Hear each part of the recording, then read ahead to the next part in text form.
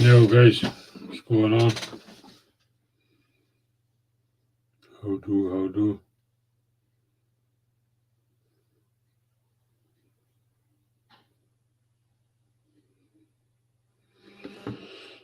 Oh,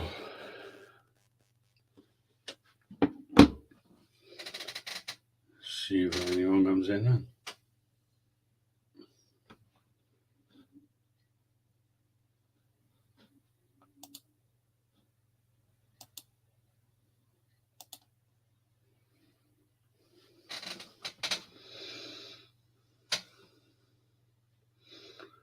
Fucking hell. I've been live for ages.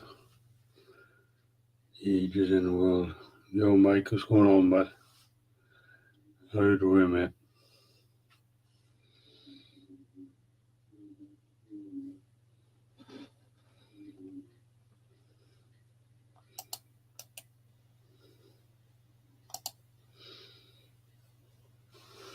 Oh. What everyone been up to and people was coming over again.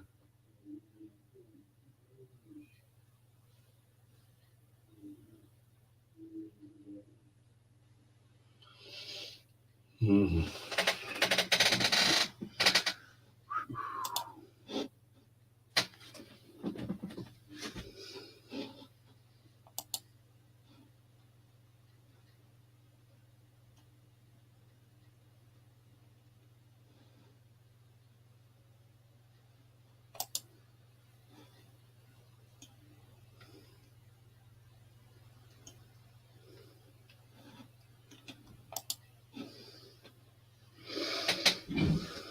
Oh. Long time no see. Been up to much, Mike?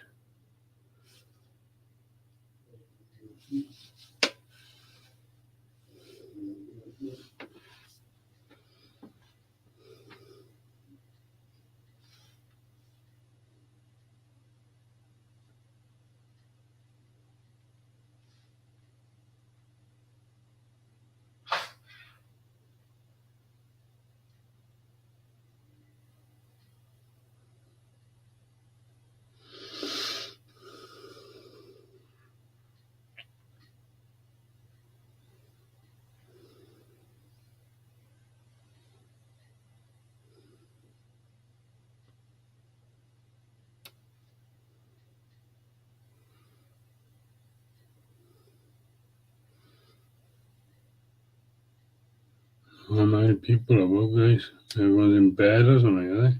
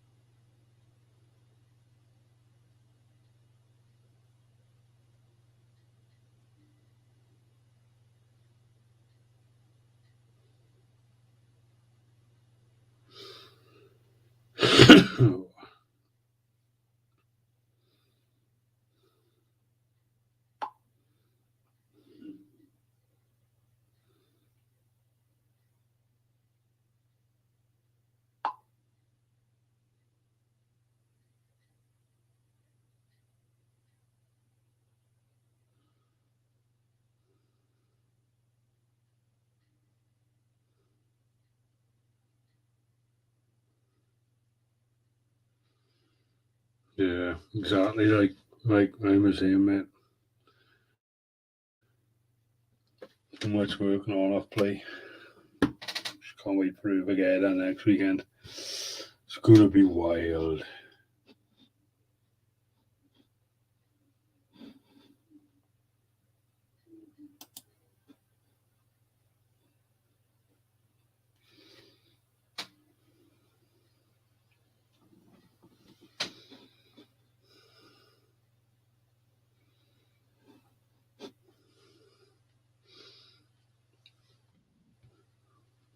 Quiet. Ooh, we have a guest. We have a guest. Fucking hell. Fucking hell, but Your fucking house is amazing, but amazing, but isn't it? fucking brilliant, but fucking hell. You look like you're living in a fucking alpine village or somewhere like in fucking America or something. I move, but You fucking moved out of it. Fuck me. You Aye. never said nothing to me about that. And I thought you would have fucking had more respect, like to fucking let me know when you go in, tell me before you go, innit? Fucking just fuck. last minute decisions, but Oh, Jesus Christ. Well, I hope you enjoy it anyway. Even though you didn't fucking tell me you moved to America, fucking it's fucking great to see you. How are you? I'm alright, but I will. I'm fucking brilliant, mate. Fucking haven't been better. I've had a couple of days of let me put my camera down. Oh, tell you what, I'm looking a bit red. I'm looking a bit red because color balance, folks, right? Color balance. Watch your snow. Watch your snow. Watch my knob doesn't fall out. Yeah, right. Right. Okay. Yeah. That's the trick. That's the trick. The fucking thing is like, now he's not looking so hot. Yeah. Yeah, mate. I've been therapeutically not editing videos and going and helping some friends with things they need doing, like vehicles and electrical systems and things that I enjoy doing. But I very rarely get to see some of my friends and very rarely get to help them out. So I thought, fucking, let's just have a therapeutic mad bash at some of their shit that they need doing. So I'm helping a mate fix up his camper van. Nice. The camper van's fucking wicked, but people don't know how to do electrics and they screwed it all up. There's wires coming from the back into the front to go back again, and it's like, what's this? Ooh, So you say, well, this cable actually doesn't do anything because it's just unnecessary, and it's like, and there's also like bodged. Oh, it's amazing. So we were stripping out all the shit and putting all the good stuff, and it's good fun. I enjoy it. So to me, it's like a holiday. Some people say like lying on the beach, like a holiday. No, like getting into a project is a holiday for me. It's like that's like proper workout. Proper workout. Yeah. So. Yeah. More exciting than me, mate. All I've been doing is working. Yeah.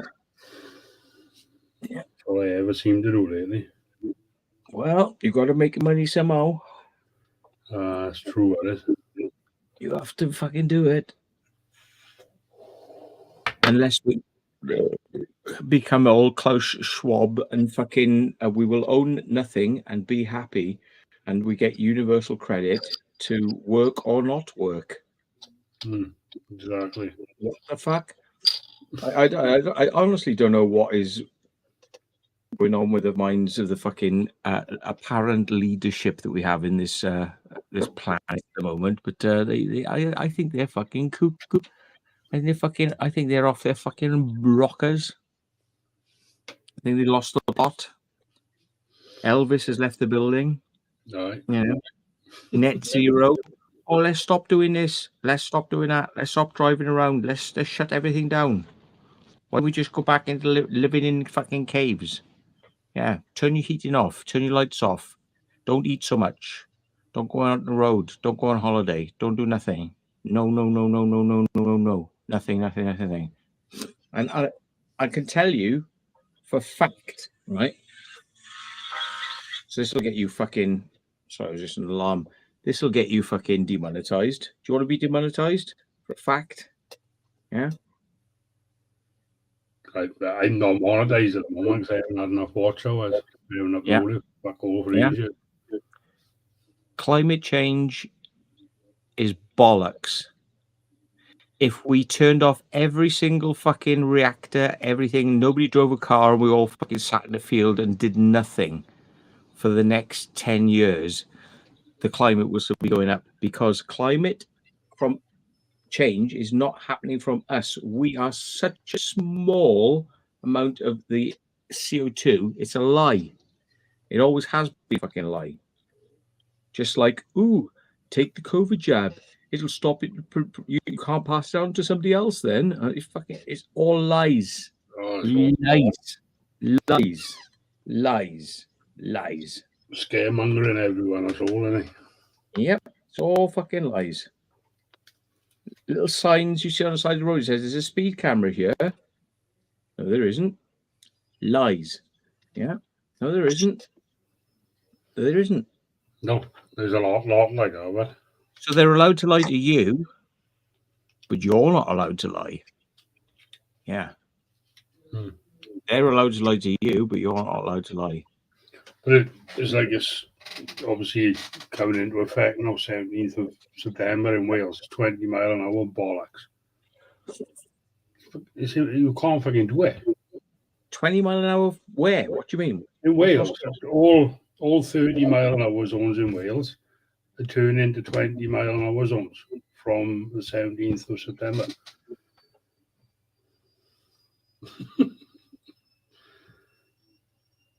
Yeah, exactly.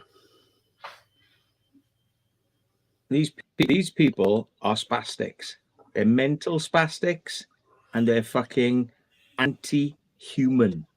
They're you know, they're actually anti everything, because it's not about net zero. It's about fuck you. That's what it's about. It's about fuck you. We want you to die and not have a nice time. But they go, oh, but it's to save the planet. It's nothing to do with that at all.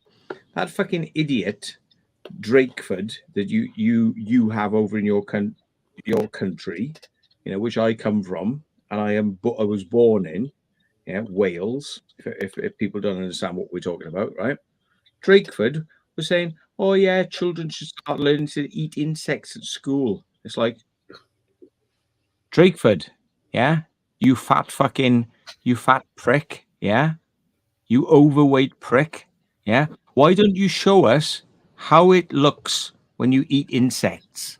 When we see you do it, motherfucker, right?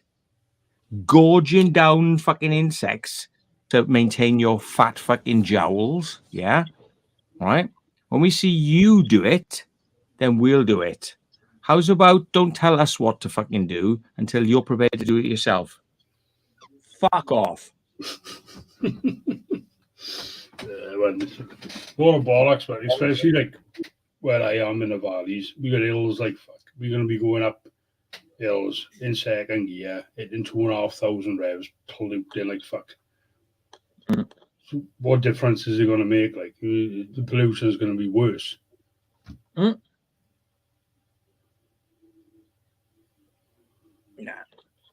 No, it's a fucking nannying fucking state and fucking net zero bollocks.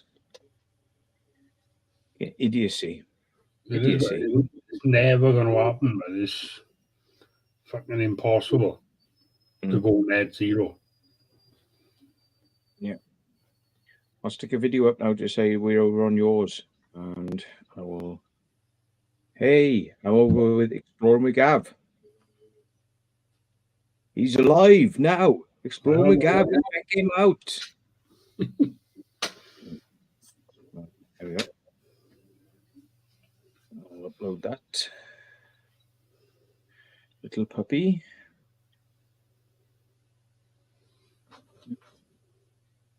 Okay. Oh, you know. It's funny actually you caught me at this time because like I said, I've been out all day and it was getting dark, so we said, oh, we've done enough for today. We had to drill holes and pipe wires and I had to, you know, I had to make up cables, and I didn't just crimp them, I crimp soldered them and then air tightened them with self-amalgamating tape. So it's like these cables are like legendary cables now, and the shit that's coming out of there, we're pulling out all these old, it's just horrific, you know. But it's such a nice the aesthetics and the carpentry work on it is brilliant. You know, it's just the electrics. People always fall down at the electrics. They don't know what they're doing. You know. So yeah. That'd be me, mate. I haven't got a fucking clue. Right. So when I put this video live in about 2 or 3 minutes, right? You watch now. My phone will start going bing, bing, ring, ring, ring, ring, ring, ring. Right? Yeah, because Spastic Boy, Spasticus Autisticus, will be getting on his high horse, and he'll be like, and he'll be fucking and his if either it's him or his fucking drone army of pricks, you know, 8-year-old fucking, you know, children that think he's a god or something. Yeah, will come over and fucking try fucking with us. So it's just time it, right? So we're on. What's the time now? It's 6 minutes past 11, right? So when we go, and I'll put it live. No, not love. Live now. Yeah, publish. Right, let's count down till the fucking first phone call. You ready? Let it begin. It won't be long, mate. Yeah.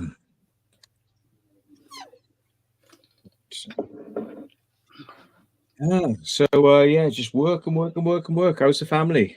They're all right. Quiet. How's your doggy? How's your doggy? He's all right. He sleeps on that. Bloody hell! I'm surprised every time. Normally, you're like normally. Yeah, he's actually chilled out for a change. He is. That's unusual. That is very unusual.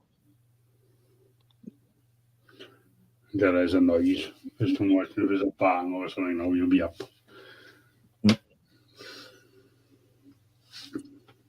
Yeah, mine's been giving me jip because whenever I go anywhere, she's always going to be telling everybody, I'm the alpha and he's my alpha. I'm the alpha and I'm the alpha and he's my alpha. And she's just like, yep. Bark, bark, bark, bark, bark, bark, basically, you know, jipping, you know, trying to get attention and like, you know, she's a right little noisy cow bag when we go out. So yeah, he's easy. Like that as well. He don't like other dogs, so they want to be top dog. They want to be the top dog. Not happy with other dogs. No, you don't even never like the other dogs, really. Yeah, it's just the way it is. Yeah. Did you say he was part husky or something? No, that one they had to. I had to get rid of her. I couldn't control her. She was too hard work. Right. She's a nightmare. I got 6 foot balls all around my garden, but she'll just clear them every time. Right. I could clip that up out there. I bought one of them things you put in the ground to clip that up. She ran that straight up to the ground. She'd be gone. So she smell a dog, smell a cat, she'd be gone. I can't think here, like she better off with someone. But like, what you mean? It's a recent change, you know? I got rid of it about 2 years ago. No. I mean, I think I've known you on YouTube about 2 years, isn't it? 2 or 3 years. 2 or 3 years. Yeah. No, so that must have been prior to us meeting because it was prior to us meeting. She was just hard work, but you think she's in the garden, but it's gone. Like and people were afraid. People were afraid of her up there as well because she was so big. Yeah. The one time we got out, we had a hell of a complaint because she got into someone's car. Like they left the car door open and ran in the house as you do, don't know. But they had the kids in the car, and she got in the car. She was just sat. She didn't do nothing. She was just sat there, like. But people don't like it, do they? Now they was to shit themselves. She was a big dog. She was German Shepherd cross husky. She was massive, like. She was soft. She never hurt. Well, I can't say she never hurt, but when I had her, she never hurt anyone. Like she was. So she was just hard work, very hard work. What your current dog then? I got a border collie. Oh, border collie, right? Okay. And I got a. Believe it or not, I got a Chihuahua cross with a bully. Darcy, again, I know she'll come to me. She's probably sleeping.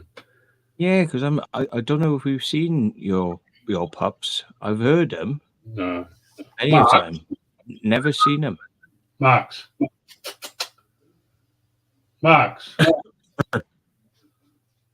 He's coming. Trotter's coming. You know. Max, come here. Come here. Come up. Come on, eh? Max. So say you want to make yourself full screen or something. Oh. Let me make myself full screen. Oh gosh. Oh shit. Max, come on. Good. Max. That sounded good. Oh, come on, eh? There's him. Yay. Sort of see him. Take my background off, man. Yeah. Turn your background off, we will definitely see him. Oh, but then we'll the magic of your mansion.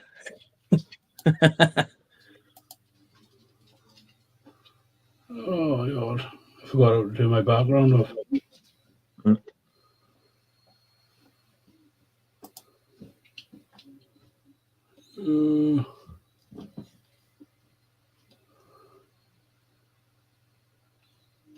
I forgot to turn my background off.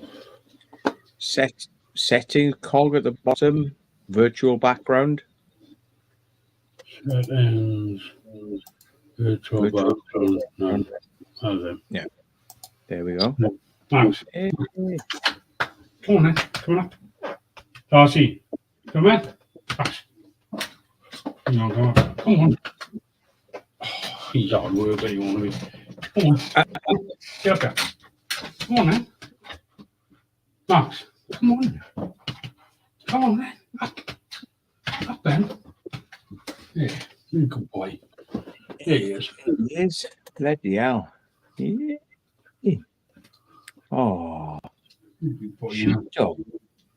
Yeah, well, she's gone back in there. She's gone back. She's gone back in there. She won that. And then she's a good boy, you know. Yeah. Proper sheepdog. Yeah. Oh.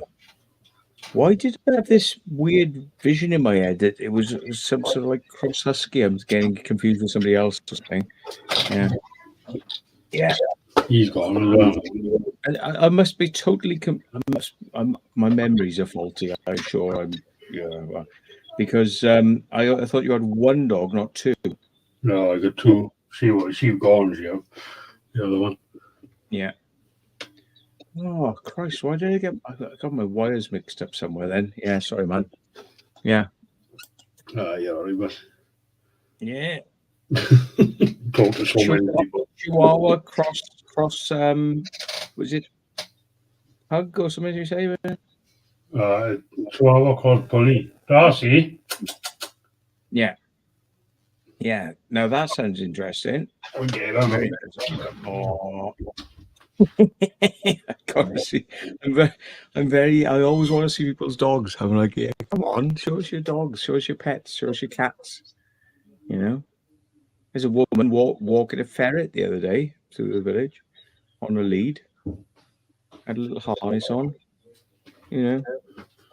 Okay. Oh my God!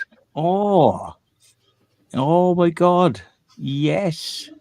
Yes. Hello. Hello. Hello. Oh. Looks off. Hello. Yeah. Yeah. Yeah. Oh. Oh. Fair play. Yeah. Army dog on him. I was going to say, a bit bigger than I thought it was going to be. I thought it was going to be like Chihuahua cross would be like small. No, that's big. That's big. She got more bully in her than Chihuahua, but she got Chihuahua in her. Yeah. Who was he, Mum? Yeah. Oh, fair play, man. Covered in dogs, weren't Yeah. Jeez, I know. I could see you wearing the old shirt there. It's got the old TeamViewer logo thing on it. Yeah. It's like TeamViewer, the company that I would so much love to support, but they are so ridiculously mutatedly expensive that nobody in their right gourd would ever go near them or touch them with a barge pole. Yeah. TeamViewer, the company that used to say, yes, it's free. It's free if it's non-commercial, if it's for your own uses, and then they would time you out after 15 minutes and then go, come on, buy it. And you go, but I'm non-commercial. And they go, no, we think you're commercial. It's like, prove it. I'm up with my dad with his computer and it's not commercial. Oh yeah, buy it. 15-minute timeout. Fucking. In the end, everybody got so fucking pissed off, right? Other companies went out there, designed exactly the same thing as TeamViewer, right? And a lot of them are out there now. There are exact copies of TeamViewer for free. Yeah. And TeamViewer, if only instead of wanting £400 a month, you had actually said £3 a month. Like remote PC that I use now, right? Oh no, it's £3 a year, £3 a year on an introductory offer, and then I think it comes to be about £10 a year after that or something like that, right? No, they want like £100 or £400 a month, and it's like, really, what planet do you live on? Yeah. Same, but everyone's out for money, isn't they? TeamViewer, honestly, I do not understand what their fucking problem is. What their fucking problem is. But their CEO probably doesn't drive around in a Ferrari. He probably drives around in a planet. He probably he probably has a planet for a car. As other galaxies as wheels for its wheels. You know what I mean? Yeah. Probably, but yeah. But they still have a sponsors now. For now, anyway. Yeah. Unless the Qataris take over, and have Qatar Airways on it. I don't know which one's worse. And how can they afford to be sponsoring? It's because they got fucking too much money. Exactly. Why? Because they're overcharging. Yeah. Like BT. Adverts everywhere. Why? Because they rape people. Yeah.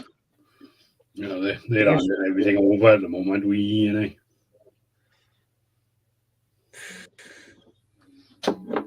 He bought them out, didn't he? Yeah. I was going to say, fucking hell, where's my vape? I thought it left in my mate's house. I'm going to charge my battery because this has been on all day today. We've also been working. Brilliant. Olight. Police have nicked my other one because they never handed it back to me when they released me. I went in, gave them stuff. When I came out, there were a few things missing. Yeah. Olight was one of them. So we're going to have a conversation with that, Mr. Police Officer, at some point, because I will be putting my bill in for that. Thank you very much. You're after, well, they're not cheap, but are they? No. And also, like they nearly set my house on fire. Do you know about that? So they came in, searched the house. left my curtain draped over a heater, which if it had been on, I mean, it was summertime, but if the heater had been on, they're draping a curtain over a fucking heater and walking away. Yeah. Great. Then they open my windows, put sellotape over my security cameras, turned off my broadband, so they basically left my house insecure. Thank you for leaving my window open. Yeah, great. It's great. Yeah, and turn my security cameras off and my broadband. But they thought that would stop my system recording. No, my system actually filmed through the fucking sellotape they stuck over it, because guess what? It films in infrared, you stupid pricks. So I've actually not only got your faces before you put the sellotape on there, I got your faces on the fucking thing after you stuck the sellotape on there. Because some things are transparent to infrared.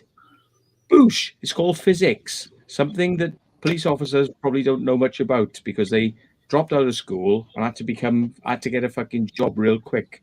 Yeah. Police officer. Something that has horrible hours, pays shit money, and fucking, but makes you feel fucking clever. Yeah. But you ain't clever. Yeah. Not a real job in the real fucking world. A fucking job for people that just fucking hold their hand out and fucking, yeah. Yeah. Yeah. Exactly. So we've all been sorted, no? No. No. No, they've had their case dropped against them by the ICO. The Information Commissioner's Office have dropped their case. Well, they ain't dropped no case against me yet, though. No, yeah. Although they'll move forward with that now. Yeah, So when they move forward with that, then I'll drop a bomb on them, metaphorically speaking, because we keep our powder dry. We keep our powder dry. Yeah. We keep our powder dry. I just don't know how they got a case against them. I really don't. Pictures they are, and another reason they shouldn't have been fucking left there. And worse stuff appears on television every fucking day. Yeah. Exactly. Than my blurred photos. Yeah, that's right. And For 20-year-old accident 20 years ago. Yeah. Yeah, they shouldn't have been left there. They got footage of Jewish people being thrown into fucking pits on the History Channel. They don't blur the faces out of the Jewish people in the concentration camps, do they? No. No. Exactly. With all that hate from the Nazis, yeah, and all the shit that went on there, and they'll still put those images on television, and there's still people alive who were in those camps, and there's still people who lost family, and they'll parade it on television, unblurred. That's fine. Yeah. Ukraine war. Yeah, look, here we are. Look how clever we are. Look at this footage of a drone. It's a little DJI drone. It's got a grenade on it. Look. Oh, it releases it. Oh, boom. The tank's gone off. Boom. People have just died. Yeah, right. Families are thinking, oh my God, that's my son, my son or daughter's in that fucking tank. Great. But that's okay, because shock horror when it comes to war and glorifying war is fine. Yeah. Yeah. Because when governments want you on side, they glamorize war. Yeah. Yeah. But an aircraft crash Exactly. 20 years ago, where I blur out the images, apparently is extremely offensive and against the Wireless and Telegraphy Act. Yeah. Offensive. How? Really. Like you said, you blurred it all. You couldn't even see nothing. So it was blurred. exactly. So you're just saying this shit shouldn't be there. And they're going, it's offensive. Well, anything's fucking offensive. I find police officers and the way the police operate offensive. But if the BBC can show images and shit like that, and Sky and all these channels can show shit like that, then surely we should all be in the dock together for offensive images broadcast Wireless and Telegraphy Act wirelessly. Yeah. Exactly. Bollocks. Absolute bollocks. But there we are. It's one rule for one rule for another. Always been the same, man. Always been the same. Yeah. If Prince Charles went to go and sleep with a prostitute, it would be dressed up as a national holiday. Yeah. Yeah. If you get caught going to sleep with a prostitute, you'd be like a scurrilous criminal and must be prosecuted. You know what I mean, yeah. Always been the same. You know what I mean? No matter where you are, it's always the same. Yeah. Man. Don't do what we do what we say. Yeah. That's how we're governed.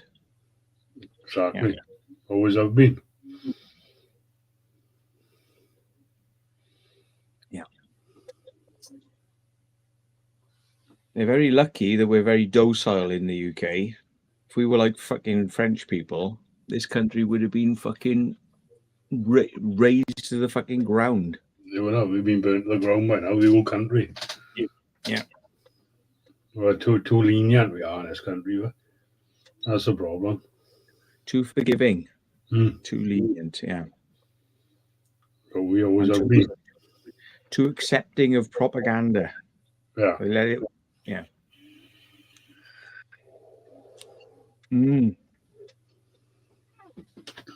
But the veil is lifting slowly. You know, people have seen what they did with COVID, or they fucking got fucking shafted with all the fucking bullshit information about that. Yeah. The veil is lifting slowly. Too slowly, man. That's the problem. Yeah. What do you reckon of this UFO stuff, Gav? Have you seen any of this UFO stuff recently? I've seen bits and pieces of it. I haven't really looked into it, but Have you heard about this Senate hearing with the guy who's come out about the alien bodies and the craft, and they've reverse engineered the craft? He was in front of Senate talking about it. You haven't heard about that? No, I haven't heard about it. No. See, I'm still when I can be bothered to get my arse back into YouTube world properly and edit some videos and put some shit out, right?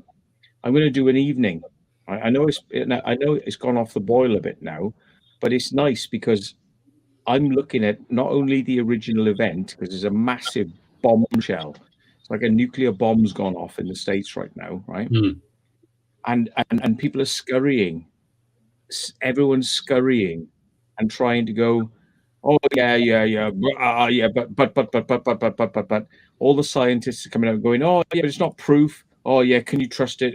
Yeah, and now they're trying to fucking attack the character of the guy, the whistleblower who came forward. They're going, oh yeah, but he had an alcoholic episode, and it's like, yeah, fucking undermine, discredit, and yeah, they're fucking trying. They're spinning it, because they're on the ropes.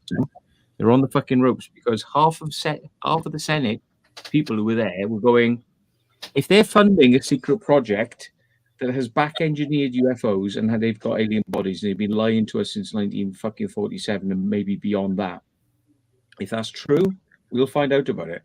And if they won't give us the information because they say we don't have the classification, we aren't important enough, we can't have it, we will defund them. So they have no more money. And we will starve them out. We'll starve them of oxygen. So you either come out with the information and tell us the truth, or we will cut off your oxygen supply until you fucking come forward. Yeah. Exactly. Senate have told them. They've warned them. They said, you fucking black budget, dirty bastards who are siphoning money through back doors and lying to the public, right? We're coming for you. And that's what Senate are fucking doing. They're going, the march is on. The fucking march is on. Your days are numbered. Give us the information. We want it. Bring it forth. So now the spin doctors are trying to fucking spin now what they can to try and erase it. It's not going to happen now. Too many people at the top now know the names. They now know the fucking projects. They now know who's in charge. And they know just which fucking funds to cut off if you don't fucking play ball. Yeah. Exactly. Exactly, but Yeah. just fucking everything's just gone crazy, man. Fucking really have.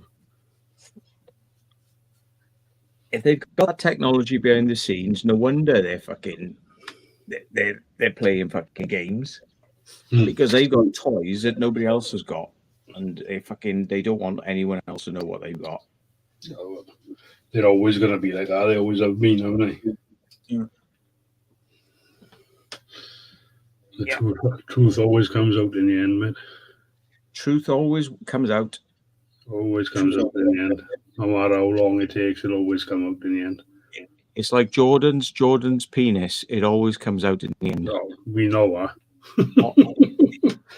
It cannot be stopped. Anyway, I've got to get another beer. Right, You hang on a sec. No problem, mate. Oh my god. Let's have a look who's on here. Yo, Barry, Band of Forgotten Wales, Fibro Dad, 6 less. Well, known unknown, Andrea, Shasha, Elizabeth. Comments. Oh, so everyone been up to him? Who's coming to Armageddon?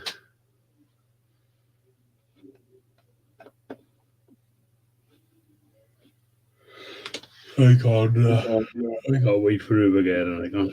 It's going to be a good weekend meeting up with everyone, and it's going to be a good laugh. Not long to go now. Yeah. Yeah, Gareth, mate, I'm good, mate. I'm good. Thank you. You good, mate? Yeah, next one, Mick. I'll be here, mate. Don't worry about that one.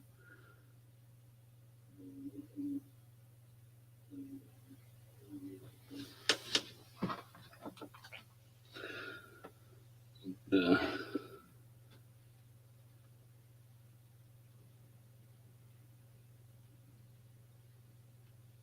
Back. Oh. Yo, John, what's going on, bud? Oh my god.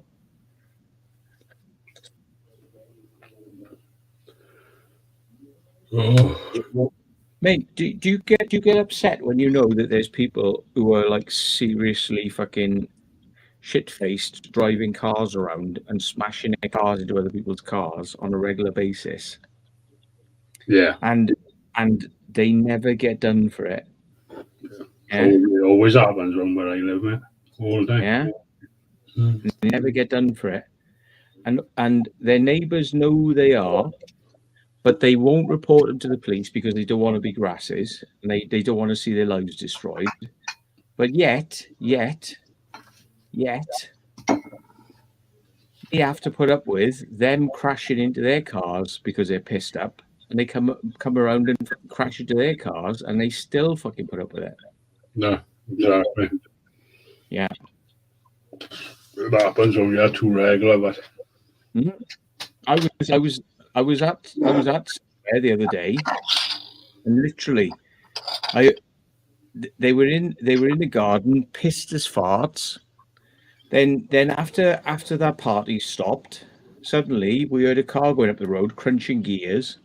All right, and then the car came back later on, and then fucking like my mate said, "Oh, look at this." And the car had actually impacted into his back of his car and was pushing his bumper in. oh god, So that's how he left the car compressed. One car compressed into the other. Got out, went in, fucking collapsed and went to sleep. Yeah. mad button. Yeah. You know, and then of course, then there's me getting like done for revealing that the police are fucking out there doing that, but they can't find people like that. They cannot find people like that. No. So it's not they can't find them, but they just can't be fucking bothered with them. I can't. It's too much paperwork. I've been so many times by people fucking false reporting me as being a drunk driver, and every time I get stopped, zero. They sat outside my house and fucking caught me coming out of my house, and I come out because people said, like, so I come out of my house and they go straight away intercept me. I'm like, yeah. They go, yeah, we had to report you drunk driving. I'm like, okay. Hmm. They breathalyze me. And they're like, oh, you consent to it? I went, yeah, sooner rather than later, so I can get on with my day, please. Yeah. And they're like, oh, okay then. It's like, yeah, on your way. Thank you, sir. Goodbye. Driving into fucking town, like, I see a cop car on the side of the road. Oh, somebody else fucking reported me again. All right. Oh, look, the lights are on. Oh, yeah, I bet I'll be stopped in a minute. Yeah, I pull into the garage. Like, I thought, oh, better we do it under lights, isn't it? Yeah. 3 police cars, fucking whoop, oh, he's drunk driving. It's like, yeah, no, he's not. Yeah. Apparently, I'm always drunk driving, but every time I get stopped, I'm fucking never drunk and never a thing. Exactly. Weird. But like, I've got it so many times over the years. I just get bored of it now. It's like, yeah, okay, all right then. I'm drunk driving, am I? Go on then, give me a fucking test then. Yeah, am I? No, thank you. Good night, officer. I've got footage which I've never shared on the channel of like my dash cam of like when some of these fucking things have happened. And I'm like, really? Again? Another one? Really? Again? Yeah. Yeah. My phone hasn't rung. He must be busy. He must be fucking busy doing something else. What the Must fuck? be, but he must be. You should have Is run by now. my video on private or something? Must be been half hour now, so No, it's not. It's on public. Yeah. it's on public. I probably popped up on my He phone. must be asleep or fucking on a plane or something because it's fucking normally shit it's a fan. No, it normally does, doesn't it? Yep. Oh, weak innit? I did spray it up with loads of fucking thing and it stopped it for about half an hour. Well, a couple of days actually. I sprayed it up that fucking spring and it's back fucking doing it again. So I give it another spray. Let's give it a spray. Give it a spray. Spray.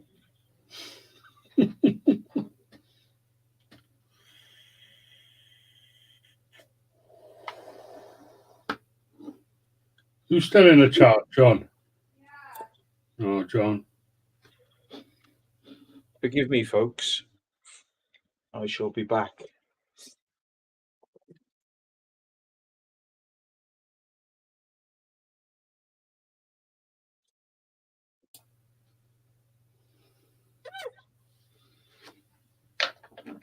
But I make one more. You put the link in for it again, and people are asking for it.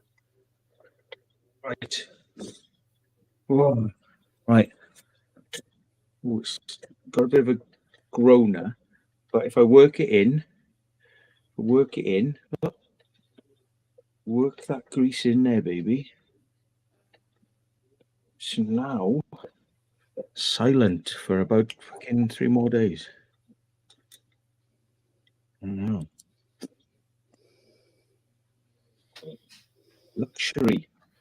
Luxury, folks. Mine is squeak like hell. Yeah. Just imagine if you could, if there was a substance you could do like that, so you could fucking spray it on your bed, and you could be having a really fucking hard wank, right? And your neighbours wouldn't hear or feel anything in through the walls. Yeah, that'd be good, wouldn't it? Right. No, such a substance does not exist. Yeah, but a flashlight exists. And you can stick that on your exhausted car, and it makes strange shapes.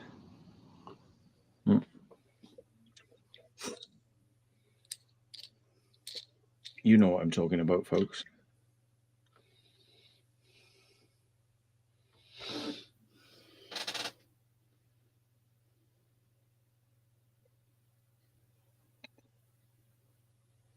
is.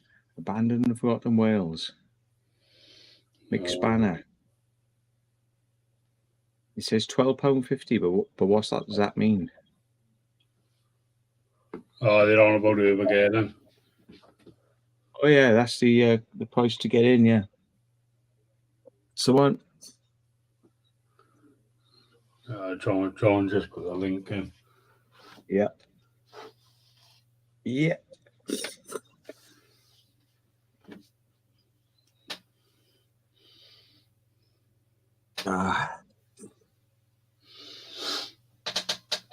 Oh, been a long time since I've seen you live. but me, I think the last time I went live was sometime in January. Yeah. What possessed you to do it tonight then? Bored just bored out of your fucking tits. Bored off my tits. Yeah. Yeah. And Charles told me I had to make an appearance. Make an appearance. Show people you still exist. I'm still alive. Yeah. Probably, I think people have been wondering if I'm like keeping my head down. I'm not keeping my head down. I'm just like, fucking let's clean the house and do some fucking other shit that I avoid doing because I'm doing urbex. Everything's urbex. Don't clean the house. Don't fix the car. Urbex. Don't go and see your friends. Don't go and do fucking, urbex. So like, I'm just split it and I'm doing some things for me, my friends, my house and things. Because as Jordan Peterson said, he said, if you want to know how to make your life better, start with this one simple trick. Learn how to clean your bedroom. Clean your bedroom up. Yeah. And he said, if you can clean your bedroom up, right, or clean a drawer up in your bedroom, start with a drawer, then work to a cupboard, work to the window. It's like start with something. Start somewhere and work your way forward. Build up. Once we get so far, you want everything done. Yeah. But there's so many people are so preoccupied with jobs and other things and things that take them away from things that are actually important for their own well-being. Yeah. They don't look after. I'm like Albert. I'm always in work. Always. So I can't wait for next weekend because like I'm off Friday, Saturday, Sunday, Monday next week. So it'd be nice to have 4 days off. Like I said, I'm going up on the Friday. I'm up to Essex, so yeah.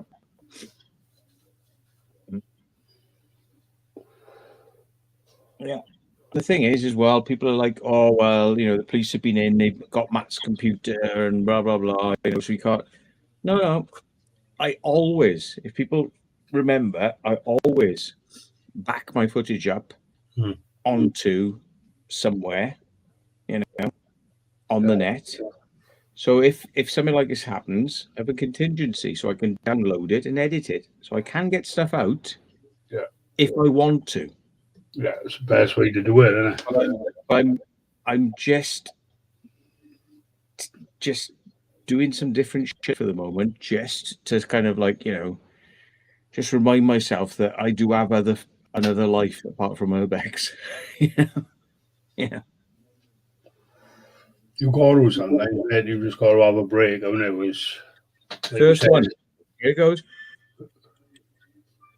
He's slacking. He's fucking slacking as fuck. That's nearly 40 minutes. That is 40 minutes late. 40 minutes. Oh, he's slacking. There we are. See, he probably doesn't know we've been talking about him. No. There we are. There we go. 40 minutes, folks. He's slacking. He's losing it. He's losing it. Yep. Definitely slacking.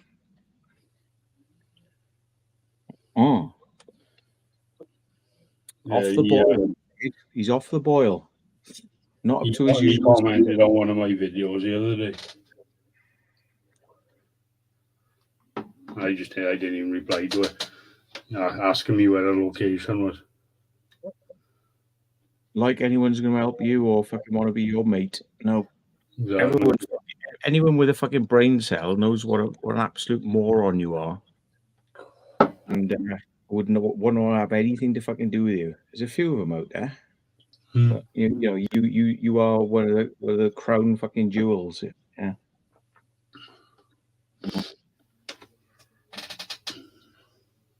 Whoever you are. Yeah.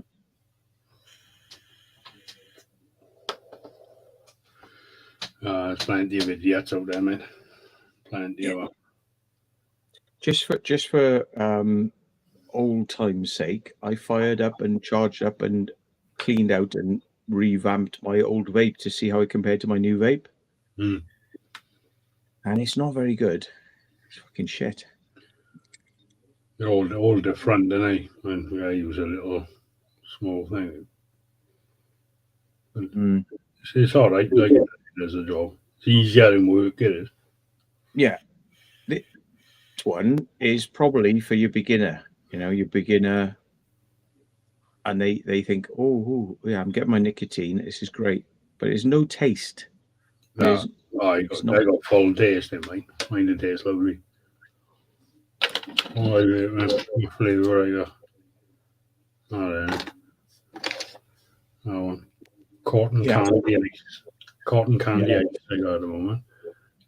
But this one, which B-Face and Luke, between them, oh, there we go. Try it again. Oh dear, nobody answering the phone. I'm so sorry. Nobody home. I said, no, you'll have hundreds of phone calls. Huh? Oh, we love it, mate. We love it. It's brilliant.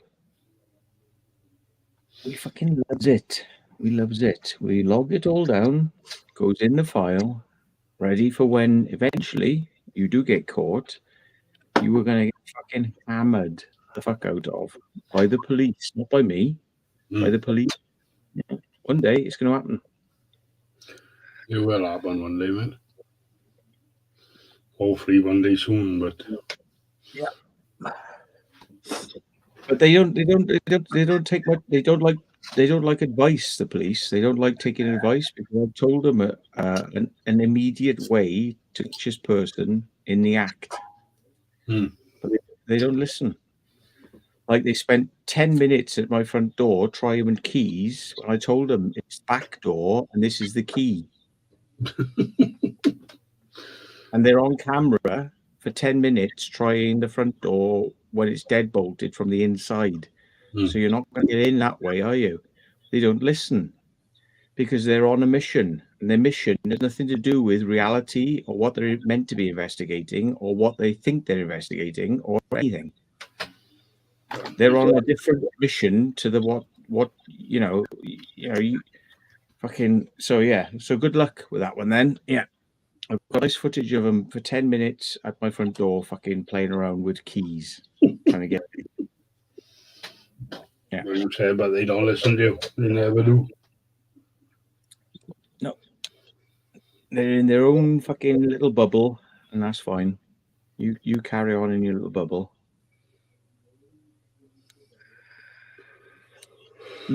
What day you coming down to Riverhead on Saturday, is it? Yeah, meant to be coming down on a Saturday, I think. And we got hotel accommodation after that. So, yeah. It's going to be a pretty wild 12 hours. Yeah. In the club. And then it's going to be carrying on somewhere else afterwards. So we definitely need a hotel to unwind. Yeah. I booked an Airbnb, I did. Yeah. And then we'll be coming back after that, you know. So, yeah. I've definitely got a big window there for, yeah. over, come down, everything else. Yeah. Like Brady, he's coming down on Saturday, so I think he's leaving early hours. I think he might. I'm not sure. He might be picking somebody up or He's picking Jackie and Melissa up, I think he said. Might be. Yeah. Hey, did you catch the revelations of the other night with Brady? I caught some of it. I didn't catch it all. So what do you know? I can't remember, but I was half asleep watching it. He went live early hours, didn't he? I was half asleep because I had work the next morning, so I can't really remember much of it. I just know a live stream went on for hours, and then it switched to yours. Right. All I'm going to say is I'm not going to say it here, because if you haven't watched Brady's live stream, I think you should go and watch go and have a look at Brady's live stream, because it's very interesting. And oh,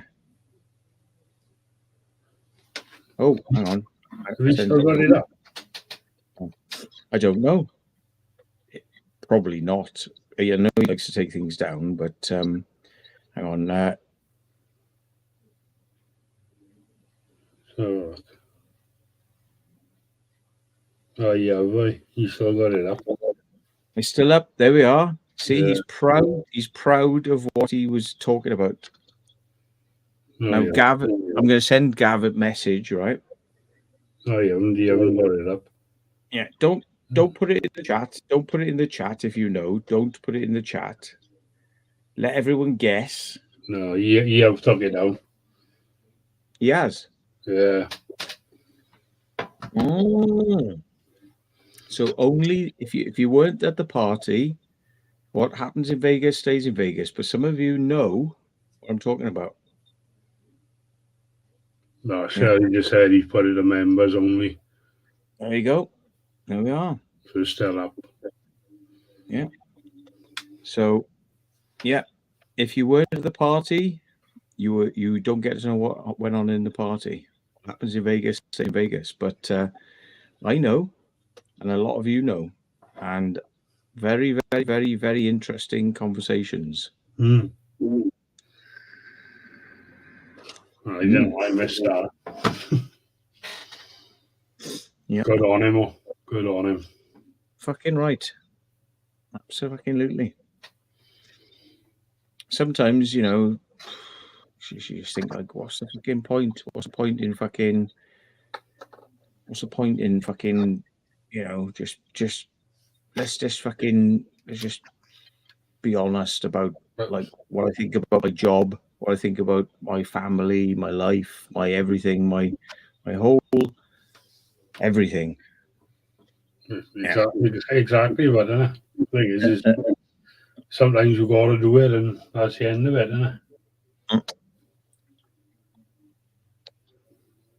Yeah. Fair play. It's a lot easier when you get it off your chest, like, get it fucking out, get it off your chest. It's a lot easier. It is. Something's a better off out there with than bottling it all up inside, isn't it? Yeah. I'll be back. I gotta go to the toilet a minute. Yeah, no worries, mate.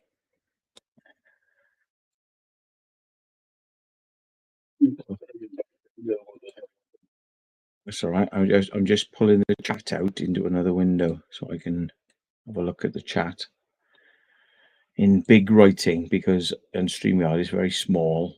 So I see who's in the chat. Who's here? Hey, you've got 100 people in. That's not bad. Again, pretty good going. Cal00, Dark Corners, Charcar. I mean, Gaz is the other half. Yeah. Abandoned and Forgotten Wales, who's a moderator. Elizabeth Allen, Mick Spanner, Sixers. Fibro Dad. Yeah. Mr. John Bengal Presents. who is a member on my channel and a moderator and is Azerbaijan. Hello. Tracy Jackson, member of my channel. Hello. Big Bazza Little, who used to be Barry Little, but he changed himself to Big Bazza Little now. So that's Barry Little, who's a moderator on Gavs. Look, Mick Spanner, the guy who always likes to be very first comment on all of my videos. He always wants to be first. He's always first. Hats off to you, sir. That means you're watching and you're waiting, and you watch and wait until the next video's out, and you're the first one there. Very, very, very committed to this channel. Thank you very much, mate. Anthony, Quinn, Daniel Ola, well known unknown, Practical Ken, and Chris McHugh. He said, Matt, when you bring in your next YouTube video out? Well, I sit down and finish off the Ridimune one. I could finish off the Ridimune one, but there's one that will be a very, very, very, very good video. It comes out. I've held back on it because it's one of those things. It's like I've asked a load of people if they want to go and see it before I put my video out, because once I put the video out, it's going to become shut up and fucked off. I've been wanting to see this for about 7 years, this place, and other people got in before me. And in the end, because of shenanigans, we had to do some very, very extreme things to get into this place. And you will learn all about it. Yeah. We had to do some very extreme maneuvers to get into this place. No breaking and entering, but just very, very hard work that was. They all went in the easy way. We had to go in the fucking hard way, and you'll learn all about it. You always go in the hard way, Matt, no matter what. Yeah. So, I think people are going to like that video a lot. Yeah. If it tells people like how hard we're prepared to fucking work hard to get into some places, but not, breaking and entering, not fucking messing around with fiddling with doors and fucking pulling the locks off, which is what I witnessed with my own eyes. Somebody doing was fucking breaking a fucking lock off a door to this place when I wanted to go there. Yeah, he was actually in the process of breaking a fucking lock off a door. Mad. Yeah, that's right. Just fucking get already. Yeah. But you'll see how because of what he did and the damage that they caused, the people who own that place went double time on making sure nobody was going to get in through that door ever again. So we couldn't go in through that door. We couldn't go in because it was all off limits. So we had to do some very, very, very creative things to be able to get in. And apart from Ali Law and people like that who go fucking hardcore on the way they do things, I don't know. I haven't seen. Maybe the closest person I've seen to somebody who probably could do something similar is Suburbex, or was it Simon Suburbex? No. What's it? Subex, I think it is. What's his name? Simon Subex. Yeah, you'll have a look. Subex. Let me just say Subex. I can't fucking spell. Right, sub.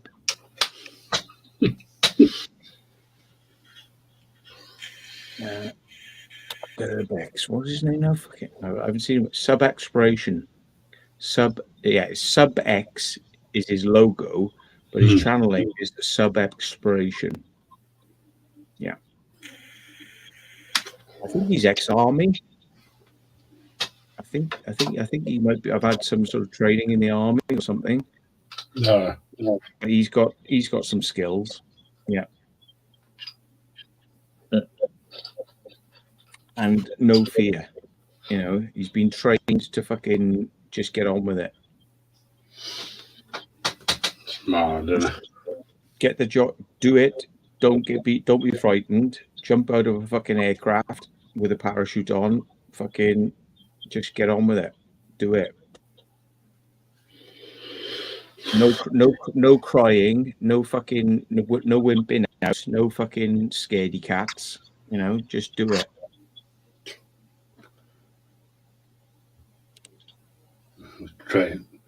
Trying to think our way, innit? Scared the fucking shit out of me what we did that night. Fucking scared the fucking shit out of me. Yeah. You'll see. You'll fucking see. I'm not making it up. I'll see when we decide to put the video up. Yeah, you will see.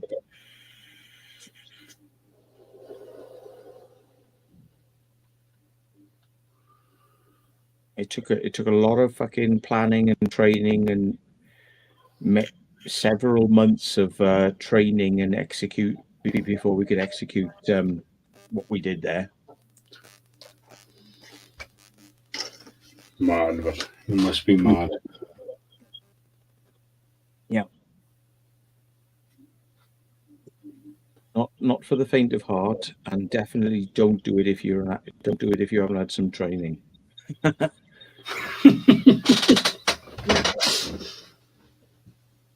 I've met people who fly aircraft that don't have a pilot's license and have never been trained. Have a go heroes, right? And they scared themselves shitless every time they went flying because they didn't really know what they were doing. Yeah. Yeah, it was one of the stupidest things to do, innit? You don't know what you're doing, like. Yeah. And like, you know, so for them it was an adrenaline rush, but they were coming down wetting themselves, and several times they encroached into airspace, and the radar people at the CAA were looking for them and trying to track them. Where do they land? Where are they going? Who are they? We never grassed them up. We never grassed them up because at the end of the day, we all said to them, like, just go and get some fucking lessons. You got money. You got plenty of money. You got money out of your ass. Your money's falling out of your fucking pockets. Like, go and get some lessons, and then you can enjoy the flying because you'll know what you're doing. But you prefer to just like fucking build up the courage to go for a flight every once in a while in your illegal aircraft with no license, and then you keep on busting airspace. And you give all the legal pilots who bothered to do fucking their lessons and get a license, you give us all a bad name then because they say, oh, it's just them microlight fucking pricks doing shit again. Yeah, and you give us a bad name. So that's how we put guilt pressure on them. And in the end, one last time they busted airspace and they were being chased. You know what the cheeky twat fucking did? He said, Matt, can you tell him it was you flew there so I don't get any shit come to me if they come for me? And I said, why would I do that? Why would I do that for you? I've told you enough times to go and get fucking lessons. We've all told you, and we've invited you to fucking go and have lessons with the best pilots in the area who will give you fucking the best rates and will treat you like fucking, you know, they'll treat you fucking well and they will be happy to see you, you know? Yeah. You chose to not do it. And then you come asking me to take the rap for your shit. Well, that would not only be me lying, so I'd lose my license, right? Yeah. I'd be perjuring myself by doing it. Yeah. Exactly. What have you ever done for me? You've never done fuck all for me to make me warrant fucking wanting to take something on board for you. Exactly, man. Exactly. Yeah. You're going to risk your license for someone else, yeah. Why would I? It's like saying, can I accept points on my license because you were driving fucking drunk and got like fucking, so I'll take the rap and I'll lose my license for you. Exactly. Yeah. Was there any offer of like £150,000 or something? No offer of nothing. It's just, can you do this for me and help me out? What, as a friend? I tell you what, if you get down and suck my cock for the next week, right? Yeah, or give me 150 grand, then I'll think about it. Otherwise, yeah, jog on. Exactly. Yeah, really.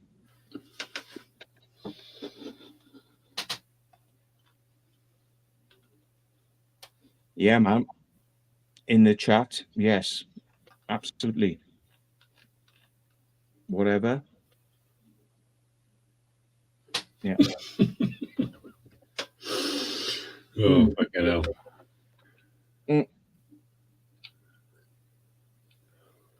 I can't believe there's fucking 106 people in here. Well, they know all the juicy shit goes down. Yeah. When you were on, yeah. Well, we'll give you the gossips. You might have to fill in the blanks, but we'll give you the gossip. We'll give you the juicy shit. Read between the lines. Yeah. Sometimes because we don't want to be fucking grassy, and sometimes because we have legal restrictions on what we can say. Yeah. That's it, didn't it? Smitty, hello. Explore Norfolk in. Fucking hell. Mr. Mawson, he's in as well. Yeah. Loads of people in here. Cheers. Like they said at the start, I've been demonetized at the moment because I haven't had my watch hours. Oh, you gotta get some more stuff up there. Well, live is a good way to do it. Sometimes you get them come across with live.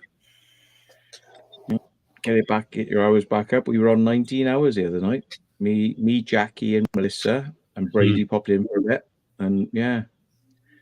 I think it was after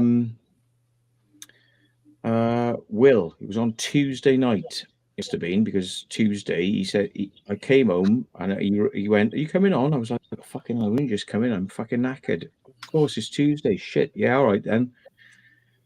So out the beers came, out the bullshit came. We had a great fucking laugh, and then I was so fucking happy by the end of it. We carried it on.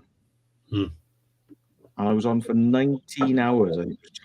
I was live streaming. Yeah. I seen that. I was taking back and forth when I wasn't driving and that, and I was thinking, fucking hell. He's still fucking at it. And then it was just Jackie and Melissa for a while, wasn't it? I think, fucking hell, yeah. Keep it fucking going. Okay, your watch hours up as well. A little bit of anger and a little bit of tension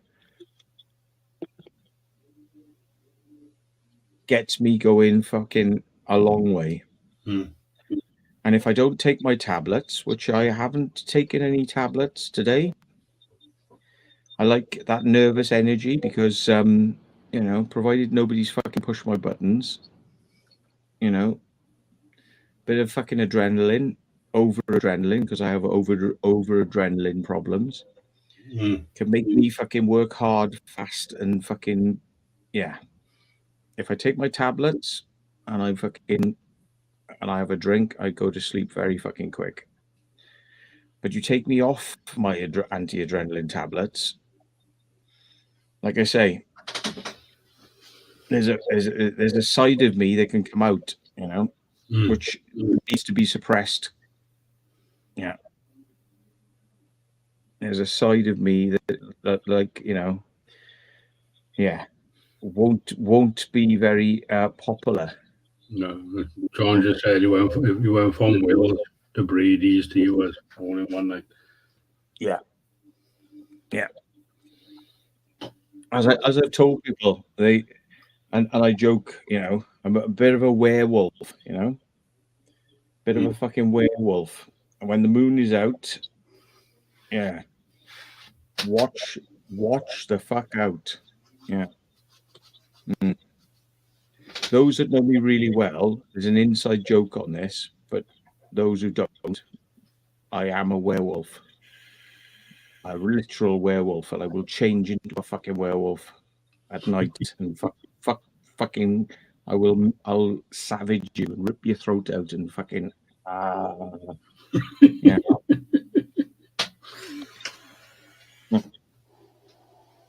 Yeah. But those who know me know the in joke, but it's a very in joke, and there's very few people who know it. Yeah. Yeah. It's got to be one on there at least that knows it. Well, there's 106 people in, so maybe one, I don't know. No, there's nobody in so far who would know it. No. Close friends only. Close friends only. Close friends only. The joke. Yeah. Know the fucking joke. Yeah. Fuck, I spilled my piano. Fucking hell. Yeah.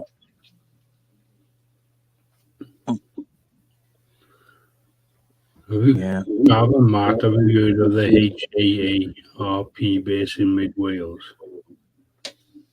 A harp base? What, you mean the Cryggion? Like all those like big wires, like the big antennas going across the valley and stuff like that? Is that what you mean? Because that is not harp. I can assure you of that.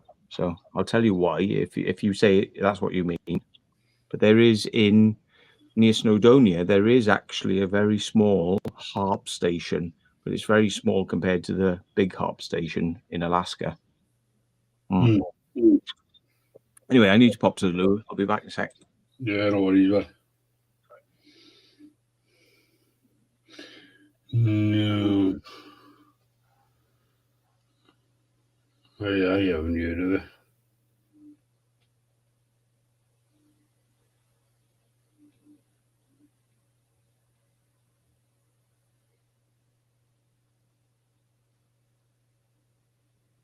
Didn't you know we had one?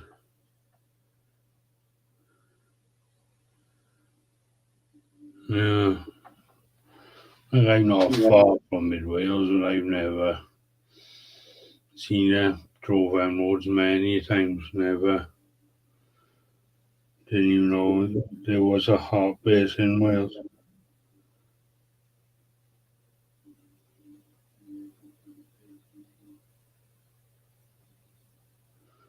It says that David Cameron authorised harp facility in Wales that engineered UK floods, but it is saying the NERC-funded MST radar facility in Wales is not harp. There's a NERC-funded MST radar.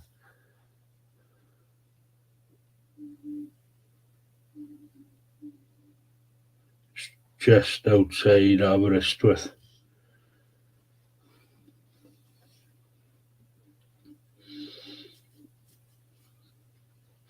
Have you seen a guard up there? It's outside Aberystwyth. I can get the focus. Yeah. It's too bright. But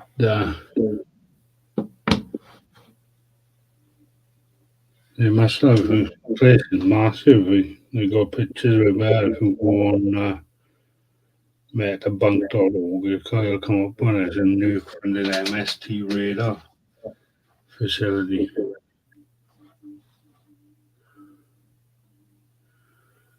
Yeah, I know. I just think then I was at a nuke funded MST radar facility.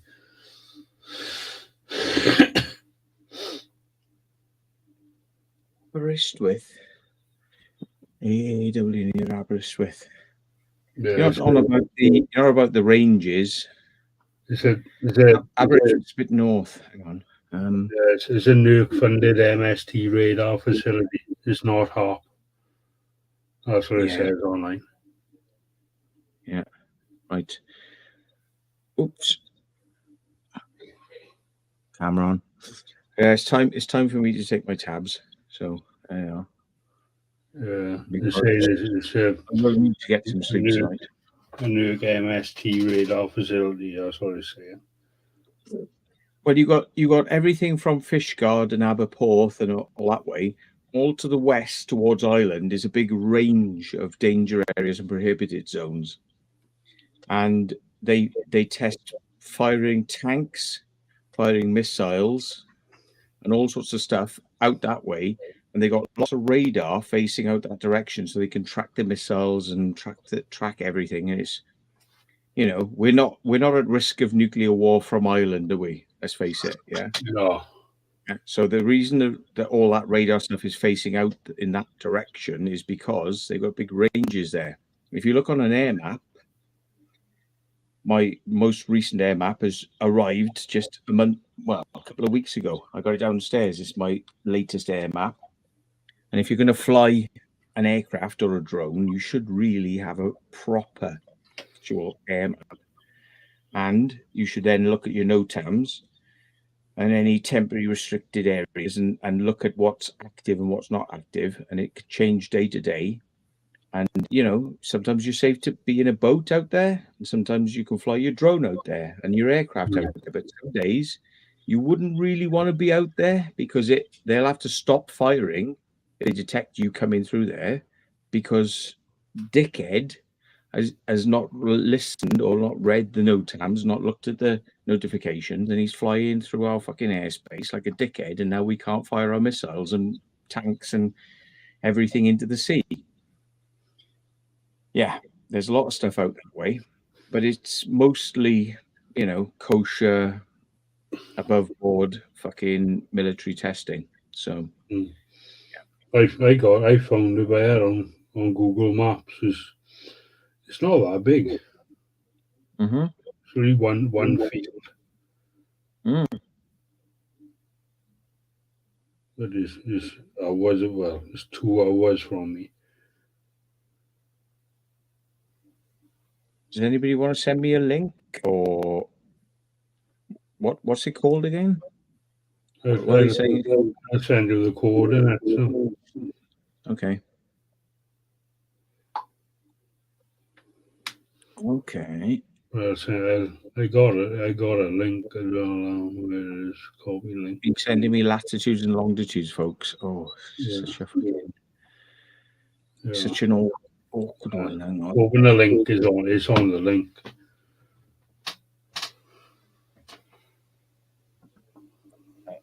Sometimes lat and longs don't paste well into Google Maps. Okay. Yeah. That is the one. That is the one my friend Sue Dilworth told me about. Yeah, that is the very small facility they've got. Yes, that might be HARP related, but it's our cheap, you know, like 2-bit attempt at doing what they're doing in Alaska. It's like it's a university sponsored / military attempt to look into ionospheric heating, which is very similar to HARP, but on like a fraction of the scale. Yeah.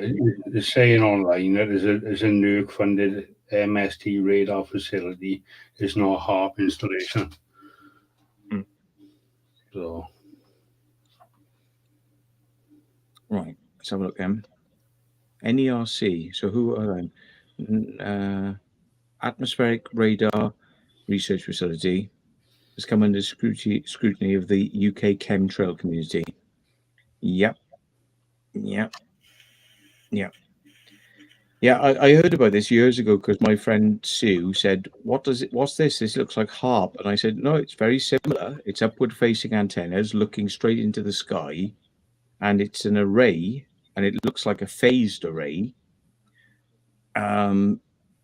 So is it a phased array or is it something else? What exactly is it? It's like, well, yes, I expect they're doing tests on ionospheric bouncing and ionospheric heating, you know, So, yeah. The point is, the military said that they wanted to do these tests for research into the ionosphere, but what it was all a cover for transmitting long wave, sorry, not long wave, ULF signals to submarines. Okay, so this is where people get confused, because it's all about, they say it's all about the weather and stuff like that. It's not. What they worked out is that if you want to send ULF signals to submarines, you have to have an aerial which is literally hundreds of miles long.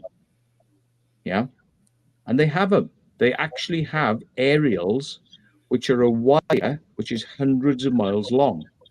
Yeah, or something like that. Yeah, but what they worked out is, well, what we're actually doing is we're creating this very long wavelength, so we need a long wire. Yeah.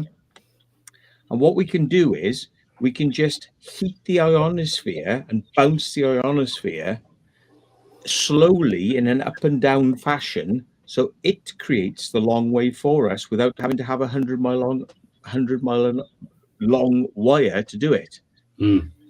It's like plucking a string on a guitar. Yeah. If it's a very long guitar, it's like a really long guitar, you pluck the string and you get a very low note. Yeah, because it's really fucking low. And the shorter the guitar, the higher the note. Yeah. So you need a really long wire in your guitar. But what they worked out was you can have a really short wire, i.e., an ionospheric heater. Yeah. What you do is you shake the guitar, as it were. You shake the guitar, you shake the upper atmosphere to make the frequency, instead of having to pluck it with your string and pluck the long string. You shake the sky to make the long wave for you. It's it's complicated, but if you can get your head around how it works, it means that they can have small transmitter sites to create UF instead of having a 100-mile long wire or something like that. If that makes sense. It's the same way they're using it to disturb our normal weather pattern. No, it's about secretly communicating with submarines, which, when they're submerged, can't receive signals. Yeah. Because ULF goes through everything. It goes through water, rock, everything. It goes through everything. So submarines are submerged, can receive a signal, but it's a very slow signal. It's Morse. Yeah, it's not a voice signal. They can't talk to you. It's a very slow signal. But it could be launch codes for submarines, or it could be a "Where are you? Are you okay?" It could be like, but it's very slow. So the message has to be short, but it's all about ULF, because submarines have to hide under the water and can't poke their heads up. And if they poke their heads up and transmit, satellites can tell where they are in space, because they can work out where the transmission is coming from, because they can go, oh, there they are. But when you're under the water with ULF, they can't really tell where you are, and you don't break cover. So, yeah. So you're saying it was built in utmost secrecy by the Bilderberg-led coalition government in the UK.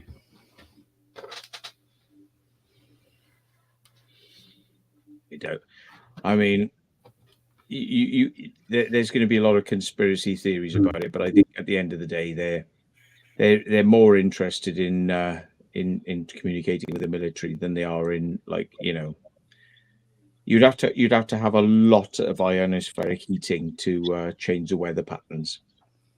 Yeah. Oh yeah. You would have to have a lot of fucking power going up there, and these sites are producing small amounts of power. They're just producing it in a very focused way in order to create the very long the ultra long frequency ULF waves. Yeah, it's just a more efficient way of doing it than having hundreds of miles of fucking wire and a massive transmitter. You can have a smaller transmitter and you just pluck the sky instead of plucking a very long string. You pluck the sky, make it make the wave. You know, you make it make the ultra long wave. Yeah. But if you want to believe it's to do with chemtrails and weather modification and flat Earth and whatever, I just read what he's saying on your like, but there are some people who believe it's all sorts of things, like, oh, they're sending messages to our brain, they're focusing these energies so that they can control us with mind control. All ass on you as well. Yeah. Nope. All the science behind what they're doing is out there in the public domain. Most people just want to, jump to conclusions and then just stick to their guns, rather than looking at what they've already said it's about, and then reading between the lines and going, yeah, it can also be used for military communications, right? Yeah, fair. I get it. It's masquerading as, experiments into the ionosphere. Who gives a fuck about the ionosphere? Who gives a fuck? Oh, only the military, right? Yeah. So, yeah, well done. Yeah. It's like Garth up there. We often see subs at sea. I heard that there was an underground sub dock in Aberporth. Not sure if it's true. There is a military base there, though, isn't there? I have heard stories about sub docks in the UK, but we are so stingy, right, with what we do with our military. It's it's like yeah. There's a lot going on with our ministry. We'll never know. They gotta be an underground submarine dock somewhere, haven't they? I've heard of some, but I'm not going to say where. Yeah. But I haven't had time to go up there and have a look. But they gotta be. I know you're not going to say. They gotta be some around somewhere. There might be, but it's surprising how little we want to spend on doing crazy projects like that. The Ministry of Defence in the UK, their idea of like bunker defence is, let's take an old mine and whitewash the walls and turn it in and say it's a bunker. Yeah. Like if you watch some countries like Switzerland, where they've got massive cities, proper cities underground, cities with roads you can drive on and stuff like that. Yeah. A lot of countries have spent a lot more money. America, Russia, Switzerland, Norway, Sweden. A lot of countries have spent fucking a lot of money, and we've spent 1 penny in their pound on protecting this country. And whereas those countries, some of them, not America and not Britain, we don't look after the population. A lot of the other countries, like Sweden and Switzerland, the bunker are not just there for the military, they're there for the public as well. Yeah. So if there was a nuclear war tomorrow, we'd all be run by Switzerland because they'd be the only people left. Yeah.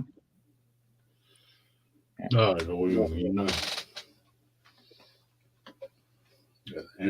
They just waste money in this country on things we don't fucking need. The bunkers are there for the elite and the rich and the scientists and the government. They're not there for the people. But there are some countries where the bunkers are made with public money to protect the people as well. Yeah. We're not living in a country like that. They don't give a fuck about us. Oh no, it's always been the same in this country, isn't it? Unless you know you ain't gonna be saved. Yeah.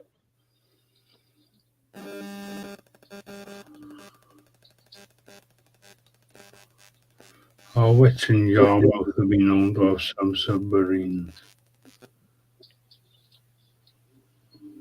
I gotta keep them somewhere, don't they?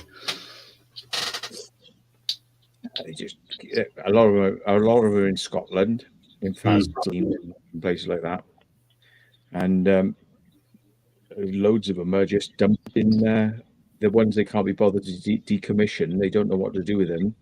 Rather than spend the money to decommission them properly, They just like got them in permanent stasis down in Plymouth, Nah. With the nuclear reactor still on board, hoping that they're all happy days and just keep them on, just keep them ticking over, keep them ticking over because we haven't got the money to decommission them. We can build them, but we haven't got the money to decommission them. Yeah.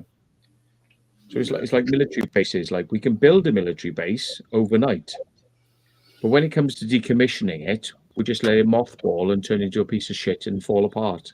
Yeah. Because we haven't got the money to decommission it. Yeah, there's plenty of them in the UK. Yeah. Somebody else's problem then. They'll sell it for £1 to some developer who'll sit on it for another 20 years and do fuck all to it. Yeah. Then it's not the military's responsibility anymore because he sold it for £1 to somebody else, and now it's his fault, not the military. So we're absolved of responsibility now. Yeah. Yeah. I'm mourning when someone goes in there and gets hurt and everything else. Yeah. That's the way we do it in the UK. Yeah. Same by everything in the UK over there. Look at all the abandoned buildings that we all know about, and I've fucking loads of them could have been saved years ago, and they're like, nah, fuck them. Just leave them rot. Yeah.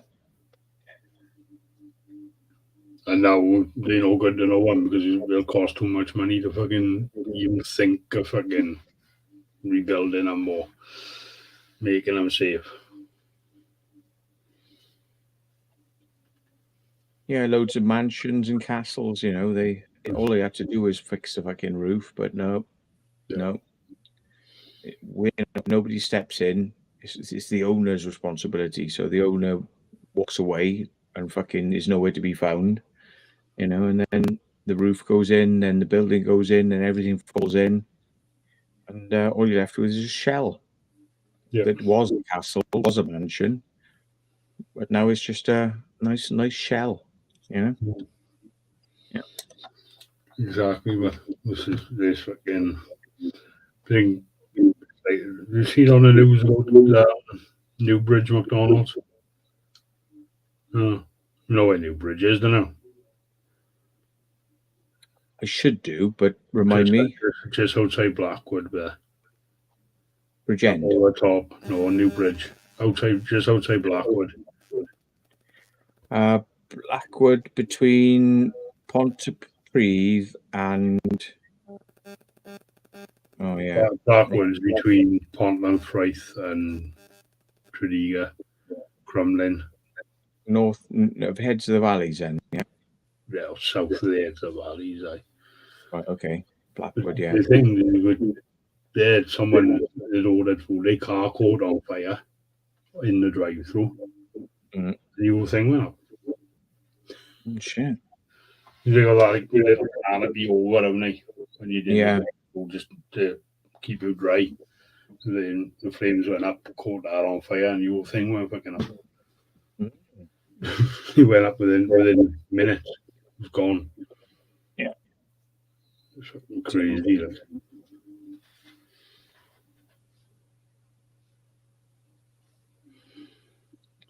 Yeah, Explore Norfolk says it's funny how the owners of these places are hardly ever found.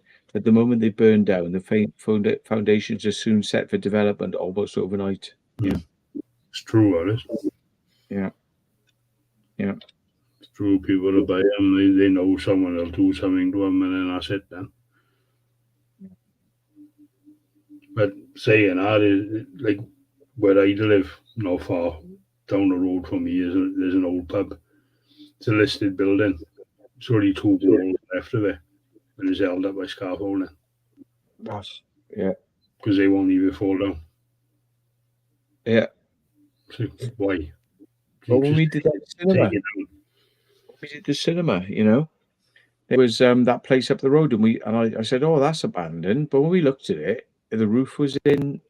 Only the walls were left. And it was like down the road there was 2 or 3 listed building places that were held up by scaffolding on the back to show the street that the building was still there, but behind it had all disintegrated.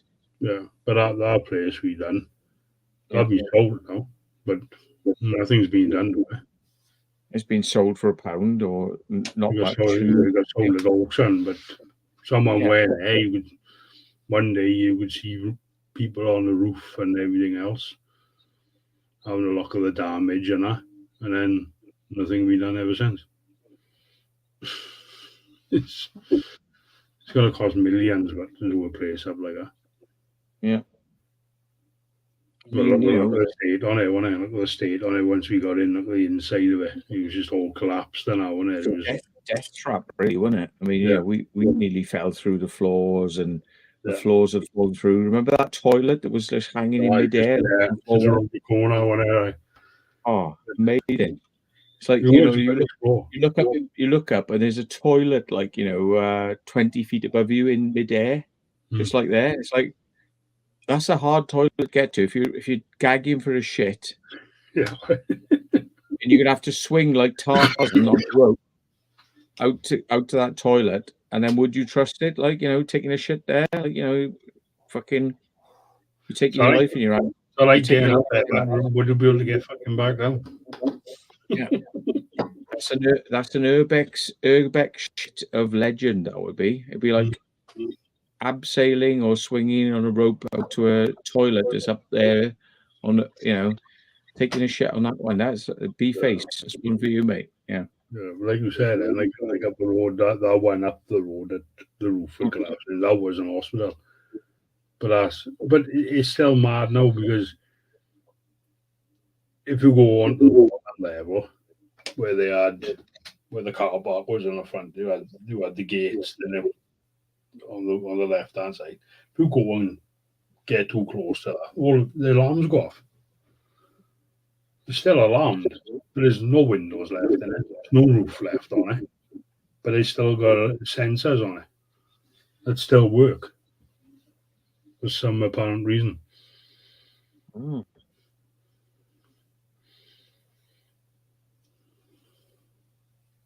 And saying, will there be a nuclear war between countries? Wow. It will be the last fucking war we ever have, if it is. No one will ever survive it. So like I said, after a third world war, the fourth world war will be fought with sticks and stones. Yeah. If anyone survives the third world war, we'll move back in the old age, living in caves, living off the land. No governments, which is a good thing.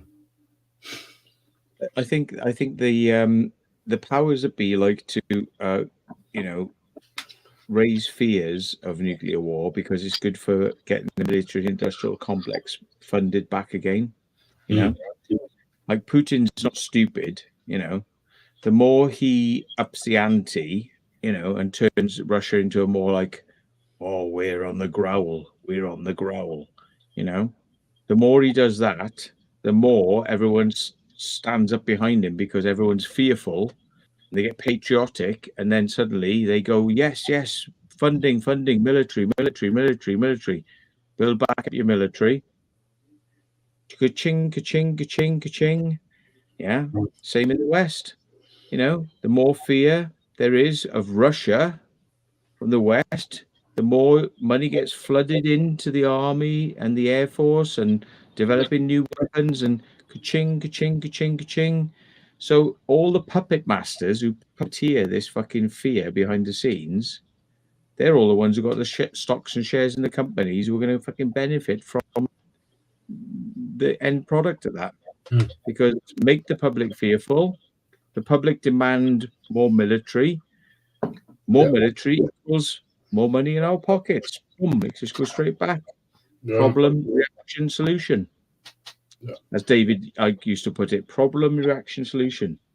Yeah. Well, it is. Create the fear. Yeah. Everyone reacts and goes, oh, something's got to be done. Solution. They provide the solution. The solution benefits them. Yeah. Boom. Straight back. People are saying, like, oh, we should go in and our NATO should go in. It's nothing to do with us. Mm. I know being thing like, but it's Ukraine's problem, Mm. not ours. The thing is, we are not gonna. We can send weapons and planes and whatever, but we are not gonna step foot in our war because it's just gonna spark right up.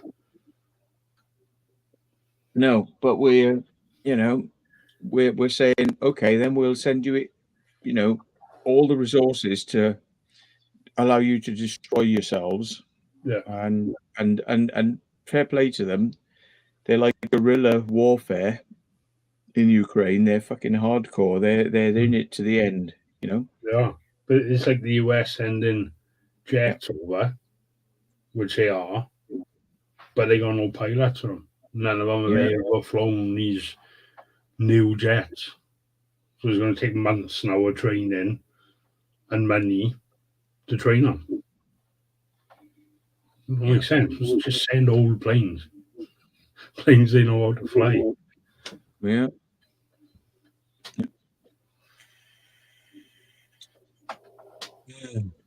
yeah.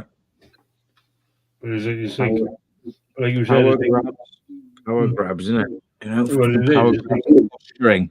It's all power grabs and posturing. It is. It's like you said, with this country, we spend money on stupid things. Like we are. All right, we want to help the Ukraine, but it's costing us billions to send weaponry out there, which we haven't got. We're massively making it out just to help another country because we don't need it,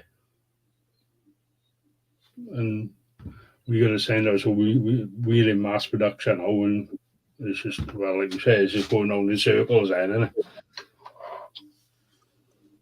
Well, whether they win or whether they lose, somebody's going to get rich from it.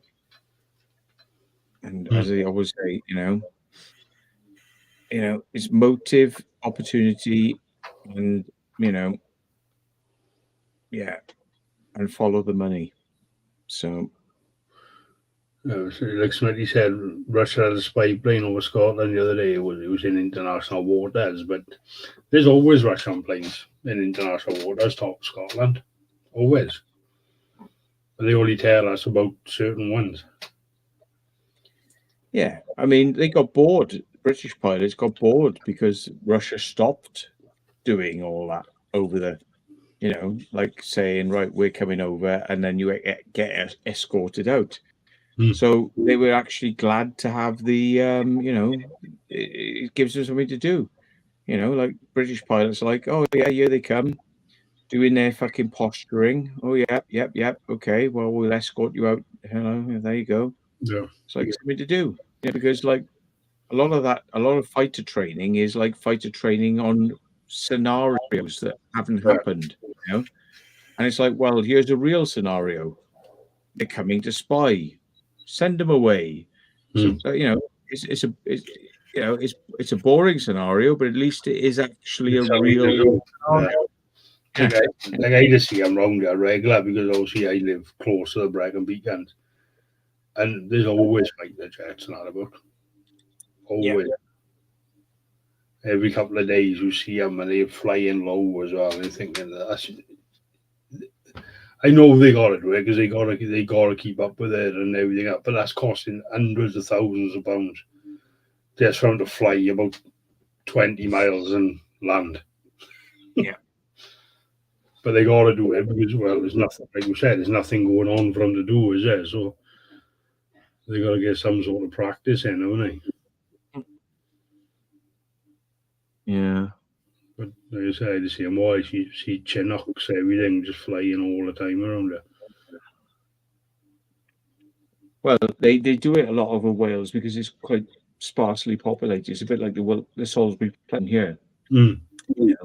They fly drones and but not like little baby drones, like big Reaper drones, and things like that. I've seen one which is unmanned, orbiting off the edge of our village here, just orbiting round and round and round. And the reason I knew it was there because I recognized the sound of the microlight engine, because it's actually the same engine in those that they used in the microlights used to fly.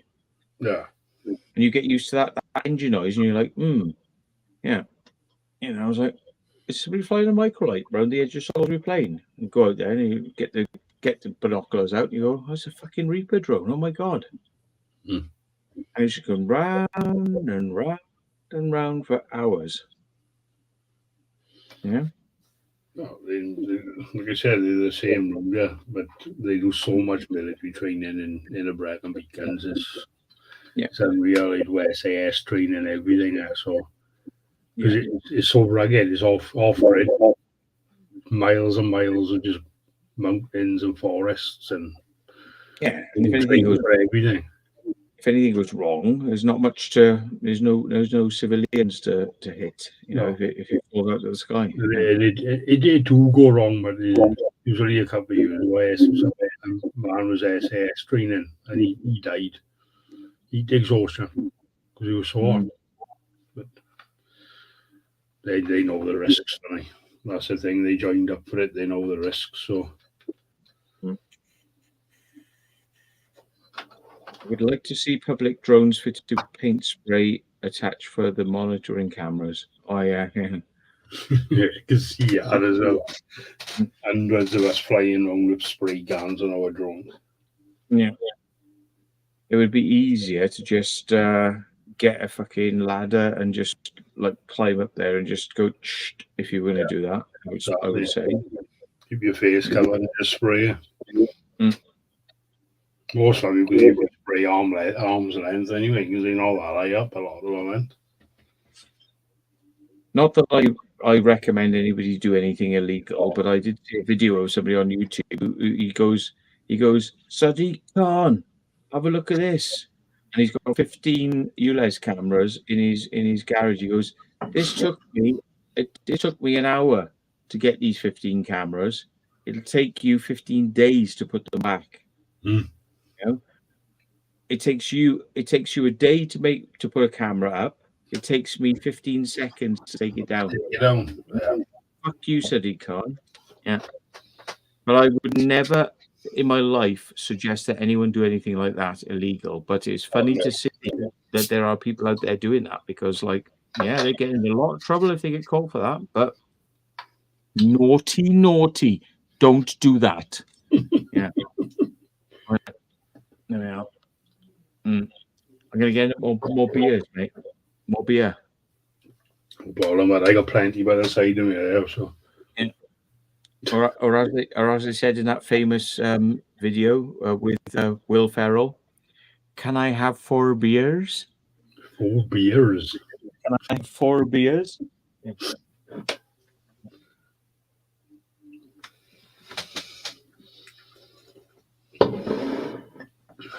RAF Valley. There we are.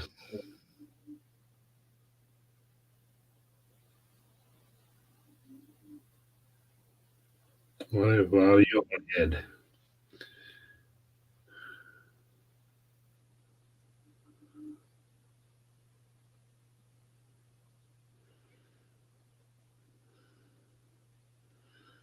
Yeah, I know where that is now. I've seen it before.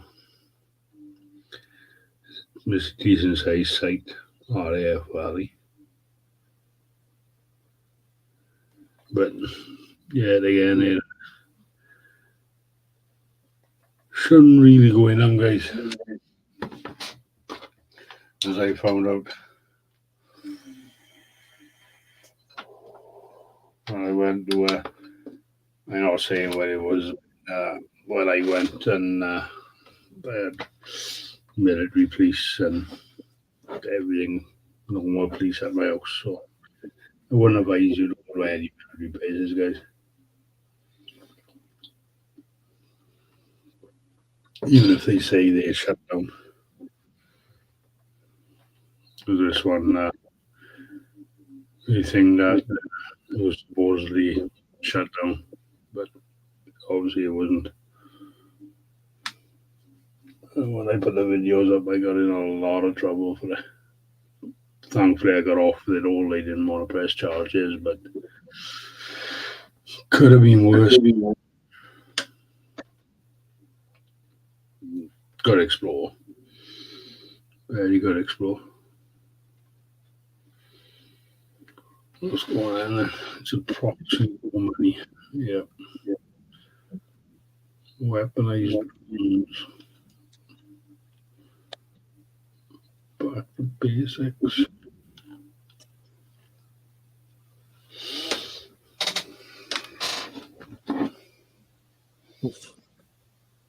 I have a visitor. Oh, the doggy. Because we have a packet of crisps, so finally she's like, I'm here now. Hello, I'm your friend. Remember me? Because you got food, man. It's all about the food, folks. I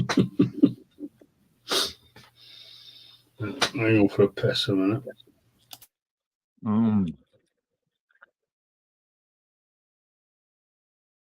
He's going to be sorely disappointed because I'm actually quite well fed now, so I don't feel like much more food. I just fancied a bit of a taste of some crisps. Yeah, you can be waiting for ages now, aren't you?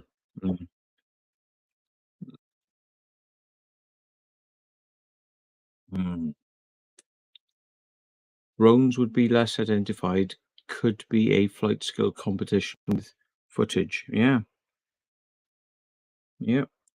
If they can't work out who owns the drone. Yeah. But yeah, it could be expensive if they catch the drone. Because then you're going to end up having to replace it. So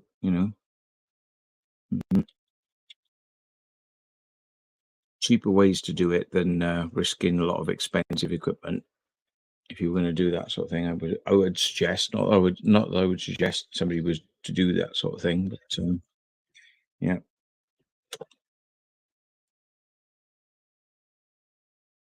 Yeah. Oops. Oh, hang on. What the fuck? What happened then? That's better. Fucking managed to turn my camera off then.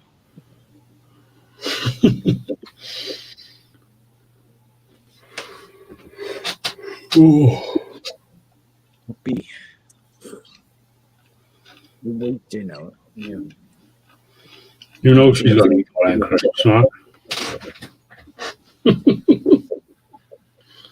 Could I wait impatiently?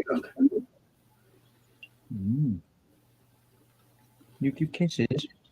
Kisses? Yeah, she gives kisses. You're good girl. No crisps. No kisses. Yeah. She's a good girl. She knows what she wants. Yeah. You try to give her instructions. She's like, nah. If you're holding a treat in your hand, she suddenly remembers all of the vocabulary. She understands all the instructions, and suddenly she'll do anything you want. But no crisp. That's a weird crisp. A hole in the middle looks like a laser pointer's been through it or something. Looks like that, doesn't it? It's perfect, perfect circle.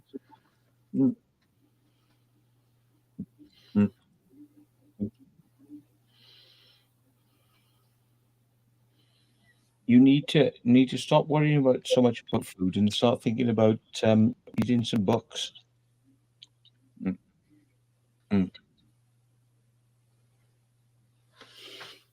Find out what alien races are visiting us, whether or not we've reverse engineered UFOs that they crashed.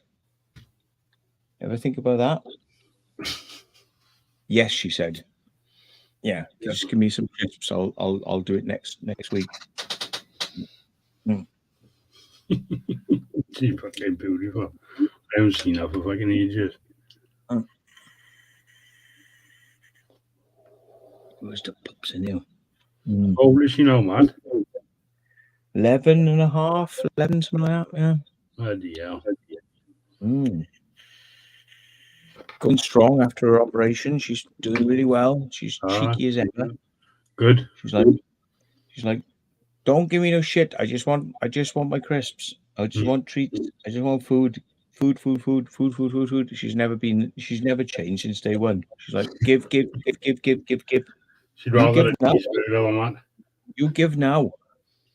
You give me now. as I say, right, what in the chat, if anybody knows, right, if I give you these clues, tell me what it's from, right? Will Ferrell is the big clue, right? But I want my money. Yeah. I want my money. Yeah. Can I have 4 beers? Yeah. And what was it? I'm just buzzed. Yeah. What's that from? If anybody's seen it. I don't know what it's from. I've never seen it. Yeah. Yeah. I wonder if anyone doesn't. I want my money, bitch. Bitch, bitch, bitch. That's another line from the thing. I want my money, bitch, bitch, bitch. Isn't it? I want my money. And all you just want is all you want is a crisps. This is like doll notes to you. It's like $100. Have another $100. $100. $100. Hang on. Yeah. Currency. Mm.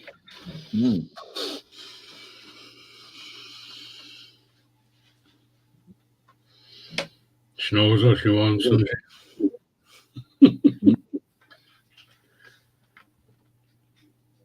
Cheeseburger she wants, man. Cheeseburger. She love a cheeseburger. She doesn't savor the cheeseburger though. She just goes hum, hum, hum. Down. Yeah, I got dogs like that as well. Mine are both the same as well. Yeah. They just wolf it. Yeah, don't touch the sides. No.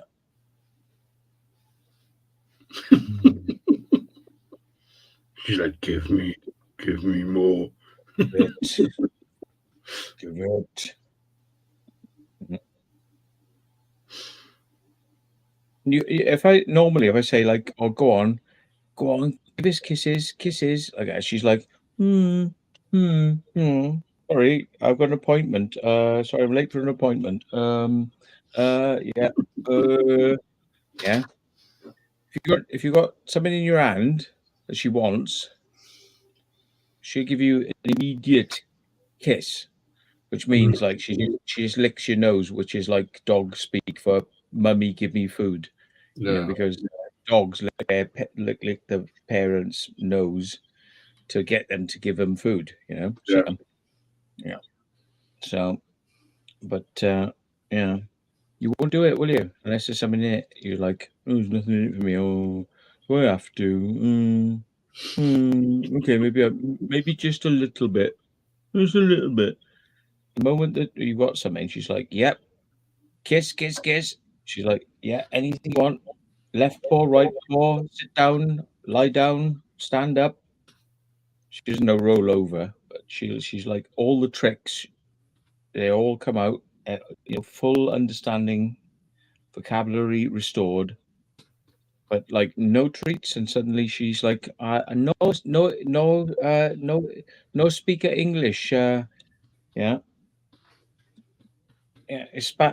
speak Espanol. Only us. Was it? I don't know what they say. Was it fucking hablo español or something? Was it fucking like that? Yeah. Sharam Cymraeg. Do you speak Welsh? You know what I mean? Like fucking, yeah. As long as there's food involved, but they listen to any language. Speak at the gibberish, but there's food involved, and they'll still fucking listen to.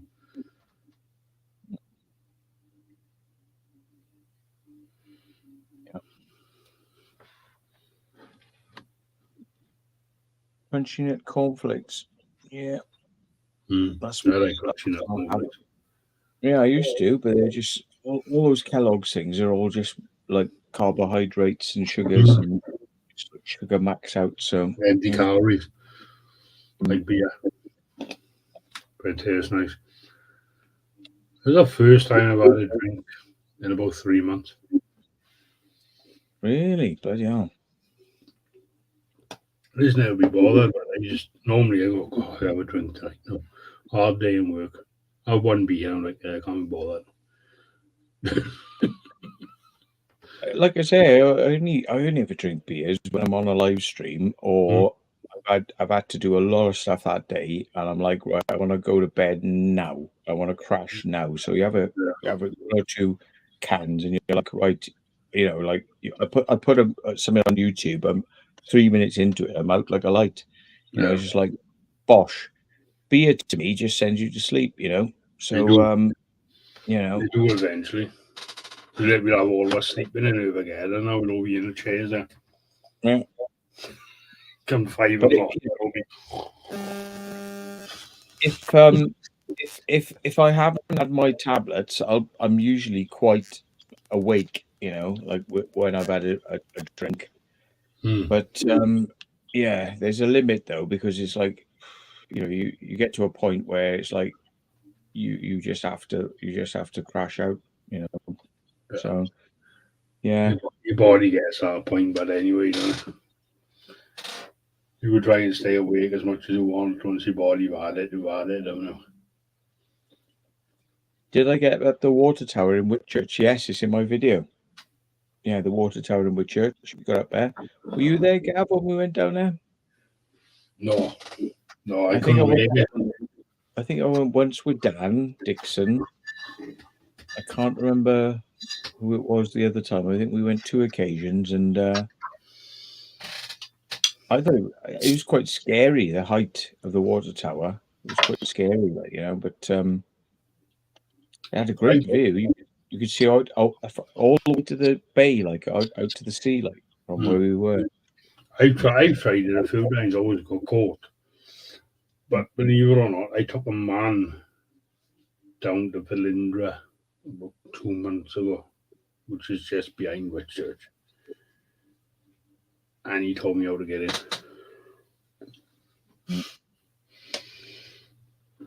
without getting caught. So once I can get someone to go with me, I'll go. I don't fancy going in on my own. What the fuck, Anthony? Do I give her organ meat? I've told they love it. What, like hearts and livers and kidneys and that? They probably do. But it's the grossness factor of me having to deal with that. Yeah, I couldn't put my dogs on that sort of diet. I couldn't. It's like, yeah, even all that defrost overnight all the time. Like, it's supposed to be good for them. Raw meat. They're supposed to start them young on that, because if you start them old, it can end up upsetting their systems. So they say you should start them young. Yeah, you should start with puppies, Yeah, but the thing is, it's like, you go, oh yeah, it's going to be healthier for them, but they're farting and fucking it's rancid, like, yeah, farting and fucking like blowing the fucking house out. So it has its disadvantages as well, but yeah. It's like my dog, they don't dry food. They do wet food, but they farting up a storm and it stink, and I can't deal with it. They farting up off the bloody dry food. It's like my bully this morning, out of nowhere, but right, your dogs only when they're gonna be sick, normally give you a thing so you can let them out. She didn't, but both just come out everywhere. Like, all over the set and everything. But I say, oh my god. So it's great. The last thing I want to clean up a 9:15 in the morning. Yeah. I had it. Like, I mean, I went to sleep about 3 o'clock in the morning, and I was up at 8 o'clock in the morning. So it's only 5 hours. I'd let the dog out. She'd had a piss. So I thought, oh, we're all good now. And like at 8 o'clock in the morning, I just woke up and I thought, what's that noise? I was like, I could just hear. Like, she's not pissing downstairs, is she? Fuck me. So I went downstairs. I went, oi, I hope you're not pissing. She was still pissing. Fucking went up behind her and she's still pissing. She's pissing for about like fucking 45 seconds. I was like, you, hey. I was like, slapping her on the ass. Stop it. She was like, no, I'm fucking quite happy with this. Thank you very much. And it's like, no, there's a protocol. Like, if you need to go out, you whimper or you bark, and I let you out. If you want food, you whimper or you bark, and I give you food. You know, you get me up out of bed. But this fucking morning, she was just like, "Oh, you know what? Fucking, I'm just gonna have a piss over here. Fuck it." You know? So all her beddings had to go through the fucking wash again. Yeah. I was the same. She's gone now, like, we ain't giving her no more food. Yeah. She's off. Yeah. I mean, like, you know, I let the dog out a lot of times during the day, you know, and then we go out for a walk as well. She, you know, every time I go for a piss, she's usually going out for a piss, and you know, she's out a lot, but she drinks a lot of water and she pisses a lot, you know. Always And out like, I've been in the car with her, but you're always topping her water up because she'll cry at there, won't she? she'll back the bowl out like, "There's no water in my bowl. There's no water in my bowl." Oh, okay. You're constantly filling it up all the time, you know. Stevie Merritt says, "My bully pisses in spite if I go out." Yeah, they do that too. That's the thing. Yeah. They fucking can't handle being left, so they just go, "Fuck you then," right? That's it. You know, piss and shit everywhere. Fuck it. Right. What can I do? Like, what can I do Protest. to fuck your life up when I get back? Protest. Right. Yeah. Yeah.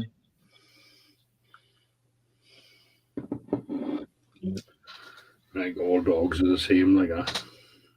None of them like being left alone, do they? No.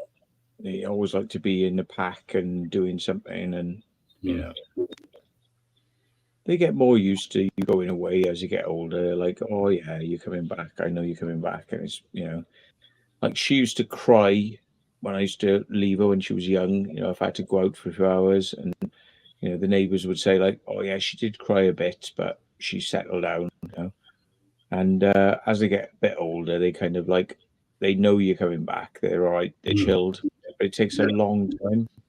Oh, it takes a few years, doesn't it? For them Yeah. to realise that you're coming back at some point, like. Yeah.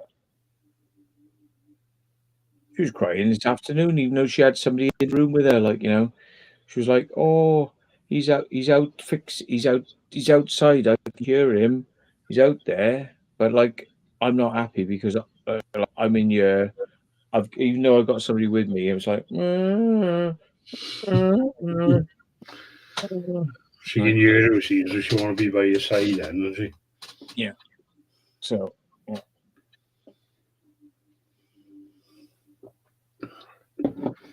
That's the problem. But the thing is, she's so used to it, she is only you in it, so she's so used to it. Like, Yeah. it's like when we come up next weekend now up to Overgaden, like my father is going to have to pop in to leave him out and take him for a walk and whatever else, and so they'll be all right. So it's not so bad. He might even take him down with him. Yeah. If they behave. Yeah, it's save him having to come up then, isn't it? Because he just let him out where he is. But But he got a dog down the lock. My body don't like other dogs. oh yeah, they don't get on. Yeah, bit thing like. Yeah. But that's up to him. Like, he can. I used to look after my neighbour's Rottweiler, and it was like the Rottweiler was like, "Where's my mum? Where's my mum?" And I'm like, "Yeah, it's all right. You can come down and chill out." He's like, "No." I'm like, "Do you want to go for a piss?" He's like, "Sort of, but where's mum?" He's just like, you could tell he was in like permanent fucking tantrum because mum wasn't there. He said, she'll be coming back. You want some treats? No, my mum's not here. I want one thing. No, not until my mum comes back. I was like, oh, all right then. Oh, buddy's like Charles just put in the thing though. Oh, buddy's very lazy. She's always glued. She always is. Yeah. Glued to her side. She already got to get up. She'll walk out to the living room, into the kitchen or whatever, and she's behind her. Straight away. Hey, Charles, you changed your name. Bloody hell. Since earlier on. That's a one change a night. You can only get a few changes in a month on YouTube. They only allow you to change your name a few times. You've used up 2 now. You have 3 more to go, I think. Yeah, they don't like you changing it too much. Not like Urban Paranormal TV, Urban Paranormal Oxford, Urban Paranormal 666, Urban. Fucking, yeah. I don't know how many names Claire have gone through, but she's gone through loads, hasn't she? The way I see it is like once people get used to your name, if you keep changing it, they can't find you. You know, yeah. You said that to me, didn't it, a few months ago when I was on about changing mind, and you said, "Oh, you better off just leaving it because people won't know." Because people go, "Oh, where's Exploring with Gav?" And then when they look for you, YouTube will still kind of send you to the site, but it's like new people who aren't used to you. You know, like we'll be going, well, what's his name? What's his name? And they like, you know, they get confused then because they go, no, that's not him. Yeah, That can't be because he was called Exploring with Gav. Is that him or is that not him? I just think it confuses people, you know, if you keep changing your name. But that's just me. I could be wrong. You know, in the TikTok generation, maybe you have to change your name every 3 days, otherwise you're not cool or something. Yeah, you know, I don't know. yeah, that's it. But it's like when Claire had changed her name, she'd have popped up on my YouTube. I'm like, who the fuck is that? I know she hasn't changed it for a while, but she changed it like 3 times in like a short time, didn't she? And I'm like, what? Who's that? Yeah. But Exploring with the Yeti. shut up, Sean. Yeah. Nice. Have you practiced any Yeti calls? Have you heard the Yeti calls that have been recorded? I gotta practice some over the next week. So when I come in, I'm just gonna call out like a Yeti. I wonder if we get any copyright notices for bringing up Yeti calls. It's fucking weird though. It's like it sounds to me like fucking werewolf or somebody. It's either somebody fucking like off their tits on mescaline or something and fucking out there screaming and shouting, barking at the moon, or maybe it's not a bear. It's not fucking bears. It's weird. It's something else, you know. And it is a weird sound. Yeah. Yeti call. Oh, I've got the Mighty Bushes come up for a Yeti call. All right, okay.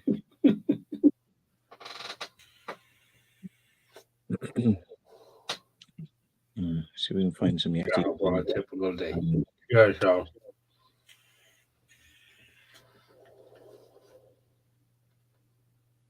Is this any? I don't know if it's going to be a good one. I'll bring it up. Bigfoot screams captured on video. Thing is, right? I mean, I just think to myself, like somebody knows you're out there and they know you're into that stuff, so they go about half a mile down the way and start shouting out, and then like you're getting wound up then, fucking going, oh my god, and getting the cameras out and the recording gear out, listening to that, and they're just laughing their tits off. Fucking, they're all fucking, they're all pissed on, fucking, like, you know, moonshine and shit. Yeah, moonshine or fucking, I don't know, bloody wife beater or something. You know, they're fucking laughing their tits off. You know, like going, with fucking microphones and all. Like. Yeah. I have to put my headphones on if I'm going to do this because I don't want it like double sounding. Where's my fucking headphones?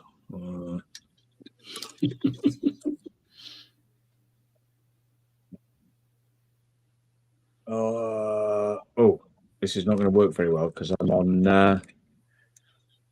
Am I or am I not on I'm on Firefox. Firefox does not like sharing audio, so I will reconnect to you. Oh, hang on. Fuck's sake. Hang on. I'll reconnect to you on Chrome. Yeah. And then I'll share the audio. Right, so I'll disconnect a minute and I'll come back on. Right over. No problemo. Mighty Boosh. Oh, there he is. That was quick. Yeah. And get my headphones in. Cross shot. The Mighty Boosh. Yeah, old Greg. So interesting call of the old Greg. Share system audio. All right. Have I got it ready? Let me just make sure I got the right link ready and fired up. I've lost it now already. I fucking lost it straight away. Hang on. Let me just get ready. Find it. Where is it?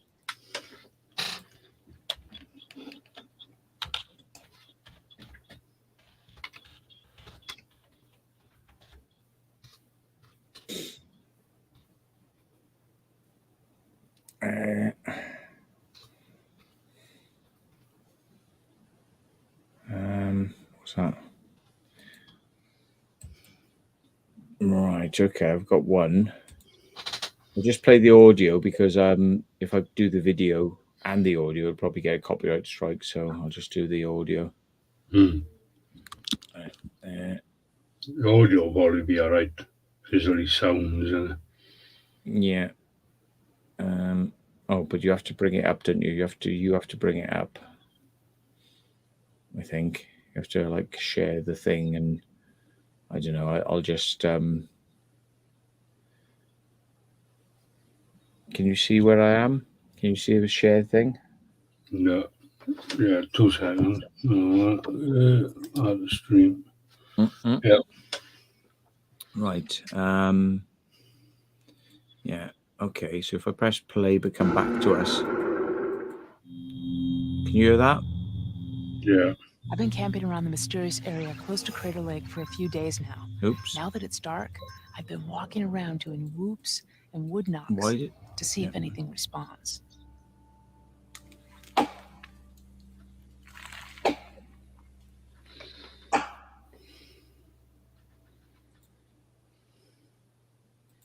Yeah. This is not the one I'm thinking of.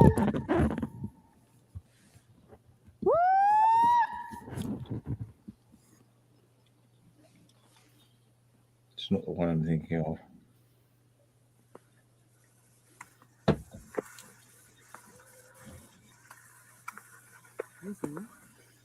Yes. That was a whoop. I heard it. My cameraman heard it too. I didn't hear fuck all. No, me.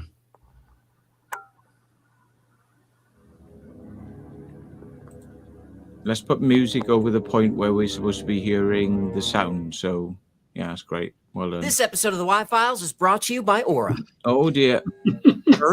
Y-Files. You know what I watch in my spare time. Yeah, the Y-Files. Yeah. Yeah, I used to be on a program called the Y-Files before the Y-Files. I was their resident UFO expert on the Y-Files. So, yeah. Yeah, but they also it was on a channel that had dwarves jumping on trampolines, reading the news, and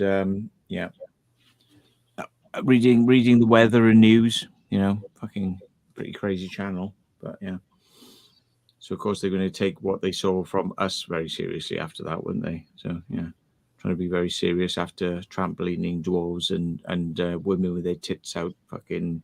Reading the weather, yeah. Yeah. Did anybody actually? Oh, sorry, I missed it. Did anybody actually come up with what the quotes I was coming from? Did they work it out? I didn't see. I'm scrolling back up. No one said anything. Nobody knew it. Oh my god! It's called The Landlord with Will Ferrell. Check it out. You'll get an instant copyright strike if you put the audio or the video from that. It'll get instantly striked because I've tried it in the past, so I can't play it to you on here. It just wouldn't go down well. So what should we fucking find then? Finding Bigfoot. Right. Oh, we got then. Let's see if we can find some others. Oh yeah, real Sasquatch. That looks like a real thumbnail. Looks like me. Caught on camera. Real thumbnail. Yeah. That's real. Sasquatch vocalizations and sounds part 1. None of it's fucking real. Hang on then, let's try that. Bigfoot vocalizations. Bigfoot,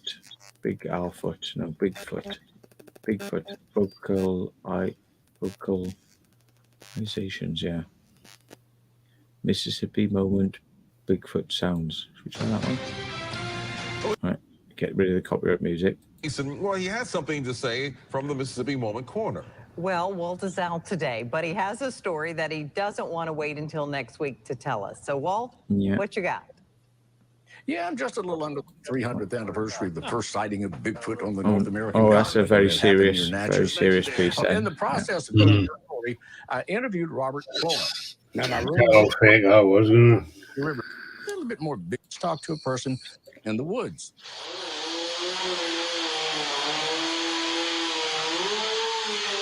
Can you hear it? Way back in the distance. This is sound. It sounds like somebody with a fucking chainsaw to me. At first, I didn't know what it was. It do sound like a chainsaw. Bigfoot, but I couldn't rule it out because I just never had heard a sound like it. Wow, there's a way to make a fucking story which doesn't have anything fucking gain some traction, you know. Lot of them, but I don't know the bollocks. Oh yeah. It's the CGI Bigfoots. Yeah. The families of Bigfoots. Yeah. Yeah. I've seen those. Yeah. Oh good. Doesn't seem to be jumping out at me. There was a very good documentary about it though, but it doesn't seem to be on YouTube. It's probably because it's copyrighted and you have to pay money to watch it. Yeah. Recorded vocalizations caught on camera. Let's try this with them.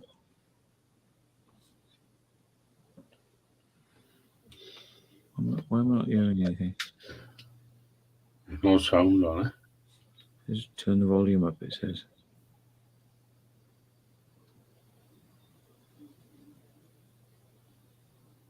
Jesus, they think you could have boosted the audio. Is that it?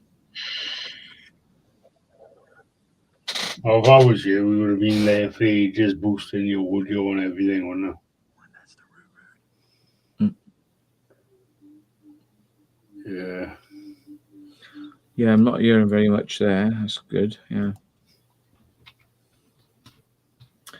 All right, let's try this one then. Rocky Mountain Sasquatch. Some amazing vocalizations near the Appalachian Trail, near the border of Tennessee and North Carolina.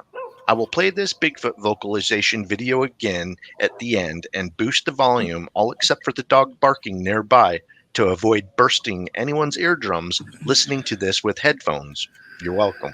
I want to give you the backstory first. Derek writes, these are around. The photo isn't enough. Get to the fucking then my point. phone opening my front door and name or just get to it. Me. Your eyes. Get fucking Not many to stick around. Get to names it. Of sap. There we are. All right. Okay. Sounds more like a wolf to me. Coyotes and dogs and wolves, yeah. Hmm. Yeah.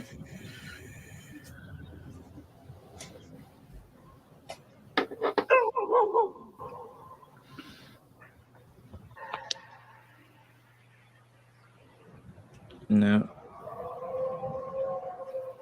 Sounds like a dog to me. Right, that's very clever.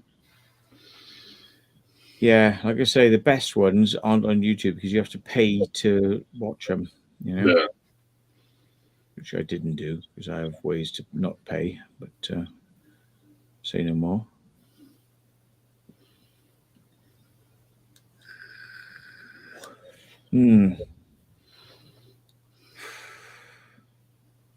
Bigfoot in Oregon screams heard late at night on reservation video. January 21st, about 11 p.m. I'm a couple hundred feet from my house, and you hear it going off in the background right now. Kind of sounds weird. Foxes. Kind of sounds doggish, hyena-ish, but you can hear it going off in the background. Yeah. It's really kind of strange, just to say the least. It's been have you never heard about 15, these people? So they'd never leave their fucking house. Have they never been out at night and heard fucking badgers? And, you know, deer. You know. Listen, that'd be crazy. Hold on. Here we go.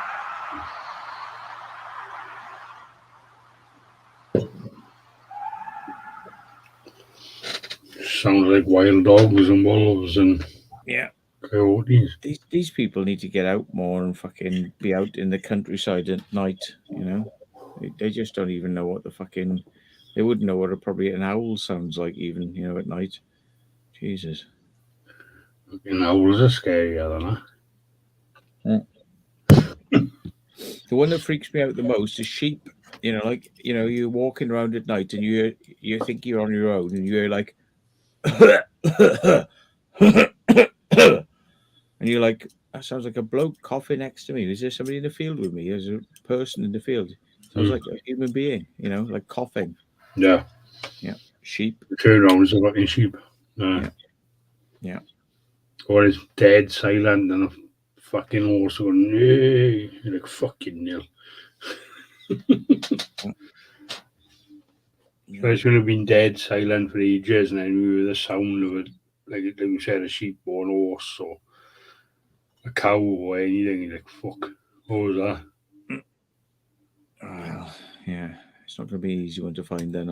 I apologise, folks, but there are some interesting ones that are like very guttural, very low. And you're like, that's not easy to do, you know?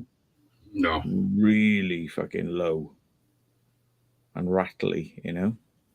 Like, tell what have scared me in the past is a fucking fox.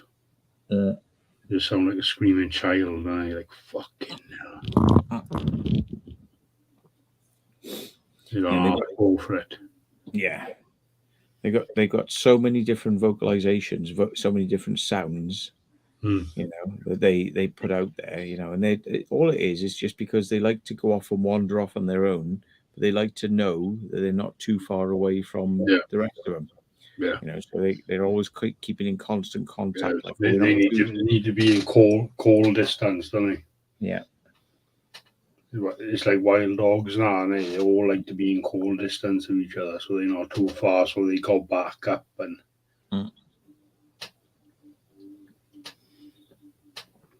Yeah. And everything else. But yeah, there are some freaky ones out there, but I'll have to get them lined up. I'm not prepared. Tapping into Google, you just get all these other people going like, "Oh, this is a Bigfoot." It's like, no, it's a bird. It's a Bigfoot. No, it's a car. It's a Bigfoot. No, it's my arse farting. Yeah, right. Yeah. Whatever. And a fucking scary sometimes over it. Yeah. Especially when it's fucking dead quiet and fart. You're like, fuck, what Yeah. Yeah, my dog's like that. She farts and then she looks at her ass like, what's that? It's like, it's funny or whatever the dog's doing. Like, what? He's looking around. They're like, what the fuck's that? It's like, well, it's your ass. You just farted. What's that? It's crack, isn't it? Yeah. Liam sent me something. Okay, that's not too bad. Oh, somebody sent me a picture of a crop circle. Oh, yeah. Yeah. That's, I'll leave that to the rest of them now. Okay. Millions of pictures of crop circles about.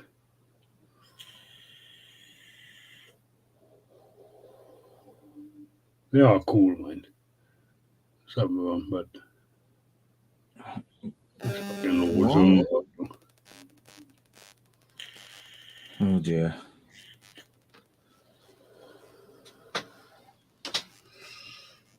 Do you know how many tickets have been sold for Reserve again, Matt?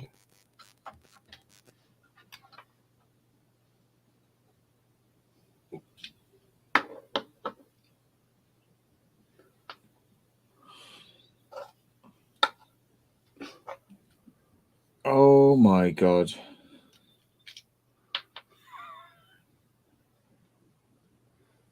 Are you serious? What's up, bud? Oh my God. Somebody's just sent me a video of somebody saying and do. Really? Are you fucking serious? You are going to get put in jail. Oh my God. Really? Why are you putting that on YouTube? Really? You have been approached by the police several times and told to calm it down, and now you are sticking things on YouTube, which you are literally saying, now I'm going to do something very big and very bad, and like you are going to get locked up.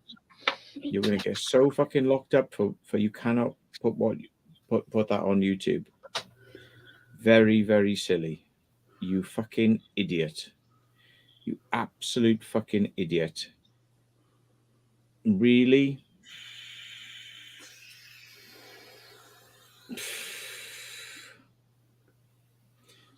Gav, I'll send you the link. I don't want to give him attention. I don't want to give him any fucking. I don't want to get people diving over the channel. I'm going to send it to you. You can watch this now and watch Gav's reaction when he sees what I'm about to send him. This guy is so fucking. He's cruising so close to being fucking locked up. He must be on a fucking watch list big time by now, and that tops it off. That tops it off now. Right. I mean, you're going to get raided. You're going to get your house turned over. You're going to get those things taken off you. More things are going to get taken off you, just like the last time. Oh my God. Really? Are you serious?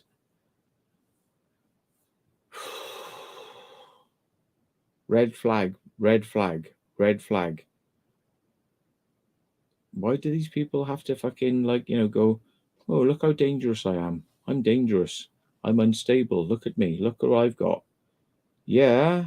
Right. And literally, it's like counting down the hours and the minutes or the seconds till your door goes in. Really?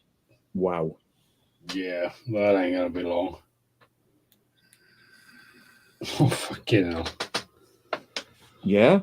I got it on silent, but yeah, you can see what he got in his hands on him. He knows what he's alleging. He's like getting ready to do, and yeah, that is there's a classification of threat for that, and that's much higher than just mouthing off. You're now moving into the territory of I've got the stuff, and I'm going to do something with it.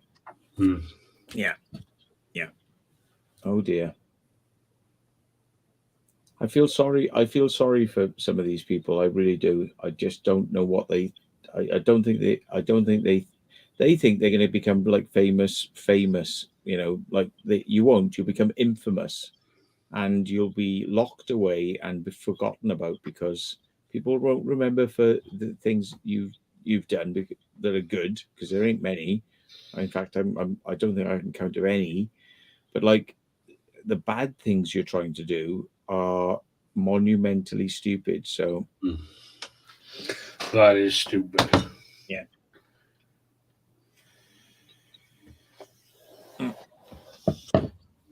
The boy is a fucking cunt anyway, but yeah, still, that is fucking stupidity. Yeah, the thing is, they're saying like, who is it? Who is it? I mean, like, I don't want to give them attention because you'll all go over and you'll have a look and you give them views, and then they'll think, oh, look, I'm getting spiked views now, so what I'm doing is right. You know, look, I'm saying this, I'm getting more views. No, there's only one set of people who need to be looking at their videos, and it's not us. Yeah, it's not the public.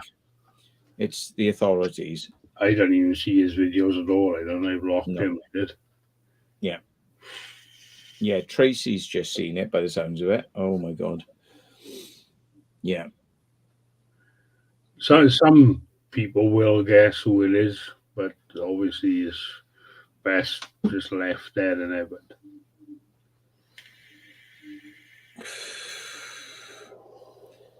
All I'm going to say is this. I hope you don't hurt yourself before you hurt somebody else, because you don't know what you're doing.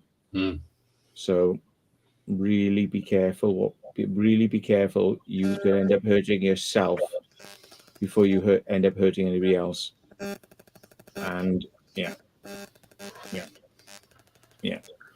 I know somebody who got permanently disfigured for life because they were playing around with things they didn't understand, and it went very wrong, and now they have to live with that for the rest of their life, and they're lucky to be alive. Yeah. So just be very, very fucking careful, because cocky behavior with things you know nothing about, well done. You'll just be a statistic in a fucking newspaper byline. You know what I mean? Yeah. It'll be like, bye, Darwin Award. Yeah. You've always been fucking. I need a piss again.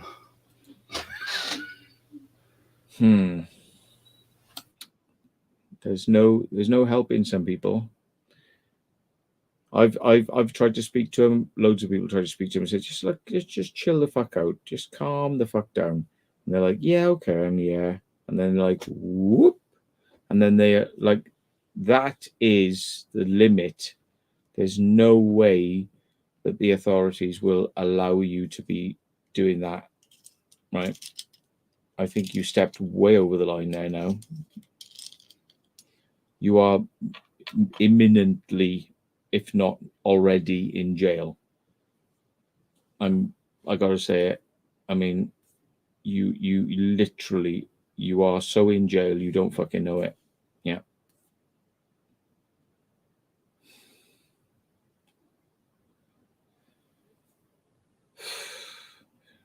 I hope you enjoy jail. It's not going to be fucking nice. I wouldn't like to be there. Maybe it'll teach you a few fucking hard lessons. Yeah. Good luck.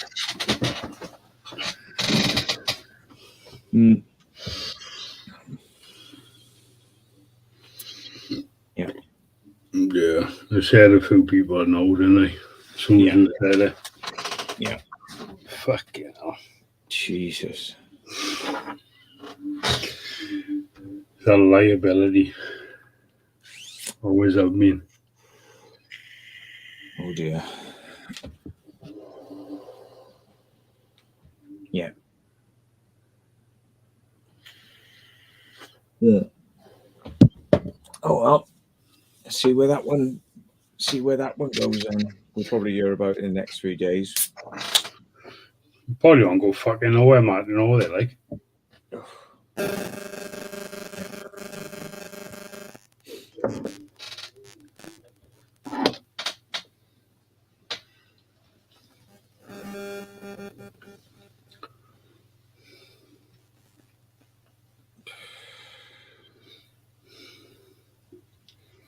This person was really pissed off. They said, somebody reported me to the police because of blah, blah, blah, blah, blah, blah, blah. And I actually went to him and I said, it was me. Because you can't say that. Especially on a fucking live stream or broadcasting, what you're saying there is immediate attention from the authorities and arrestable. Right? So, like, if I don't fucking do it, somebody else will do it, you know, or somebody from YouTube will do it, because it's like you are literally, you know, threatening to kill not just maybe one person, but multiple people. And you've done it on multiple occasions. Now you're showing that you have the means to do it. Exactly. It's fucking stupid, man. But fucking boy, he's good. He deserves what he gets. I never liked the cunt, anyway. Oh dear. Oh dear. There's another person that we don't mention. Put him on the fucking scene.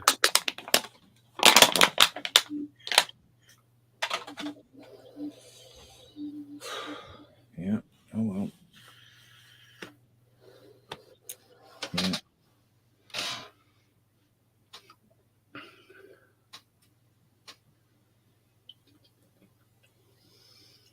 You know, I you know what what you're doing there is terrorism. It's a threat of terrorism.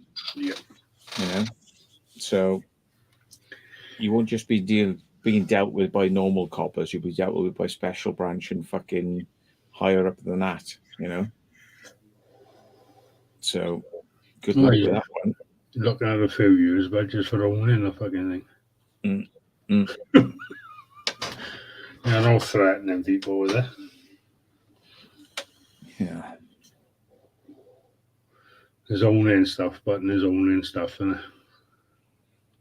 Thing is, if you live in a house where there are other people, you're risking ending up killing the people who your friends around you or your family by having that stuff on the premises. So yeah, very silly. Right, counter-terrorism, please. That's the ones. Oh my god. Yeah. Right. Okay. Yeah, but that shit happens more than it should as well, mate. That's the problem with it. It's like the boy where I live. Obviously, I won't mention names and everything else. And he joined ISIS. And he went down and he's got down for a long time.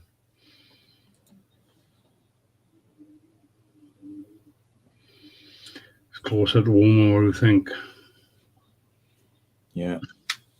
It's, you know, the way he's laughing about it and joking about it as well is like it's like as if he doesn't understand the realization is, you know, if I went around waving a real gun or a real knife, because I mean I pulled out a machete once, you know, like just showing people it's a grass cutting machete. Oh, my live stream was cut off, right, straight away, you know. And it's like, you know, and that's legal, yeah. And he, you know, you're going like, yeah, look what I got, and it's like that's 10 times worse than, well, it's 100 times fucking worse than what I was showing, and you're thinking nothing's gonna happen from that. You're fucking you're fucking smoking something, mate. You know you're in deep bud when you get all the shit like that. You're in fucking way over your head, but when you can get shit like that. Plenty of it about, but you're way over your head, but when you can get out of it.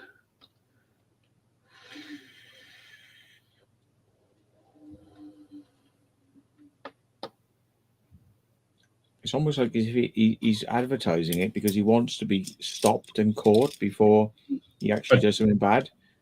You He's know, always been the same, or yeah, he's always been the same. You see a lot of videos of him, don't you? And yeah, you've always been the same, like. yeah. And like every time it's like something a bit more crazy, something a bit more daft, something a bit more risky, something a bit more, and now this. Well, yeah, that's about as far as you can go now. Yeah. Exactly. Yeah. Okay. Very silly. Very, very fucking silly. Hmm.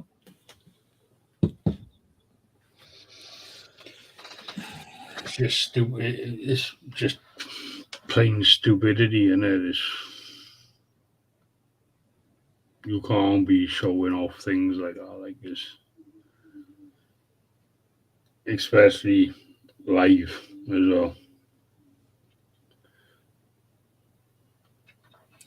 It's just begging to have your door kicked in and fucking, be fucking, under investigation immediately. I mean, that's like the police will drop everything they're fucking doing, and be straight at your door because you're number one priority at that point. Imminent threat. Looking at the date and the time on the video, he's probably already in the police station. Jesus fucking Christ. And if he's not, there's something wrong with the fucking justice system.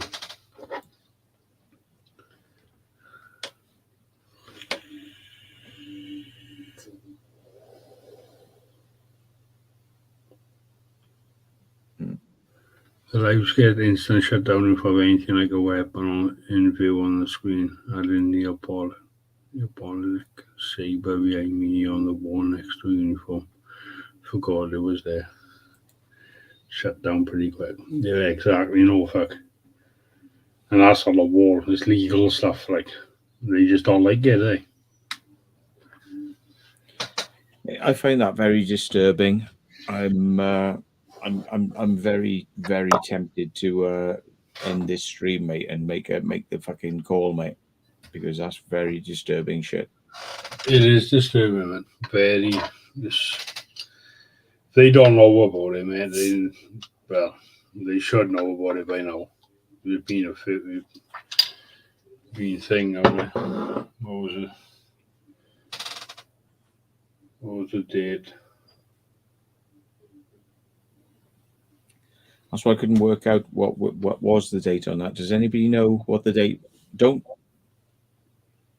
make the call, Matthew. You have to. Yeah, somebody has to. Yeah, it was. It's about the. What date we today? I don't know when that video was put out, but I feel a bit compelled. That's fucking. It's not right. If somebody hasn't called that in, I'm going to, because I've told him before. You've made threats, but this is fucking no. I just managed to do it. Just managed to the date. Jesus fucking Christ. Right. Okay. Well, I think I have to get off and make a call, folks, because that can't be. You can't do that. You can't fucking do that. No. If something happened now and something, if people were hurt, it would be on my conscience. I didn't make that fucking call. I'm sorry. Well, it's understandable, mate. The thing is, you know more about him than me, so he needs to get some help. He needs to get some help. He doesn't understand. He thinks it's funny. It's not funny. He doesn't understand what he's got his hands on, and he doesn't probably understand how to handle what he's got his hands on. And he needs to be, he needs to get some fucking help, seriously, because before somebody gets hurt, himself or others, Exactly, but exactly. Right. I'm gonna have to end it here, mate. I'm gonna need to make a phone call, and I really didn't want to have to make this fucking phone call. 8 hours ago it was, apparently. Right. I need to go and make a call. I didn't want to have to make that call. Fuck it. But yeah. somebody needs to make that call. I'm going to do it. Fuck it. Yeah, no worries, but I'll let you go in and you can make a call and I'll speak to you sometime tomorrow. All right. Are you staying on? Well, probably, but get somebody else up for a bit. I'll come back after I've made the call. I'll let you know what's been said. I put a post in now and see if anyone else want to come up. All right. I'll catch you in a bit, mate. Yeah, no worries, but all right. Cheers, man. Cheers, Matt. All the best. Bye. Cheers, folks. Oh, fucking hell, guys. What a fucking nightmare. I have put that link in, guys, if anyone want to pop up and have a chat. But no pressure, like, obviously. It was fucking stupid. Fucking stupid. Like I said, Matt knows the person better than me, so he's the one that's better off fucking phoning in. It's fucking ridiculous.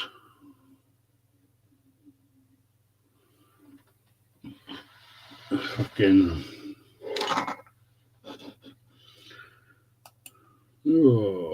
fucking hell, yeah.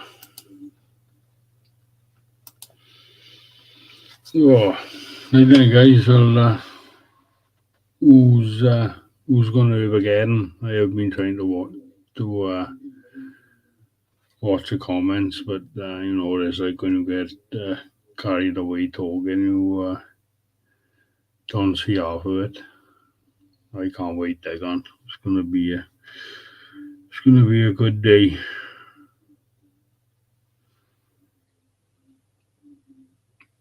A very good day. Hopefully Matt don't be I'm going down. I'll be here, but no worries. I'm sure there's 70 plus people going. That's what I heard last time, so it's going to be a good day. There's still tickets there, guys, if you want them. I haven't got a link, but go on Hotbox, Chelmsford, if you want to go, and you can get your tickets there, guys. Obviously, we're not making no money out of it. It's all going towards the venue.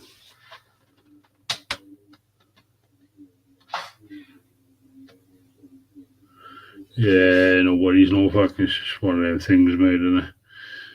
It's like, I'm alright. I'm self-employed, so the thing would obviously I lose money, not go in, but got to have a life as well, and that's the end of it. Like,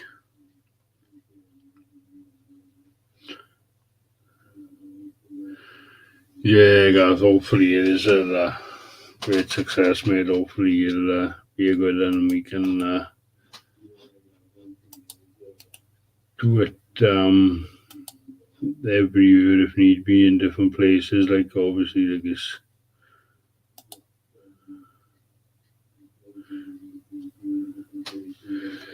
Yeah, Dan, it's a long drive from where I am, mate, as well. I'm going to be, without stopping, it's near enough 4 hours from me, so this thing, I ain't going up the day before just to make things easier. I know a lot of people are going up on the day of, but it's too long of a drive for me to go on the day of. I'd be fucking bollocks by mid-afternoon if I drove up. Yeah, Stevie is in English in Essex. It's in Essex, but it's on the southeast coast of England, just outside London. But it's fucking crazy. Like, there's plenty of Just what, like sharp one in. I just wondering if anyone was going up the day before, because we are going up the day before just to make it easier. Because it's such a long drive. It's, like I said, it's touching 4 hours. And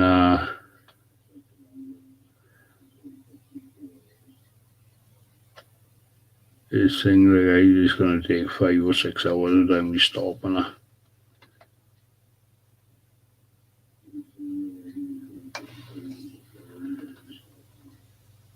yeah, no, fuck, it can't be out, but we can't get time off and I mate. That's just the way it is, you know, this life. But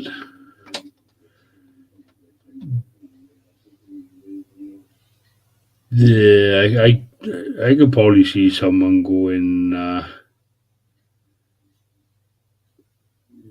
live, Gareth, mate. Someone's bound to do a live stream here and there, even if it's only 10 minutes here, 10 minutes there, someone's bound to go live, like.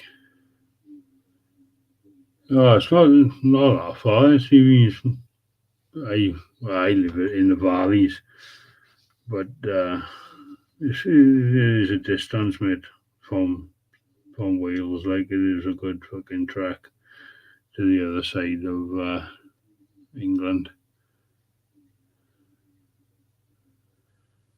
Yeah, that's a like you said, Dan, that's the thing, but it all depends on phone charge and how when you're there. It depends how good your phone is, how your battery is, and all. Like, I'm gonna take a power bank with me, and I might live stream for half hour or so just to see thing and just show it who's there and all. Like, it's gonna be a good day.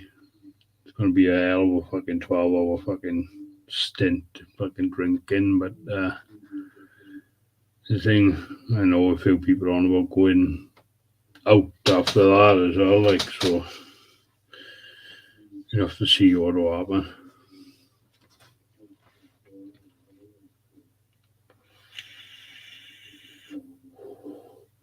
Yeah, Stevie's M4, M20 round the ring road, M25, M25 north, and then on the A something into Chelmsford. It is a good track, man. It is fucking thing, but I drive for a living, mate. I'm used to driving, so it doesn't bother me, like, but it's still a good stint.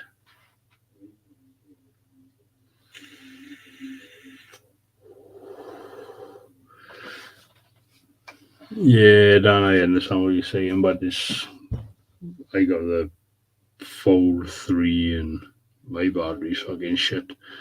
Without that power bank, or my phone would be fucking dead within a couple of hours. Battery's fucked on it, like, but it's just the way it goes. I will try and live stream some of it if I can.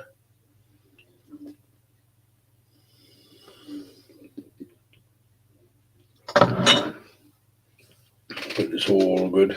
It's all good. It's going to be a good weekend. A very good weekend, hopefully.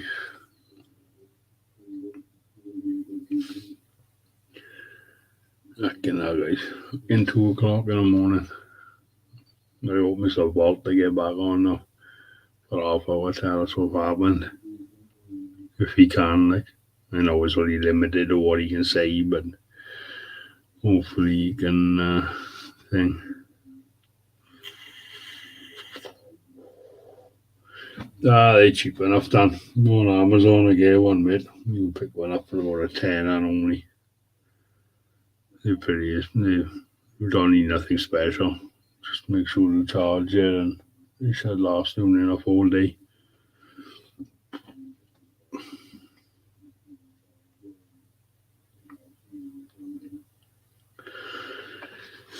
Yeah, Steve, I looked at the train before I decided to drive, and trains are fucking stupid prices, but you'd have to get on, saying you'd have to go to London and then change out and go to Chelmsford. The only good thing is, when you get to Chelmsford, the hot box is right by the train station, so you couldn't miss it, but it's still it's a trek and off 4 miles, mate. I reckon no.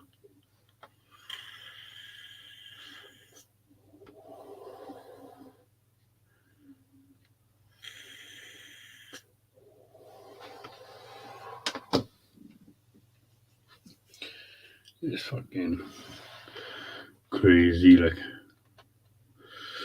But plenty of YouTubers and all going, plenty of fans coming.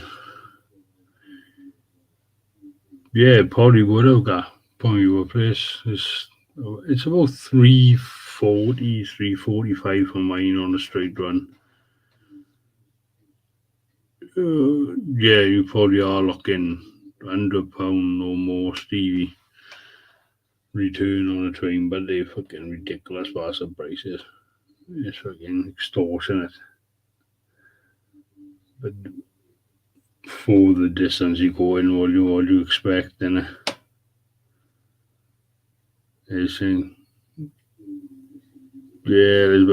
London, it's not so bad, but when you got like Stevie lives in Wales, like me, it's a fucking hell of a trek on a train. I think on a train was longer than driving and more money.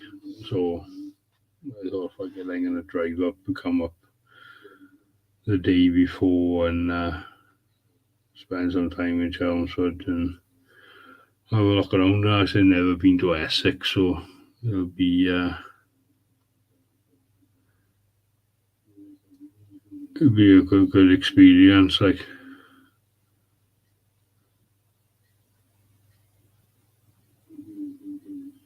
no, that's true. That is, Steve. You can't bog off it like you do in fucking Newport, mate. It's not a fucking short journey, is it? You can't get off in fucking, you can't get in Newport, get off in Newbridge, like, and not fucking bog off it like you gotta fucking, you'd have to fucking think you're gonna get fucking thing. Yeah, £600 plus the tickets were from Cardiff or Newport down to Chelmsford. It were ridiculous prices. It would cost me less than that to take the car. It's fucking mad.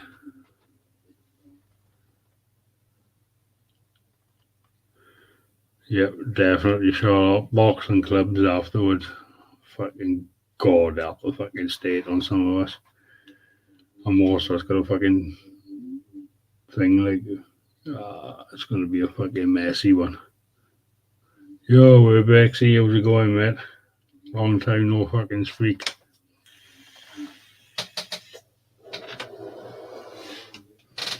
Fucking madness, yeah. But it's great. Can't wait to meet up with everyone and fucking obviously speak to everyone I know, speak to people I don't know. It's gonna be a good fucking day. Hopefully, if it's good, we can do it again next year and do it somewhere else and go around the country with it, like, so we're closer to other people, so other people can come and then go like that. Like, it'd be it probably would, Stevie. It probably would be fucking cheaper to hire a fucking limo. It's fucking obviously the National Express would be the cheapest way, but you're fucking going around the bastard world, you know, on a National Express.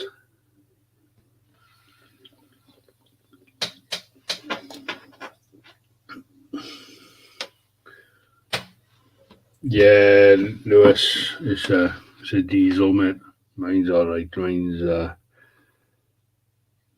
Mine's up in the years, so mine's all ULEZ fucking shit and all that. Like, my passes and all that. I'm a fucking self-employed taxi driver, so I gotta have fucking up in the fucking H cars, like, so I'll take that with me and I'll be alright then. I know it's not ULEZ in Chelmsford at the moment, but you never fucking know, do you? But mine goes through it all.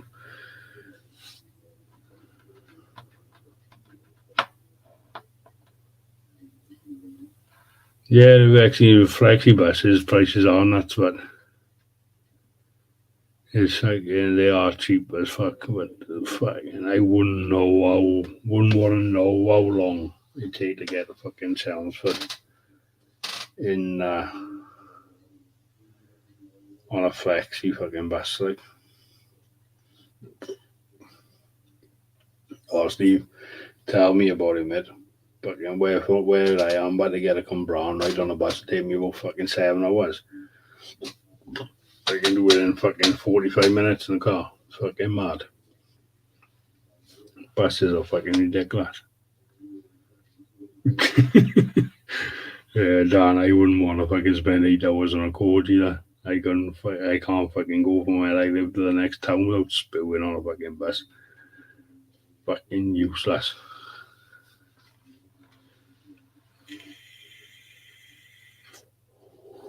The bus routes in Wales, but are fucking totally fucking shit.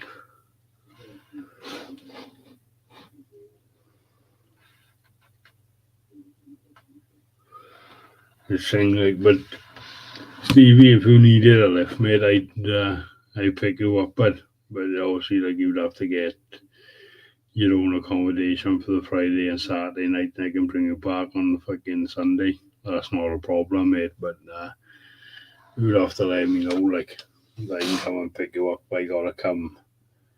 I'll go Abigail anyway, down to Newport. And up the M4 our way anyway, but let me know, mate. It's obviously up to you, like.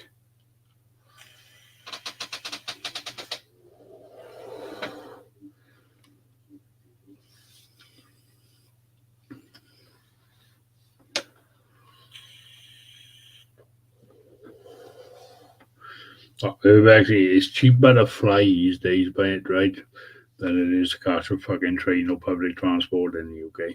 It's fucking ridiculous. Absolutely ridiculous. You get return flights to fucking to Australia and fucking New York, mate, for less than fucking £500. Is next weekend, Steve. Friday. I'm going Friday and coming back on the Sunday.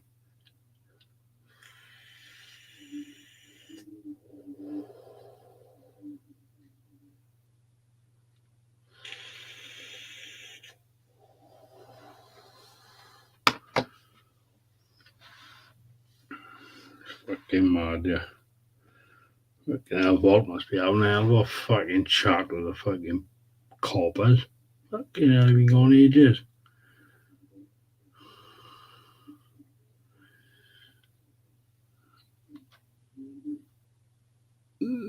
Gareth, we'll have to sort something next year, mate, and see if we can get a little bit closer to home for us, like, because fucking hell's a fucking trek up there. Like I said, I don't mind. I fucking drive for a living, so it doesn't fucking bother me. But some people driving that far is fucking mad. I'll check on now, Stevie.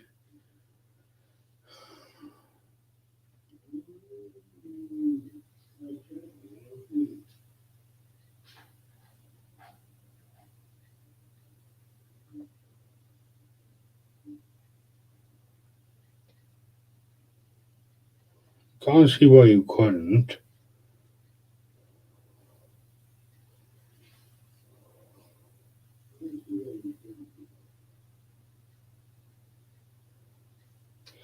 Wild camping Chelmsford. Yeah, I couldn't see why. They got a couple of wild camping sites in our mate, so I couldn't see.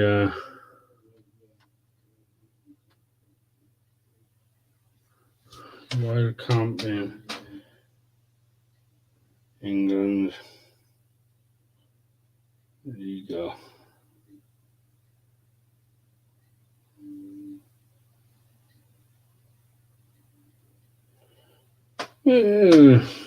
Most land in England is owned, but they say wild camping is legally is legally in England is by seeking permission from a landowner, but it's only a fucking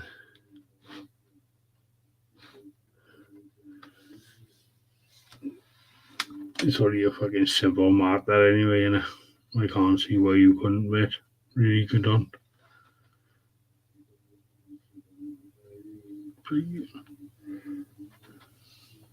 It's just one of them things, mate. It's just wild camping's a fucking fine margin. I give it back, saying it.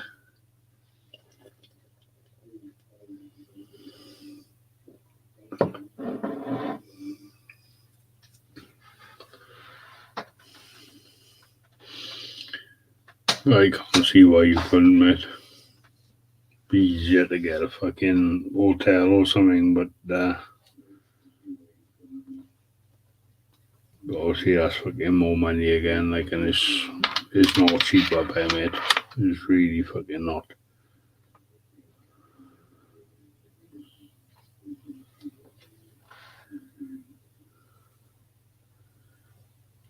Like you said, I leave in Friday morning to go up. It's gonna fucking seem like it's gonna be a lot of traveling. I think it's 200 more miles, I think. So lucky.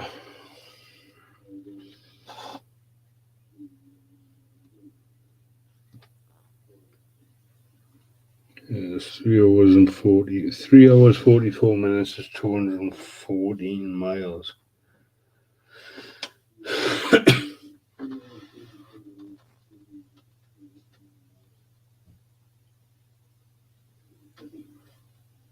Oh, nice.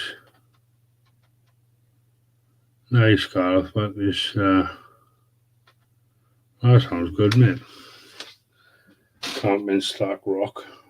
That sounds like a fucking awesome plan.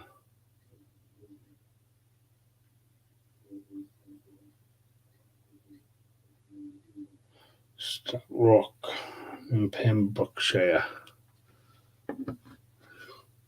Yo! Beef face in the house, motherfucker! How you doing, bud?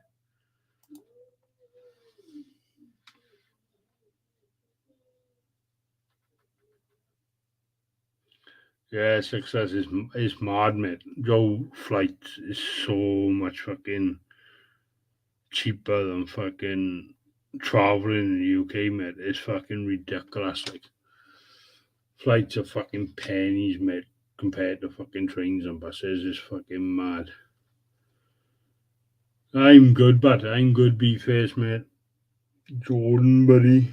I'm good, bud. How you doing? I'll stick a link in again, guys, if anyone want to come up, like, have a chat. Oh, Dan, that's a stupid fucking thing to ask fucking Jordan. You know he fucking is. He's up for fucking anything. He's fucking mad. He don't give a fuck what we do. Keep his fucking snake in his pants, you know. Fucking madness it is.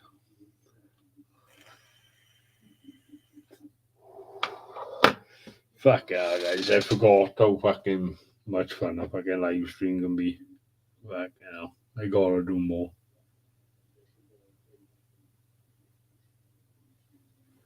That's true, Dan. He'd be the first one I ever told him to fucking go and jump off a cliff. He'd be the first fucker to do it. He don't give a fuck.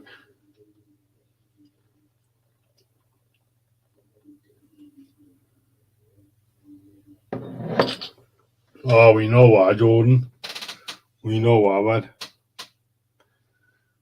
man. Like I said, guys, the link is in there if anyone want to pop up for 10 minutes or whatever, like, have a chat. Waiting for Mr. Vault.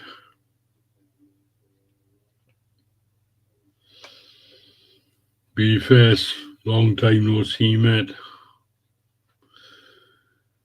Be nice to see you next weekend. You fucking ever get on. Be a good fucking laugh. Fucking hell. I think the last time I seen you, mate, was when you come down to Wales. And you done the Ford factory, and then we went to West Wales anyway, and then our fort and the Crystal Maze and all, wasn't it? Yo, Liam, what's happening, mate?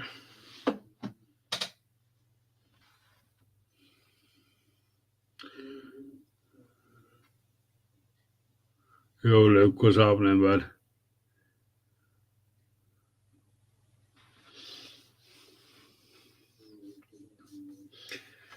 Fucking mad, guys.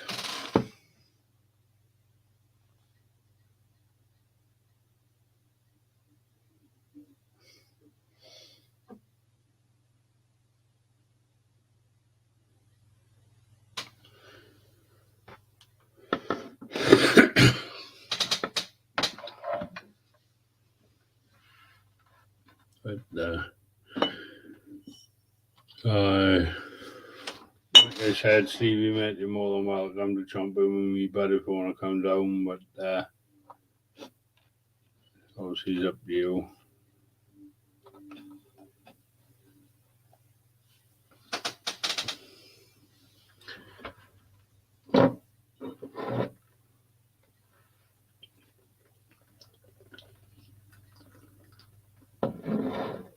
Oh, what's everyone been up to on these glorious days?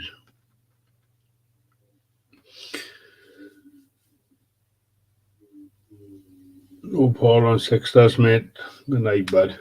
I'll catch you soon.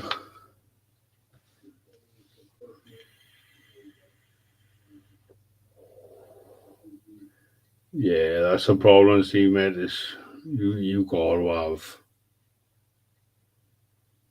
gotta have accommodation, mate, because you can't rely on this fucking British weather, you know. That's the thing. But change your mind, bud. Go to me on Instagram, mate, and I'll we can sort something out.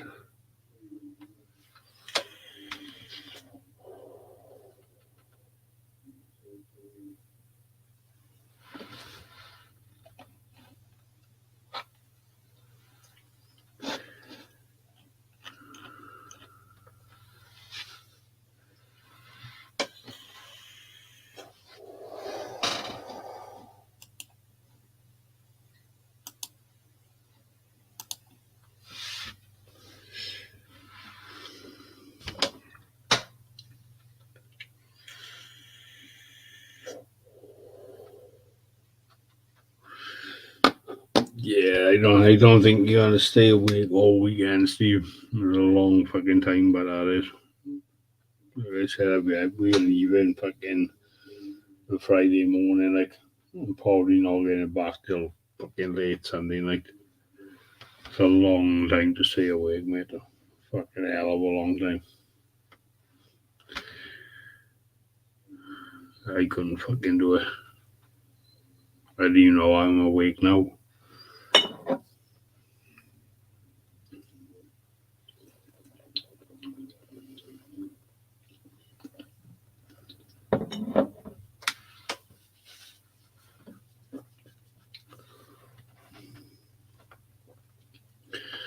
I don't think Red Bull's gonna keep you awake, mate. We're gonna need something fucking stronger than wink wink like.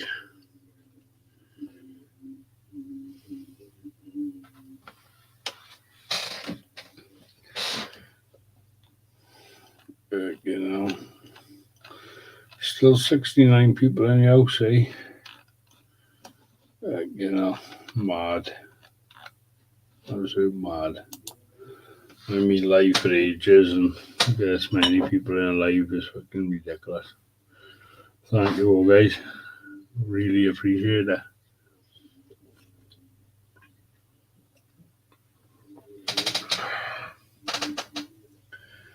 3.5 hours and still going strong.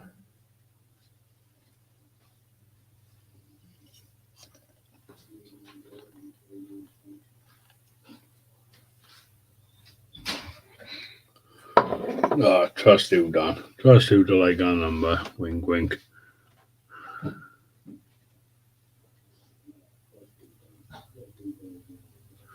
Oh God, I haven't been about for a while, mate. I've work and family life taken over me lately.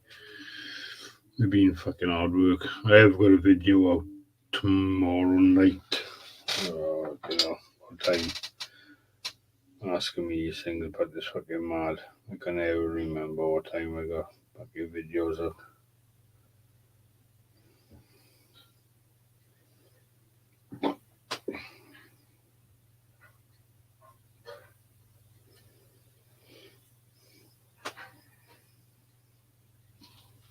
$7 I think, something like that.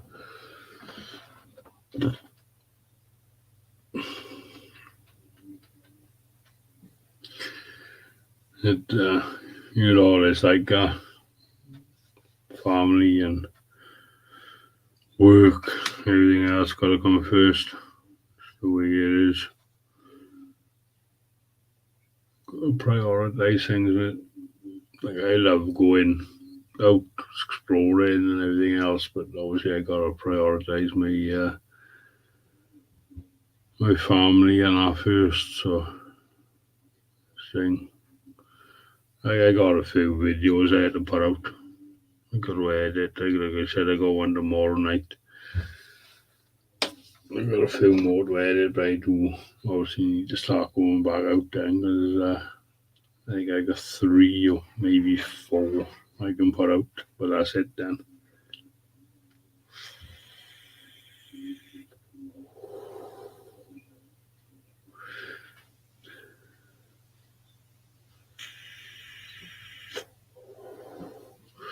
Cheers, Garment, for putting that in, sticking the link in. Much appreciated, mate. We do need to meet up at some point, mate, and go and explore. Not underground. Well, I don't mind going underground, but abseiling and shit's not my fucking priority. Like, I done it many years ago, but that was many years ago. I was like the last time I done abseiling was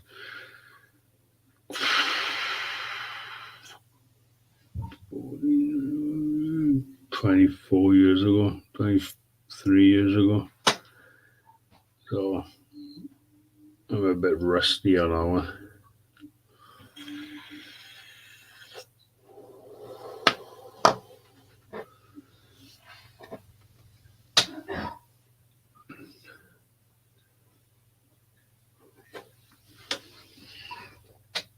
Oh, yeah.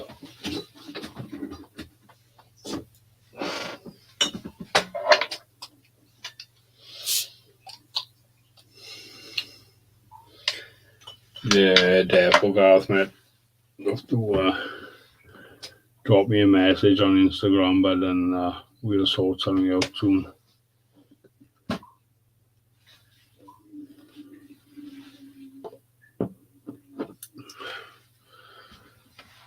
Let me go for me. You know, Mark must have fucking fallen asleep.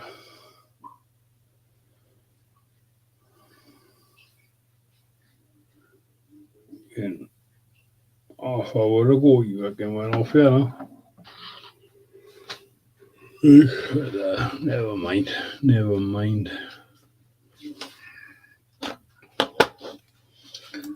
So, guys, link is in there if anyone want to pop up for half hour.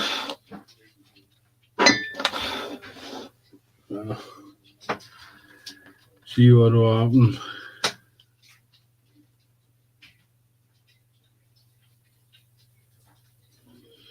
Well, I've seen a lot of your videos, girl. I don't comment on a lot of fucking videos anymore. But I do fucking watch them from time to time, mate. I've been in some fucking mad places underground, but fucking madder than what I fucking want to get into. Like, I've been to in Blaenhaven, if you know where Blaenhaven is, where the heritage site is. If you look up the mountain, there's buildings. You walk up to them and walk through them. There's like a dirt mound. If you go up over the top of that and think you can get into the mines for something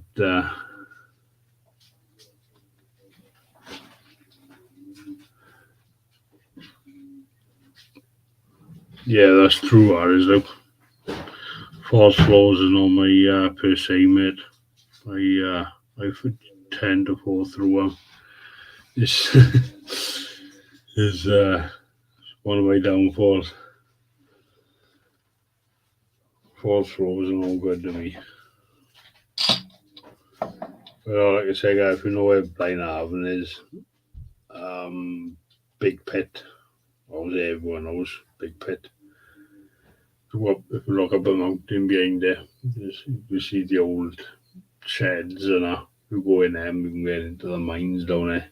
If you want to go and have a look, I've been down there, but I never filmed there, but it's not. You know, the safest. It's not the safest of mines to go in.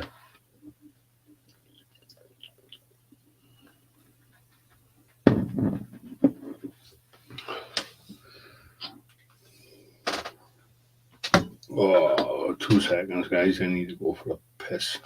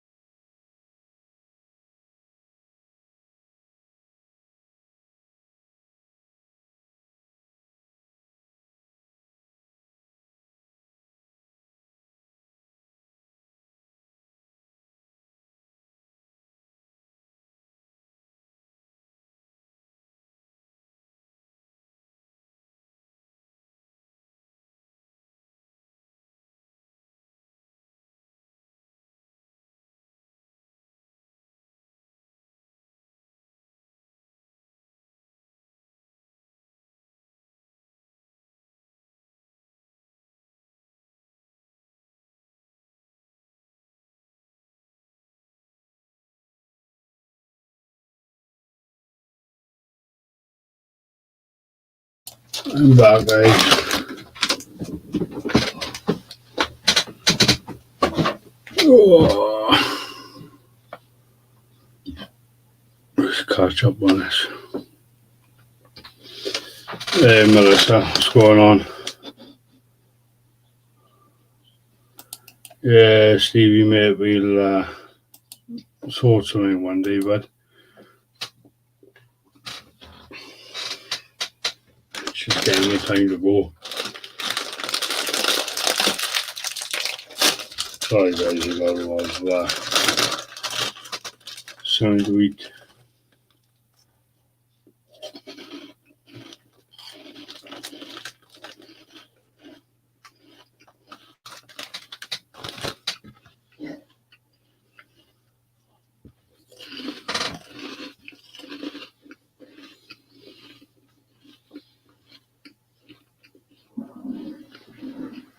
Yeah, no worries, mate. Steve, I got plenty of local places, but I've done them, but I don't mind coming back to some of them. There's plenty about.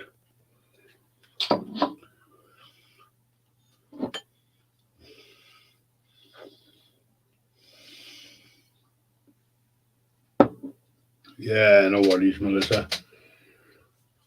He's meant to be coming back on, but I don't know what's happened to him. He's going somewhere. Though he's making a phone call to the police CI, but I don't know what he's up to. Yo, Mitch, what's going on, Matt?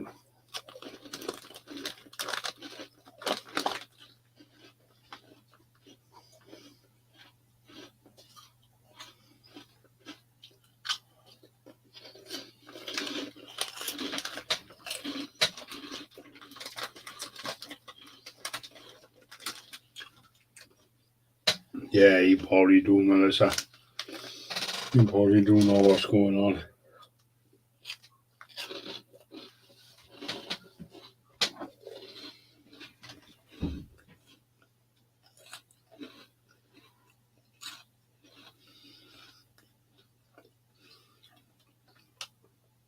Nothing really around that area, Steve, but I got quite a bit in Newport and around them places. Like, yeah, Mitch, I'm okay, but just long time not being live is pretty crazy. Crazy to think people still follow me. I do appreciate it, guys. I really do. Yeah, Melissa, it's just crazy. Absolute crazy. I just don't get where people come from off of them.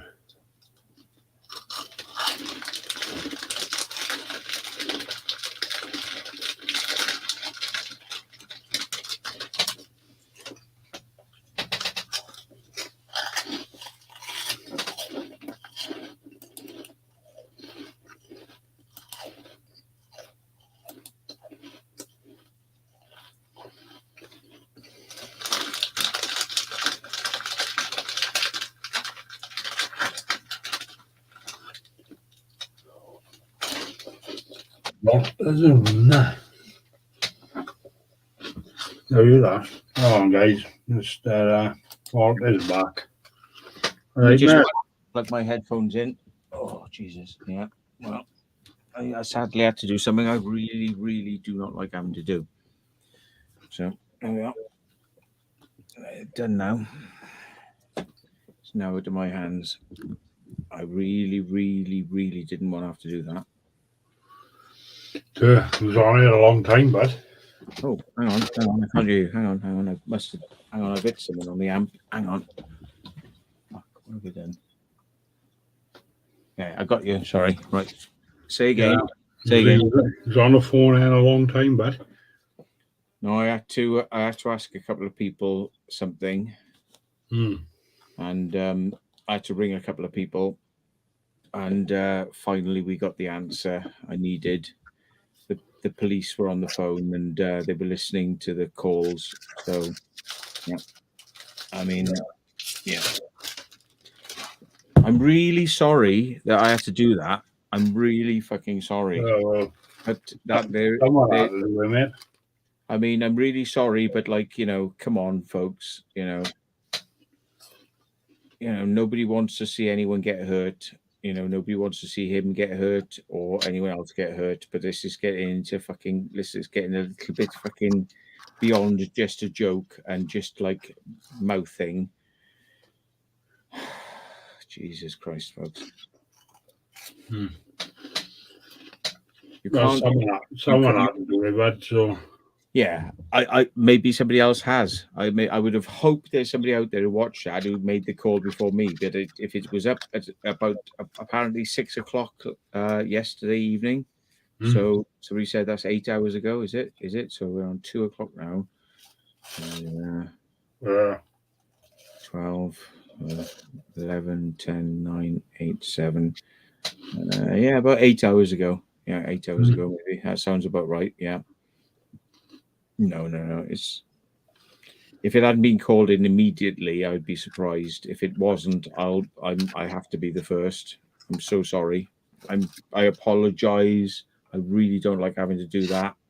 But when there's, when somebody is like calling that, then that to me is what they would call an imminent threat.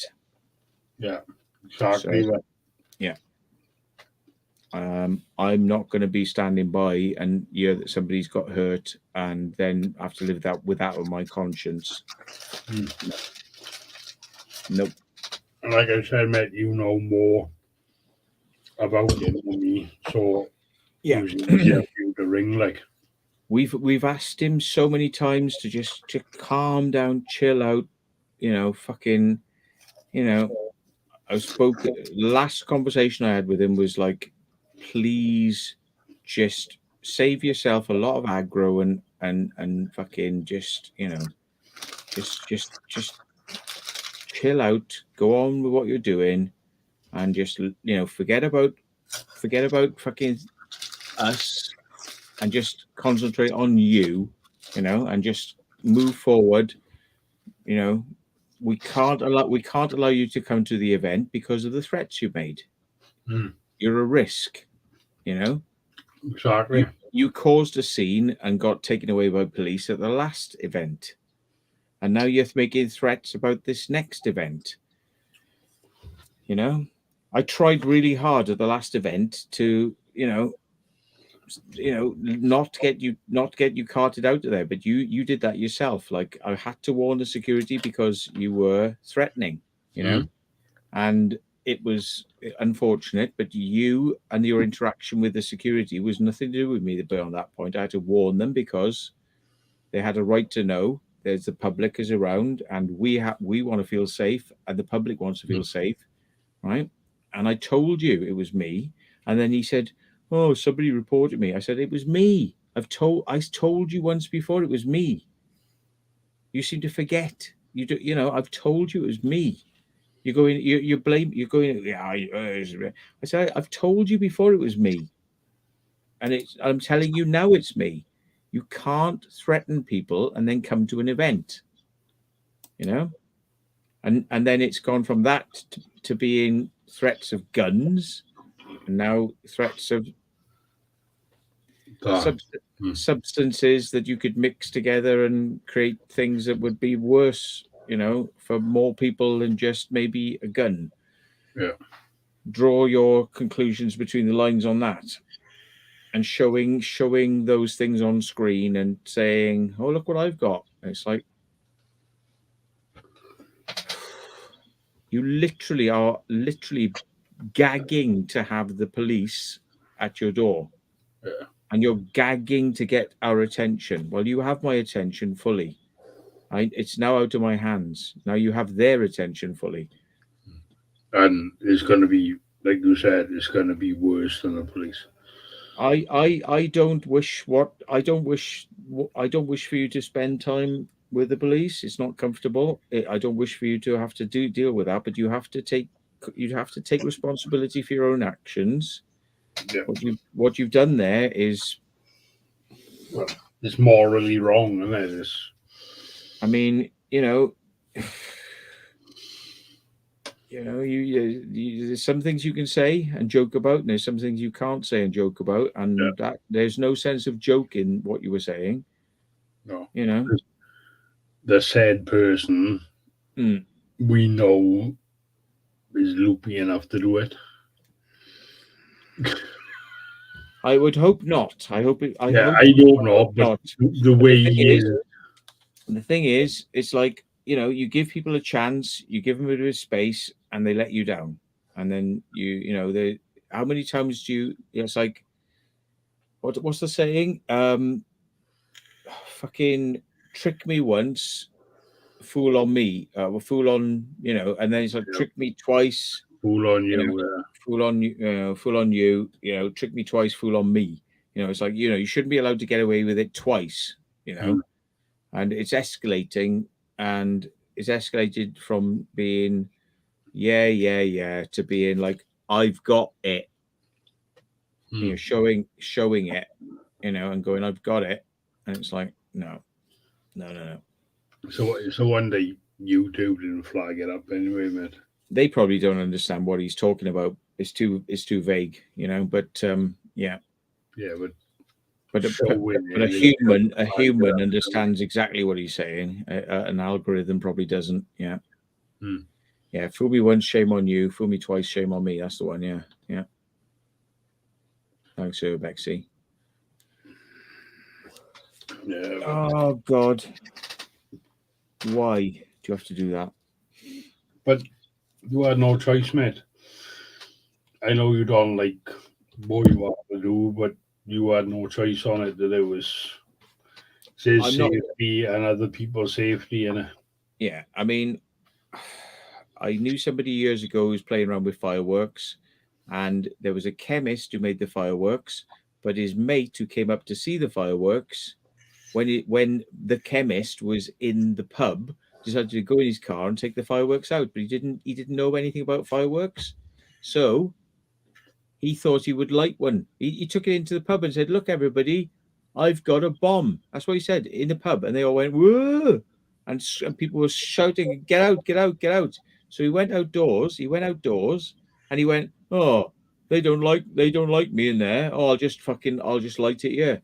He struck his lighter in this hand, and the firework was in this hand. But what he didn't realize is there's gases that seep from certain materials. So as he struck here, it went flash across to the firework and blew his fingers off. And now he walks around with a flipper. He's lucky to be alive. Yeah.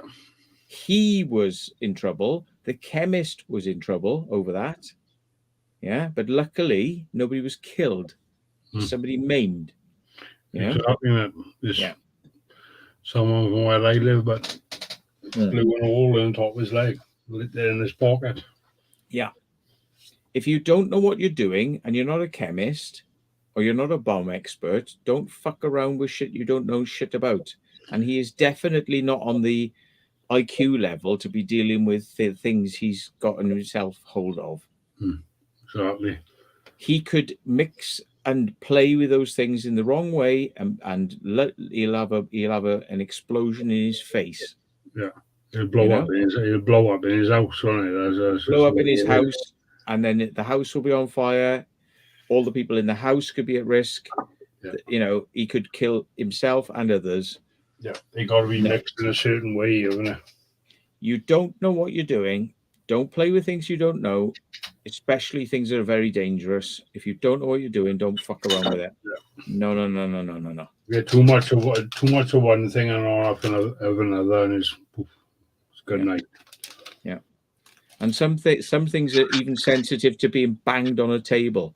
Like, was it that TNT? They always used to say, like, you know, if you knocked it, it would explode. Yeah. Very, very, very dangerous. Like, you know, I mean, no. There could be he could have a candle in the room or something whilst he's playing with his stuff, or a hot light, or anything that's hot in the room, and it could set it off. You know, I'm exactly. Yeah, no. He doesn't know what he's doing. It's just all clever because he's read it on the internet. Get this, get that, mix that, and it's fun. And it's like, it's not fun because you're making threats, and you're playing with things that fucking like constituent parts of a bomb. I don't understand how people are still watching him. I don't mind, but still. Yeah, I mean, sorry, folks. That had to be called in because he's a danger to himself and others. If you're publishing that on YouTube, what do you fucking expect? Exactly. You're asking for a knock on the door. Exactly. Yeah. Like when you went, people are on about that RAF place we went to. Kyle went. And all the shit I got in fucking thing with it. Yeah. And it was just a military base. But it's disused, it's all been cleared out. Yeah. But I still had the military police on the phone, I still had the police at the house.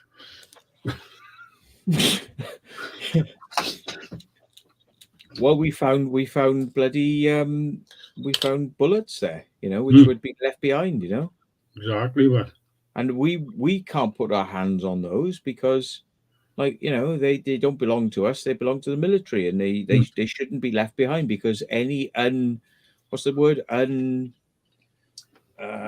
Like not uncredited, unrecorded, any unrecorded ammunition should be, after you finish, should be handed in. Otherwise, if it gets found by somebody, a walker or somebody else steps on it, it could go off, you know. But that's what they said to me when they were on the phone, and obviously the normal police come up the house now. That's what they're on about. We could have stood on anything. Yeah. Well, like we knew the risks when we went in there, obviously, but anything could have happened, couldn't it? You know, I suppose, you know, when people are doing military training, they're like ducking and diving, reloading, quickly moving to another position, reloading, and they missed a bit. They missed a bit of ammunition left on the floor. Yeah. But the thing is, you know, we spotted it. We said about it. We said, "Oh shit," you know, that's a bit fucking risky. So then what I thought this was an empty base. It wasn't very much used. I didn't realize they were using it for military training as much as they were. No. And then we realized, yeah, actually, probably they are. You know, they fucking, we've just seen the evidence of it, like shit, you know. Yeah, but it is a paintball thing and that on there as well, isn't it? They do car rallies on there. You have cars and like, well, you know, they race cars around there. Yeah, and everything, haven't they? Yeah. But, you know, it's, weird, you know.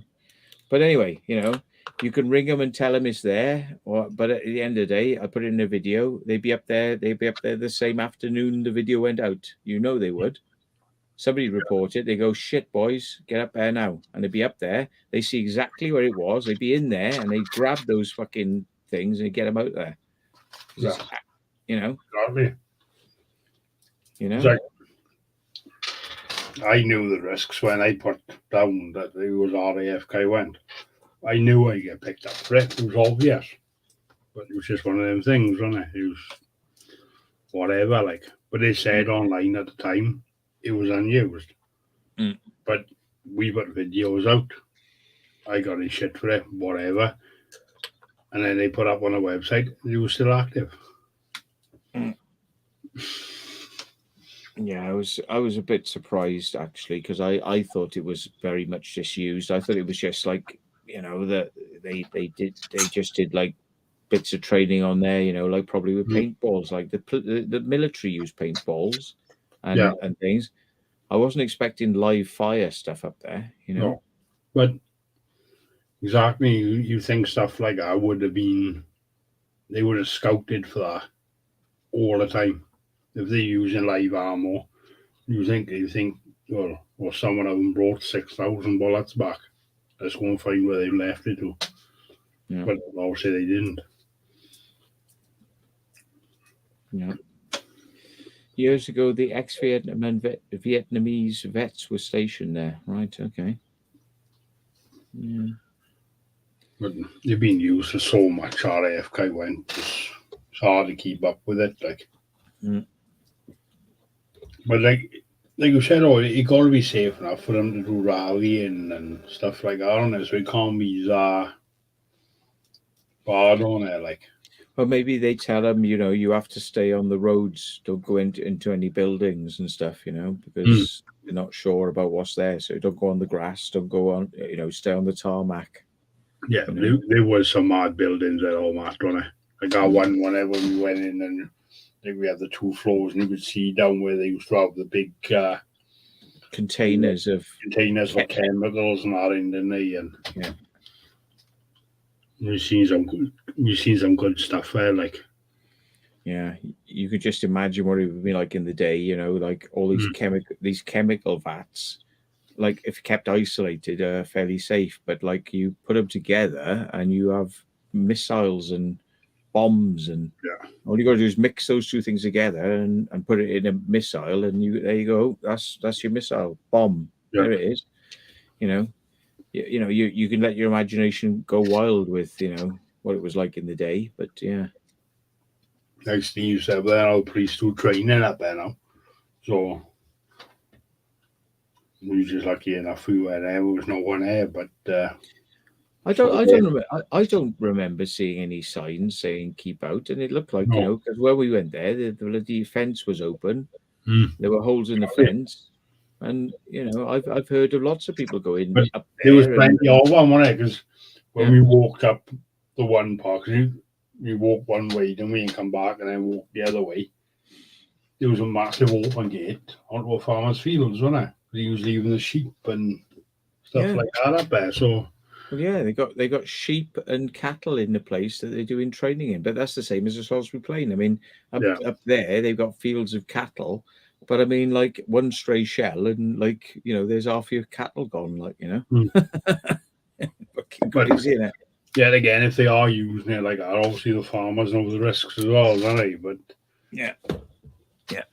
When it says online that it's not used, people automatically think, well, it's not used. It's discontinued. They're not using it no more. It's disused. It's not owned by the military no more. Let's go and have a look. But obviously, we found I found out the hard way that it was still being used. But luckily, I was thing enough. I got away with a slap on the wrist and a talking to when I was at like. But I mean, I live right next to the Salisbury Plain. If I walk a couple of minutes out to my, in that direction, I'm on the plain, and like I've stood underneath gunships, like firing rounds, and the shells are coming down onto the ground, almost like about 30 feet away from me, and it's like I'm legally on a public track, but the gunship is just inside the line, and firing shells and shit like that, And I heard a story not long ago of a tank that was up there, and the guy who was training, because they're training, so they don't know the systems well, and he had to type in the coordinates of where he wanted this shell to fire, but he got one digit wrong. So he fired it, and instead of landing on the plane, it went all the way over our village, all the way over to near Devizes, and landed on a railway track. Yeah. So the shell could be exploded, could be unexploded, was right next to a railway track with public trains going by. And the military went, fuck, what's happened here? He's fired a shell. It hasn't landed on the plane. Where's it landed? And when they looked at where he's typed in his coordinates, they went, that's not on the plane. That's the public over there. And they went, shit. And they went looking for it, and they found it. It was right next to the fucking rail tracks. So, you could have had a train go past, rattle it, set it off, and fucking a train could have derailed, and, hundreds, if not thousands of people could have been killed because of a fucking stray shell off the planes.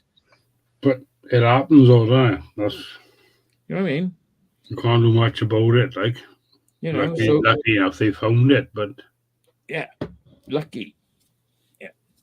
Yeah. Very lucky, because they wrote a hell of a lawsuit against them, wouldn't they? But there was a jet that went over, and something fell off the jet, and like next thing you know, about an hour later, somebody walking their dog said, "I think I've got a missile of yours. It's up on a hill. It's miles away, like miles, like several miles away from the Salisbury Plain." He said, "I think I got a missile or something here," and they went, "Oh shit!" And they came up there. And it wasn't a missile, luckily. It was the fuel. The fuel. They carry fuel on the wings in like extra pods. And when if they can throw them off to get rid of the weight if they want to, they can throw them off. But one of them, when an aircraft was banking, it fell off and went woof and landed on a hill full of fuel. But it could have been a bomb. It could have been a missile. But the thing is, it's like accidents happen. And this Walker just went woo. And the next thing you know, the fucking whole army and, they were retrieving it and getting it out of there. And, because they didn't know. They were like, what is it? Have we lost something? What is it? Is it some serious shit? It's like, yeah, lucky it was fuel. It could have been a missile, Exactly, but you can never be too careful. That's the thing with it, like. Yeah. you hear the stories, like, you know, it does happen. And I love the fact I live next to the plane, because you get to hear all the bombs and the machine guns going off. You know, they're training up there, and you know, glad they want to do it, not me. Thank you very much. No, Fucking hell. exactly. Mm. I wouldn't want to do it. Yeah. Thing is, they risk their lives every time they go up in a plane, don't they? Mm. Anything can happen. Yeah. You know, and especially for fucking going out there to fucking trash countries just for oil and stuff like that. But we won't get political, not too political, you know. But I won't say too much about that. Yeah, but yeah, but it's not ideal, you know, when stuff like that happens. But yeah, you know, we all want to live in a safe society where you can slag each other off, you can call us names, but once you start threatening and it starts to get to things like guns and bombs, then you have to draw the line, don't you? So yeah. That's gone too far then. Yeah. Everyone can put up with being slagged off and called everything under the sun, but like you said, once guns and bombs and armored drones and things like that get involved, that's a different situation. Like, yeah. Yeah, Stevie Merritt says fucking like World War III up there when they're training. Well, if you're very close, yes. I mean, I sometimes wake up to a bomb going off and the whole house goes. You know, the whole house shakes. It's like an earthquake, you know. But you get used to it. It's like just like, yeah, training again. You know. Or they're up early today, or Christ, that's a bit late. You know, like it's just like, you know, and you get to see all the flares going up and all the training, and like people who don't know what a flare is will be standing like, you know, in Swindon seeing those flares 20 miles away and going, UFO, UFO, oh my god, and filming it. It's a fucking UFO. Well, I'm standing underneath it looking not like that way. I'm looking up underneath them and seeing them coming down with the fucking parachutes and the smoke plumes above them. You know, so it's a bit different perspective. You know, I can hear them going up. They go, dunk, and then the parachute opens. Yeah, that's the sound they make. Parachute opens, flare, smoke trail. You know. Yeah, it's like Stevie Merritt, but he lived next to where AFK went, so he probably hears everything going on in there as well. If and when they're training, like, yeah, it's like obviously, like, you know where I live, and like I don't live too far from it, but I don't hear none of that unless they're flying through the valleys. You don't hear nothing going on. Yeah, it's quite far from you, isn't it? So it's a fair old way up into the. Well, it's 45-minute drive, but you obviously you see the jets coming through, you see the Chinooks and are coming through if they are practicing and stuff like that. But any live firing or anything else, you don't hear none of it. Like, yeah. But yeah, they've obviously got to train, you know. So yeah, I mean, they set the bloody Salisbury plane on fire, like, you know, with bombs. Yeah. You get smoke plumes that fill the village with smoke, so it's like you can hardly breathe and fucking smoke, and you're like, oh, fucking hell, you know. And then they put signs up saying, "Be careful of fires. Don't do this, don't do that because of fires." And you're like, well, the number one people who set fucking fires on the plane is the military, and you're telling the public to be fucking careful. It's a bit of a contradiction in terms. They got signs like on the Brecon Beacons. Be careful of fires. If you're camping, don't leave your fire overnight if you're unattended and stuff like that. And then all of a sudden, then they're dropping bombs and, and everything else in the Brecon Beacons. Yeah. Well, that makes sense. Like, if that bomb hasn't gone off, you're going to go and collect it. Because there's people walking up there all the time. Oh, fucking hell. I wonder if I just got any more beers. Fucking, I'm probably going to get to sleep pretty fucking soon, I reckon, but we'll see. I'm starting to run out, you know. Let's see if we can run out, folks. Let's see if we can run them out. Right, I'll be back in a sec. I got a bottle of whiskey. Oh, fuck. I won't keep stuff like that in the house. That'll be the end of it, won't it? Yeah.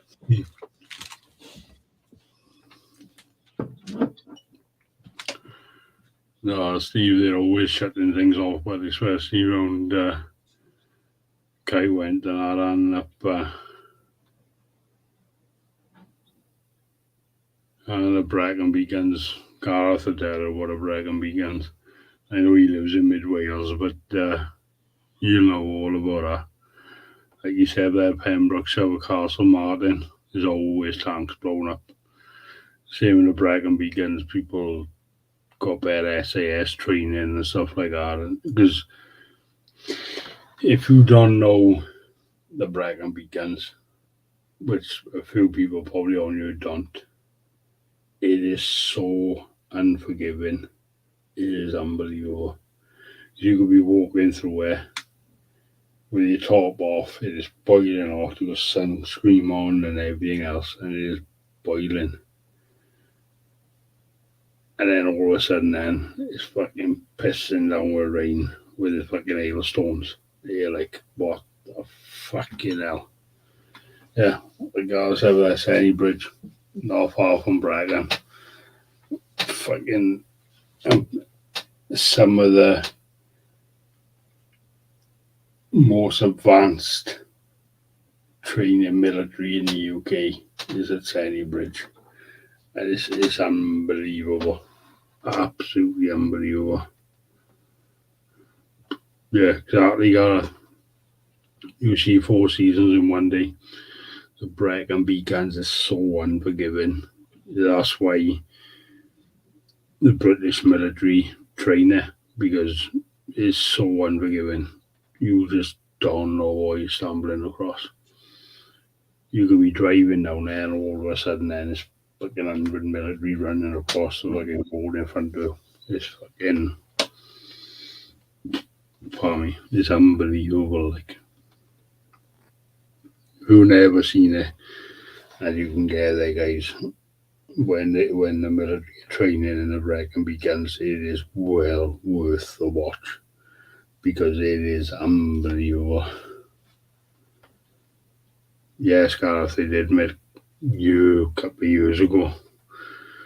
The SAS training he was, and he was boiling hot, and he passed away from heat stroke. They found him and they took him to hospital. Couldn't do nothing about it. That's how unforgiving the Bracken Beacons is. You can train in some of the harshest conditions in the world, but Bracken Beacons will give you every condition in one day. On a good day, you can have snow, rain, boiling hot sun, freezing cold temperatures, all in one day in the Bracken Beacons. It is ridiculous.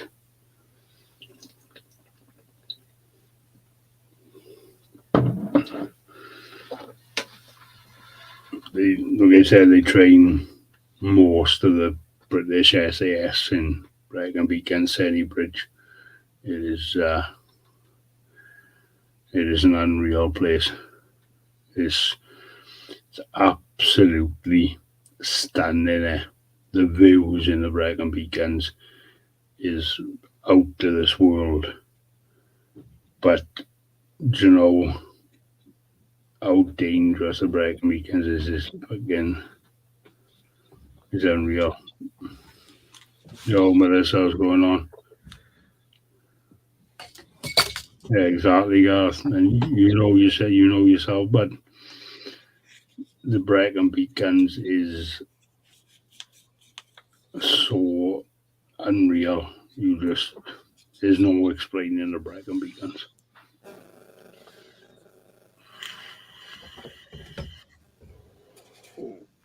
Yeah, see who that is. Yeah, Melissa, thank you. You okay? Yeah, I just let the dog out as well because I thought, I've been fucking messing around up here for a while. I've kind of forgotten. I like to let her out, every 2 hours or so. Like fucking. If I go and have a piss, I often let the dog out for a piss. Because it's like, well, I need one. I need one, so probably the dog needs one. So there we are. Yeah. Wow, what a fucking eventful evening. Fucking never an event for you too, but you know what it's like. I know, fucking. You get kind of like I don't know, like you desensitized to fucking the crazy shit that like would drive some people like fucking. That's it. I'm not doing any more of this. I'm fucking giving it up. That's it. I've had enough. I've had so much of it over the years. It's like you just kind of go, okay, yeah. Yeah, exactly. Everyone's on about the brag and beat guns and how unforgivable it is. You can see 4 seasons in one day. People get lost up there like they do on Snowdon. They go up there, go, it's a really nice day. It's a really nice day, really nice day. They go up there, within an hour, it's turned into the most evil day on the fucking planet, There's and then fog, snow. They can't tell where they are because of fog. They can't. Where's north? Where's south? I don't know where I am. And they fucking end up ringing 999. They don't know where they fucking haven't got a clue where they are. People die up there every year, but it's so unforgiving. It's unreal. The brag and beat guns. Yeah. Like you said, it changes so quick. It's unreal. Like. Yeah. Yeah. Well, people forget. It's the thing. If you look at the winds, and you look, the winds might be 9 miles an hour. But then it could be the winds behind them coming up behind the 9 mile an hour could be 40 miles an hour. Yeah. And 40 miles an hour is a massive distance, like in 1 hour. So all the bad weather could just go whoosh straight over you really fast. It's calm 1 minute, and then suddenly it's gale force and woof. Yeah. All that weather's come over you in a split second. 40 miles an hour, gusting 60. In high places. Yeah, it is ridiculous, but brag and beat guns. It's just mad. Yeah. Yeah. What's the T-shirt? It's cunt in the gang. Look. The hell of a T-shirt,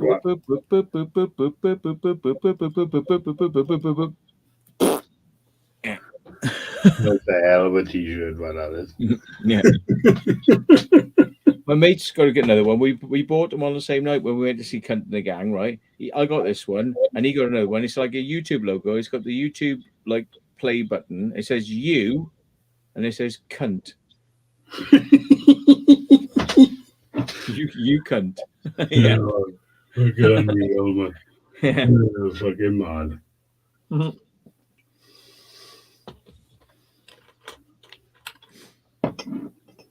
Funny. Yeah. Oh God. It is a good T-shirt, man. Yeah.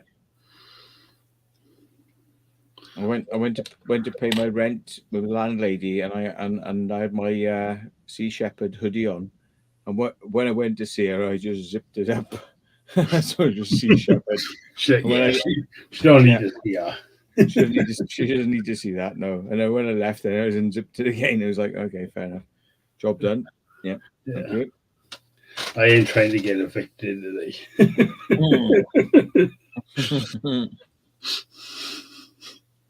She's been good to me. She has been very good to me, yeah. And some merch. He would. Yeah. I'd be funny mad if he brought merch out like that. Yeah.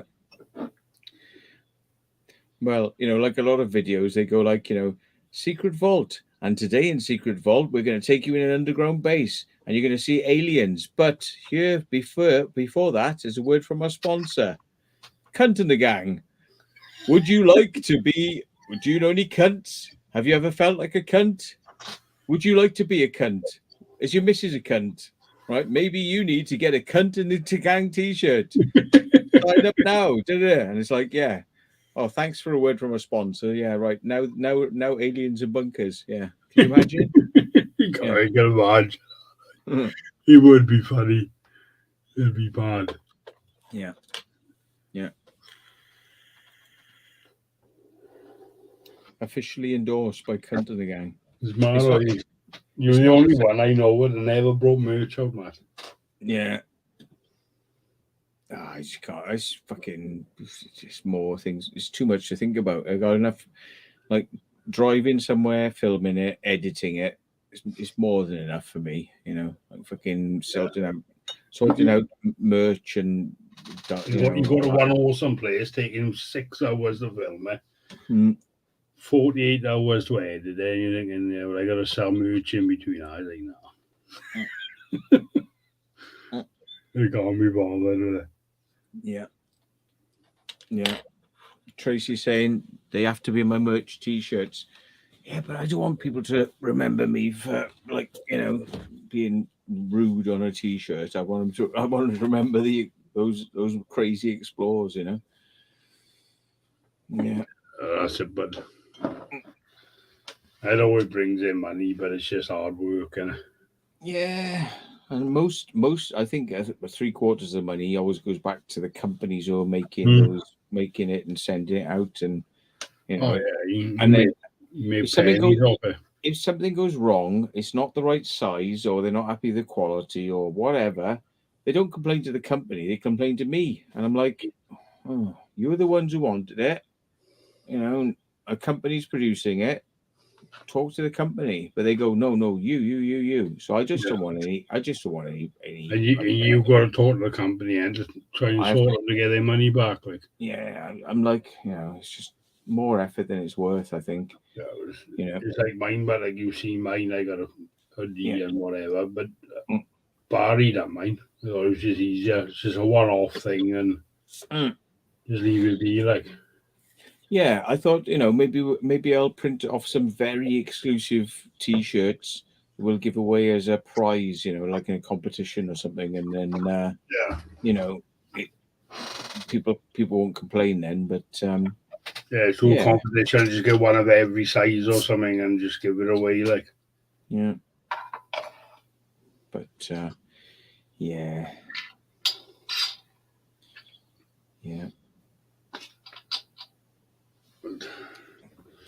I know, I just feel a bit weird as well. Like, you know, people walking around with things like saying, you know, Secret Vault, you know, like I'm support Secret Vault. It's like a fashion thing. I wouldn't go buy Adidas or Kappa or any of these expensive brands, you know, just to advertise their name. You know, I wouldn't do it, you know. And it feels weird, like expecting somebody else. I don't know. Maybe a lot of people don't think there's anything wrong with it, but I just think, like, nah, you're walking around as a walking advert for me, and I won't wear anybody else's advert, really, even though I've got Kaylee Colson's Explorers thing on there and Cunt and the Gang t-shirt. But, you know, they are not things to do with me. I'm not making any money from those things. I'm just like, they're friends, you know? Yeah. But, yeah, I don't know. That's literally it. I don't know. I haven't made my mind up on whether or not I feel comfortable with things. So if I don't know, I don't go down routes I don't know and I'm not comfortable with. Yeah. So the thing is, the other thing is designing it. So people would buy it then, because it'd have to be a good design. It'd have to be good material. And like, you're like, do I really want the Secret Vault written on the back of a thing, or like, you know, it's good printing. This doesn't fade when you put it in the washing machine. You know, I'd have to see samples of it. I'd want to make sure it's thick printing. Yeah. You know, I don't want anyone complaining it's not high enough quality. And you don't all that process you have to go through before you release You'd even want- the first one, like, you know. Like you said, you'd want to sample it, you want to be able to put it in a wash, put it in a tumble dryer, make sure it doesn't fade off if you do accidentally put it in a tumble dryer and stuff like that. Yeah. That's why, like mine, like the Barry done most of mine, and like, well, it's just one of them things, and like.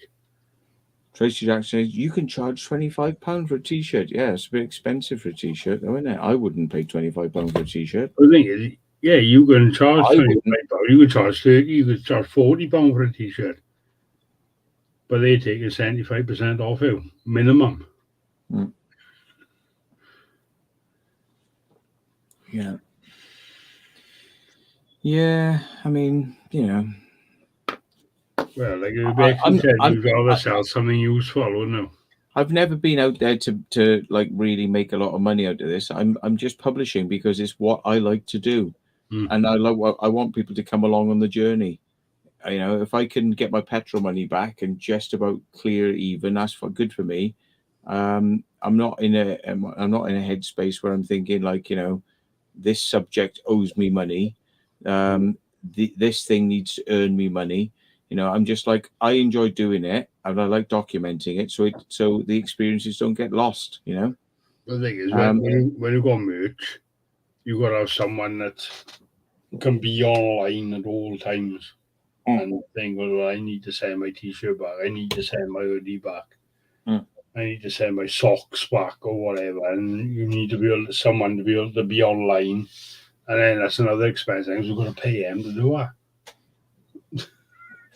Because you can't be online all the time. Yeah. The thing is, if you're on a 8-hour explore, there's 8 hours you ain't reading your emails for. You go home and you got 2,000 emails. Yeah.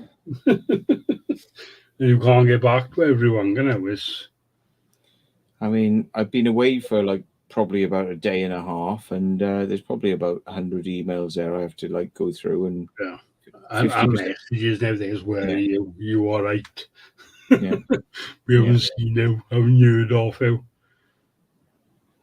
Yeah. It's just one of them things, isn't it? Yeah. But I mean, you know, if anybody wants to make themselves up a t-shirt, you know, I'll send you high quality artwork and you can go and get it printed yourself and, you know, wear it, and I'll go, fucking hell, there's people actually bothering to wear this stuff. But I, you know, as far as me producing it, you know, I'm worried that there's too many things that are out of my hands. You know, when I say yes to that, if it goes wrong, it makes me look silly. You know, and I have to take responsibility for a company's failure. You know, if they fuck up. So. And that's the last thing you want, then, isn't it? Yeah. So, like you said, you could make like a t-shirt and have like one of every size and just give it away on a live stream or whatever. But other than I wouldn't want the hassle of it, like. Yeah. Giving like you got the Katie Colston band thing. You could make a few of them and just give them away on a live or whatever. The thing is, if you got a clothing line, you got to promote it all the time. Yeah. Every live, every video, you got to have something in it to promote it, to sell it. Yeah. Yeah, you can't like, you know, just stick stuff out there and let it go. You know, they will, if you don't keep a close rein on the quality control, I think, you know, people will start going, oh, this is not right, you know. Yeah, but the thing is, the better the quality, the more people got to pay for it. And like you said, why do people want to pay 25, 30, 40, 60 pounds for a t-shirt? And then you were making £4 or £5 out of it.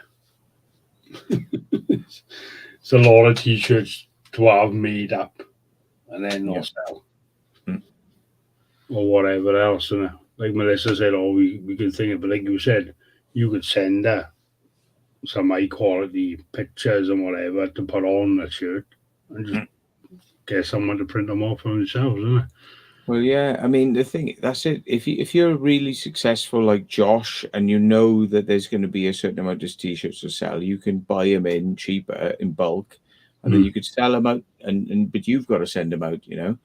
But like ultimately, if you do it where a company takes care of it for you, then they only print as many as they sell. They're not going to print 100 and then hope they sell. They're only going to print them as they sell them. Yeah. But like the profit margins become very narrow then, because they're constantly having to take off one silk screen and put on another silk screen for another, and only print 3, and then it's constantly swapping out. So by the time you've done that, you know, like for them, it's you know, they can charge a lot of money, but for you, there's like £2 out of a £20 t-shirt. And out of that £2, you have to pay somebody else who might be helping you doing the back end, you know. Yeah. So ultimately, you're doing it for free, and it's just aggro that you don't need. I mean, like that. I looked at Josh's merch, and he got some stunning merch. But it's all right. Like you say, oh, it's like $60 for a hoodie. All right, that's all right. But then when you think you put it in and then it's like $70 to have it shipped over, like fucking hell. What?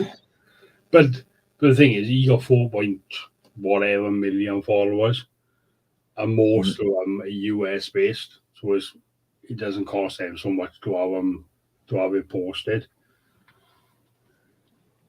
Melissa says she's got 2 EWF hoodies and 7 dark arts ones.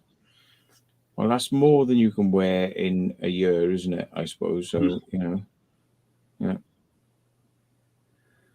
Yeah, but like they do sell them. Dan to sell them. Carl to sell them. They do sell, but it's like Andrew to sell is done. You don't see so much of Andrews about, but they do sell. But like you said, you are well known in Ubex, and I'm not saying that, but when you got fucking millions or hundreds of thousands of followers, it's easier to sell them, innit? Yeah, I couldn't afford up front to go and buy hundreds of t-shirts to like keep in the back room just to sell them myself. So it would have to be like you get a company to deal with it for you, and they print them as they need them, and you know it goes out. And yeah, it's like you know, that's what Andrew did. He use a company, didn't he? Andrew use a company, and they only sell what they print off. Yeah, like Dan to have hundreds of them printed off, he'd pay for them up front, don't he, and try and sell them off. Like I was just looking at it's one with Josh, where you got 4.42 million followers. That's just crazy, isn't it? Crazy following, like. Yeah. I tell you what, though, I am fucking starting to nod. I can tell you that. But it is, what are we, 23 minutes past 3 in the morning. I'm starting to fucking nod. I haven't been up this late since I don't know fucking when. My tablets have kicked in now, see, and fucking I'm on about 6 or 7 cans, so. But I'm on 1, 2, 3, 4, 5, 6, 7, 8, 9, 10, 11, 12. Wow. 12 bottles they are, but. Yeah. Yeah. So. I think I'm empty, isn't it? Yeah. It's empty. Time to get a big pint of water, chug it, and fucking put a YouTube video on. I won't last a minute. I can tell you I won't. I can press play. I'll be about a minute and I'll be gone. Yeah, I'd probably be like, I know, but my kids will probably be up in like less than 5 hours as well. So.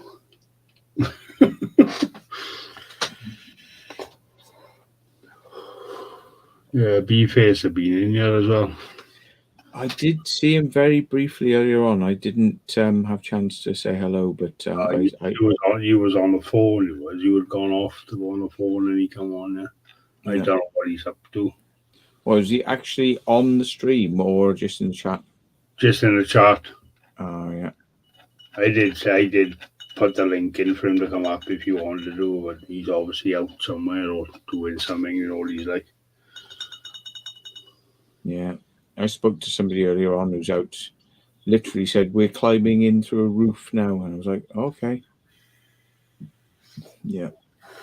And I said, oh, I'm sorry I didn't disturb you and wake you up. He's, you know, he was literally out and about. Yeah. I've done the same to you when I message you up to mate and you go, I want to explore. Yeah. Yeah. Yeah. Just the way it is, isn't it? I'm really sorry I had to bring a couple of people quite late, much later than I would ever really want to bring them, but it was pretty. Yeah, Melissa come in the chat and said, oh, hang on a minute, Mark wants me. Mm. She disappeared again. She's back in, but yeah. Yeah. He was live at the time. What, like B-Face? Oh, okay. Yeah. Yeah, I haven't seen Jordan for a couple of weeks. It'd be good to see him again. It's not like it, but you normally see him. Well, I've had a couple of busy weeks, and you know, like the last week has just been taken up with fucking that police bullshit. So, yeah. Fucking hell. The last time I seen Jordan was when we went to West Wales. West Wales to he done the Ford factory, didn't he? When we went off and done the Crystal Maze and all that, didn't we? Yeah, and there was another time when we were at the asylum, mental institution. You remember? Oh yeah, right. Yeah. That was just after that, wasn't it? When I was. And we're going like quieting down now. And he was going, oh, it doesn't matter. And we're like, all right then. Yeah. All right then. Yeah. Claire was with us, wasn't she? Yeah. Yeah, it was funny though. That was funny. He's great, Jordan. I like Jordan. He's just loud, isn't he? I've had a few people say to me like, "Oh, Matt, really, he's not helping your channel." I'm like, do you know what? It's like chalk and cheese. It's like, you know, I think people like to see me getting stressed, going shh, and he's going, "It don't matter." Ah, I'm like, no, it does matter. It does matter because I want to get out here without being pulled by the bloody police tonight or somebody, you know, or security, like, you know. And he's like, Jordan don't care. He fucking talks his way out of it all the time, doesn't he? Yeah. He just don't give a shit, like. Yeah. If you know, I've always said though, if I say to Jordan, I look him straight in the eyes and say like, quiet, he will go, okay. But like, you know, I go like, oh, do you have to? And he's like, he you know, he knows I'm not being serious and he won't take it seriously. But when I've asked him to be quiet now, he will, you know. Yeah. But you know, he's out for a laugh, you know, as well as the Urbex, he's out for a laugh, you know. Yeah. It's like when we went to the Crystal Maze, when we got locked in it, didn't we? Oh, yeah. It was a fucking time I was on it. Somebody was literally hammering up the way we came in. He was knocking nails into it, and then we pushed our way out. Went, what's going on here? He goes, I'm knocking us up. What the fuck are you doing in there? I said, well, you're locking us in there. So that's what we were doing. We were like, what the fuck are you doing locking us in? Yeah. He goes, you broke in this, and I went, mate, I've got footage of us coming up here. It's been like that. We came in. It was like, it's not us. Or you just fucking about filming it, making out that it wasn't you. I'm like, mate, it wasn't us. Yeah, really. Yeah, cameras anyway. Yeah, it really wasn't us. You know, so yeah, whatever. Them cameras are no longer there. The whole building's been raised now. It's been like flattened. Apparently. Yeah, I know. But Joe, after we done it, yeah, them cameras disappeared. Yeah, somebody told me that, but like, did they take him down, or did somebody else nick him? I think someone snapped the wires to him. Oh. And then the thing, like, Ross said, I'd be flattened now anyway, but Yeah, I think they flattened it more because they just fed up of fucking people going in there and having to come out and deal with it, you know. So it's like, well, yeah. they were never going to reopen it, was they? So No. But I didn't realize somebody was in there. So if we didn't get caught, we could have gone in next door. There's a massive house next door. That belonged to the awkward park as well. We could have gone in there. Yeah. But obviously we had to go with them because we got caught. But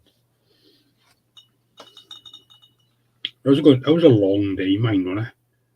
Yeah, fairly long. So where was I when I spoke to you? I was in Merthyr, wasn't I? When I spoke to you.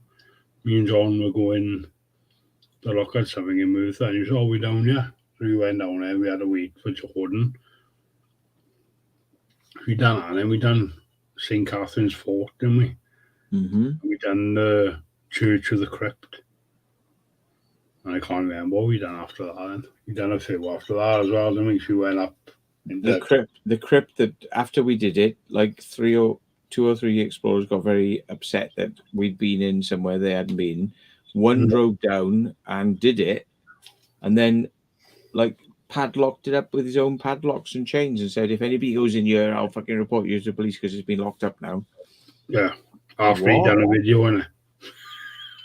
It's like, it's all right for you to go in there and film it, but you know that nobody's else allowed to go in there after there now. Oh, fucking hell. Yeah. I'm like, really? Yeah. Yeah, but we got up to North Mid Wales as well, didn't we? Went up our way, didn't we? Yeah. There was that day with fucking you got blocked in by the old the chap at the Grove or something, the Grove Hall or I still haven't got that video out yet. That's a mad day that was, yeah. That was a good day, ours. Yeah. We done that Islamic school and that as well, didn't we, Addy? Yeah. I'd still like to find out whether that outside tunnel, which goes out from the gardens, it goes in under the house. You know, there was a suggestion that there was a tunnel from outside the house that went under and into the basement, because we couldn't find a way into the basement. But no. Yeah. But Joe, the one part of our house we went to that we couldn't get to, like we was in the courtyard, and we. But it was something further on, wasn't it? A week later, someone had got in. But they didn't show how they got in there. But ever since then, no one had got in there at all. It's literally been boarded completely, like. Yeah, seems to happen a lot after I go there for some reason. I don't know why. But yeah. Yeah, because everyone complains that they've been there. Yeah, like, how's he been in there? But I think people report the videos that I do, and they go, "Look at them being in there," and then like, or somebody shows the owners, they go, "Look who's just been in your building," and they're like, "Okay." They go and tighten it up, But when we went there, there were like about 17 different ways to get in there. Doors and windows open. Yeah, there's 20 windows open, wasn't it? And we just thought that we just go through this one as the first one we come to, wasn't it? Yeah. Yeah. The main door was open, but then we were walking around and we were like, oh, that window's open, that door's open, that back door's open. That it's like, but yeah, it's funny. I think we're the last. Sometimes we're the last people to be there. It seems like the world, the copper thieves have been there. The kids have been there, other urbexers have been there, and we turn up last. And then people say, "You broke in there." It's like, I think it was one lot of people. Did you watch the fucking video or not? Did you see how many ways there were in there? I think it was one lot after us, and they got into the other half of the house that we couldn't get into. Yeah, because there was no way in. and that was it. Nothing had been put up since. Yeah. Padajit Singh says, from what I've seen, Mr. Vault is admirably tolerant. He sometimes paid the price for it. Yeah. We've all paid the price for it, but it's just the way it is, isn't it? Yeah. We're not doing nothing wrong, but some people don't see it that way, do they? Yeah. You know, we went in somewhere once, and somebody said, "Is that an alarm thing up there flashing?" And it's gone off. I went, it's probably not on. It was. Police turned up then, and we got fucking pulled out there. And I was like, oh shit. Well, I can remember when we done the Mother Load in Swansea. Oh yeah. I remember you put the video up as a premiere, and people phoned the police end, didn't they? And a couple of days later, it was on fire. You know. Yeah. And then people said, "Oh, look at that! It's on fucking fire." And it's like, oh Jesus Christ. You know, how many years it's been there for, like, 8 years, and like only like photographer urbexers have been in there. But like we went in there, and then suddenly the rest of the world turns up, including the arsonists and the all the rest of them. The thing is, the only way in was the way we got in. Yeah, which was very hard. You did need a bit of kit to get in. You needed a bit of stealth and everything, don't we? Yeah. Literally, there was people everywhere, wasn't it? And none of them seemed to care, but it was harder work than what we thought it was. Great explore, mind. Very, very good explore. Very, yeah. Especially when we found that door, went outside. Yeah. Well, you found the door, went outside, didn't you? I was thinking, fucking hell. Yeah. But someone obviously had a key for that, though. Yeah. So what's to say they didn't set it on fire? Because someone obviously owns it, don't they? Someone obviously owns everything in the UK, so the body fed up with people like us going fucking in there. But before we went in there wasn't that many videos of it. Really? A photographer, no names mentioned, but a photographer said to me about a year before we did it, they said, "Oh, don't go and do that, because there's still more photographers want to go and do it and see it." And I was like, okay. So I left it for about a year, and then I went, well, you've had long enough now. Let's go and do it. It's been waiting a while. Let's go and do it. Yeah, but like I said, and then it gets shut down and then set on fire after we've done it. It's like fucking, But like you said, unless people done it the way we done it, yeah, or they knew the people had the key for the door, there was no other way in it. No. Yeah. It was virtually impossible. It's just we had a bit of luck that there was a broken window when we got up. Where we got up, we just opened. Yeah, there was a bit of bushes there. We moved the bushes, and we was in. But that place was fucking dangerous as well. Yeah. Very dangerous. And it was like, a cinema that got turned into a bingo hall, and we were like, whoa, this is great. And then like you went underground and you realize there's all sorts of rooms underneath it as well. And it was like meeting rooms and the things in the door to pass drinks through and everything, don't they? The arches. Yeah, secret like things so they could have their meeting in private, not be listened to. But you can't come in. You can only pass things through the door, through a little hatch. Yeah, they were locked from the inside, weren't they? It was shut. It was like a police cell when it was shut. But it was the opposite way around. Like you could only open it from the inside instead of the outside. It was a good explore. Melissa Jones says, "Cinema." Yeah.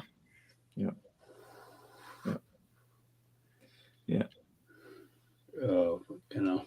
Yeah. Oh, fucking hell. I ain't gonna call it a night, no. I ain't fucking bollocks. I am bollocks as well, yeah. Fucking, yeah. Right. I'll be sleeping in 10 minutes, so well, less than that. Let's do it, man. Let's do it.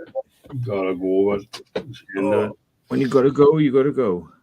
Cheers, guys, for watching, and we'll see you all. How many people are in? How many people are in? 64 in here, but 64, yeah. 64. I think we topped out at about 117. I think I seen. Yep. Well, I think they were there at the point where it was getting pretty crazy. So yeah. Yeah. I think people are dropping off now. It is 20 to 4 in the morning, so yeah. It's fucking crazy, you know. Yeah. Liam has just said he's looked at a cinema. All right, that's interesting. Yeah. Look forward to seeing that. Plenty about, but like I said to the ones the other day, he's looking loads about there, but yeah, coming up, popping up. Yeah. Oh no, where lately again. So there's cinema chains that have gone a bit bust recently. You know, they've gone into administration. So yeah. Exactly, but right then I'll speak to you tomorrow, but I'll give you a message in the morning. Yeah, we'll speak to you later on. No worries. Cheers, Matt. Take care, folks. Ta-ra, love you all. Hugs. No kisses, but hugs. Yeah. Yeah. You have to pay extra for the kisses. Cheers, folks. Yeah. Cheers, guys. Love you all. See you all soon. Cheers, folks. Bye. Bye. All the best. Bye-bye. Bye-bye.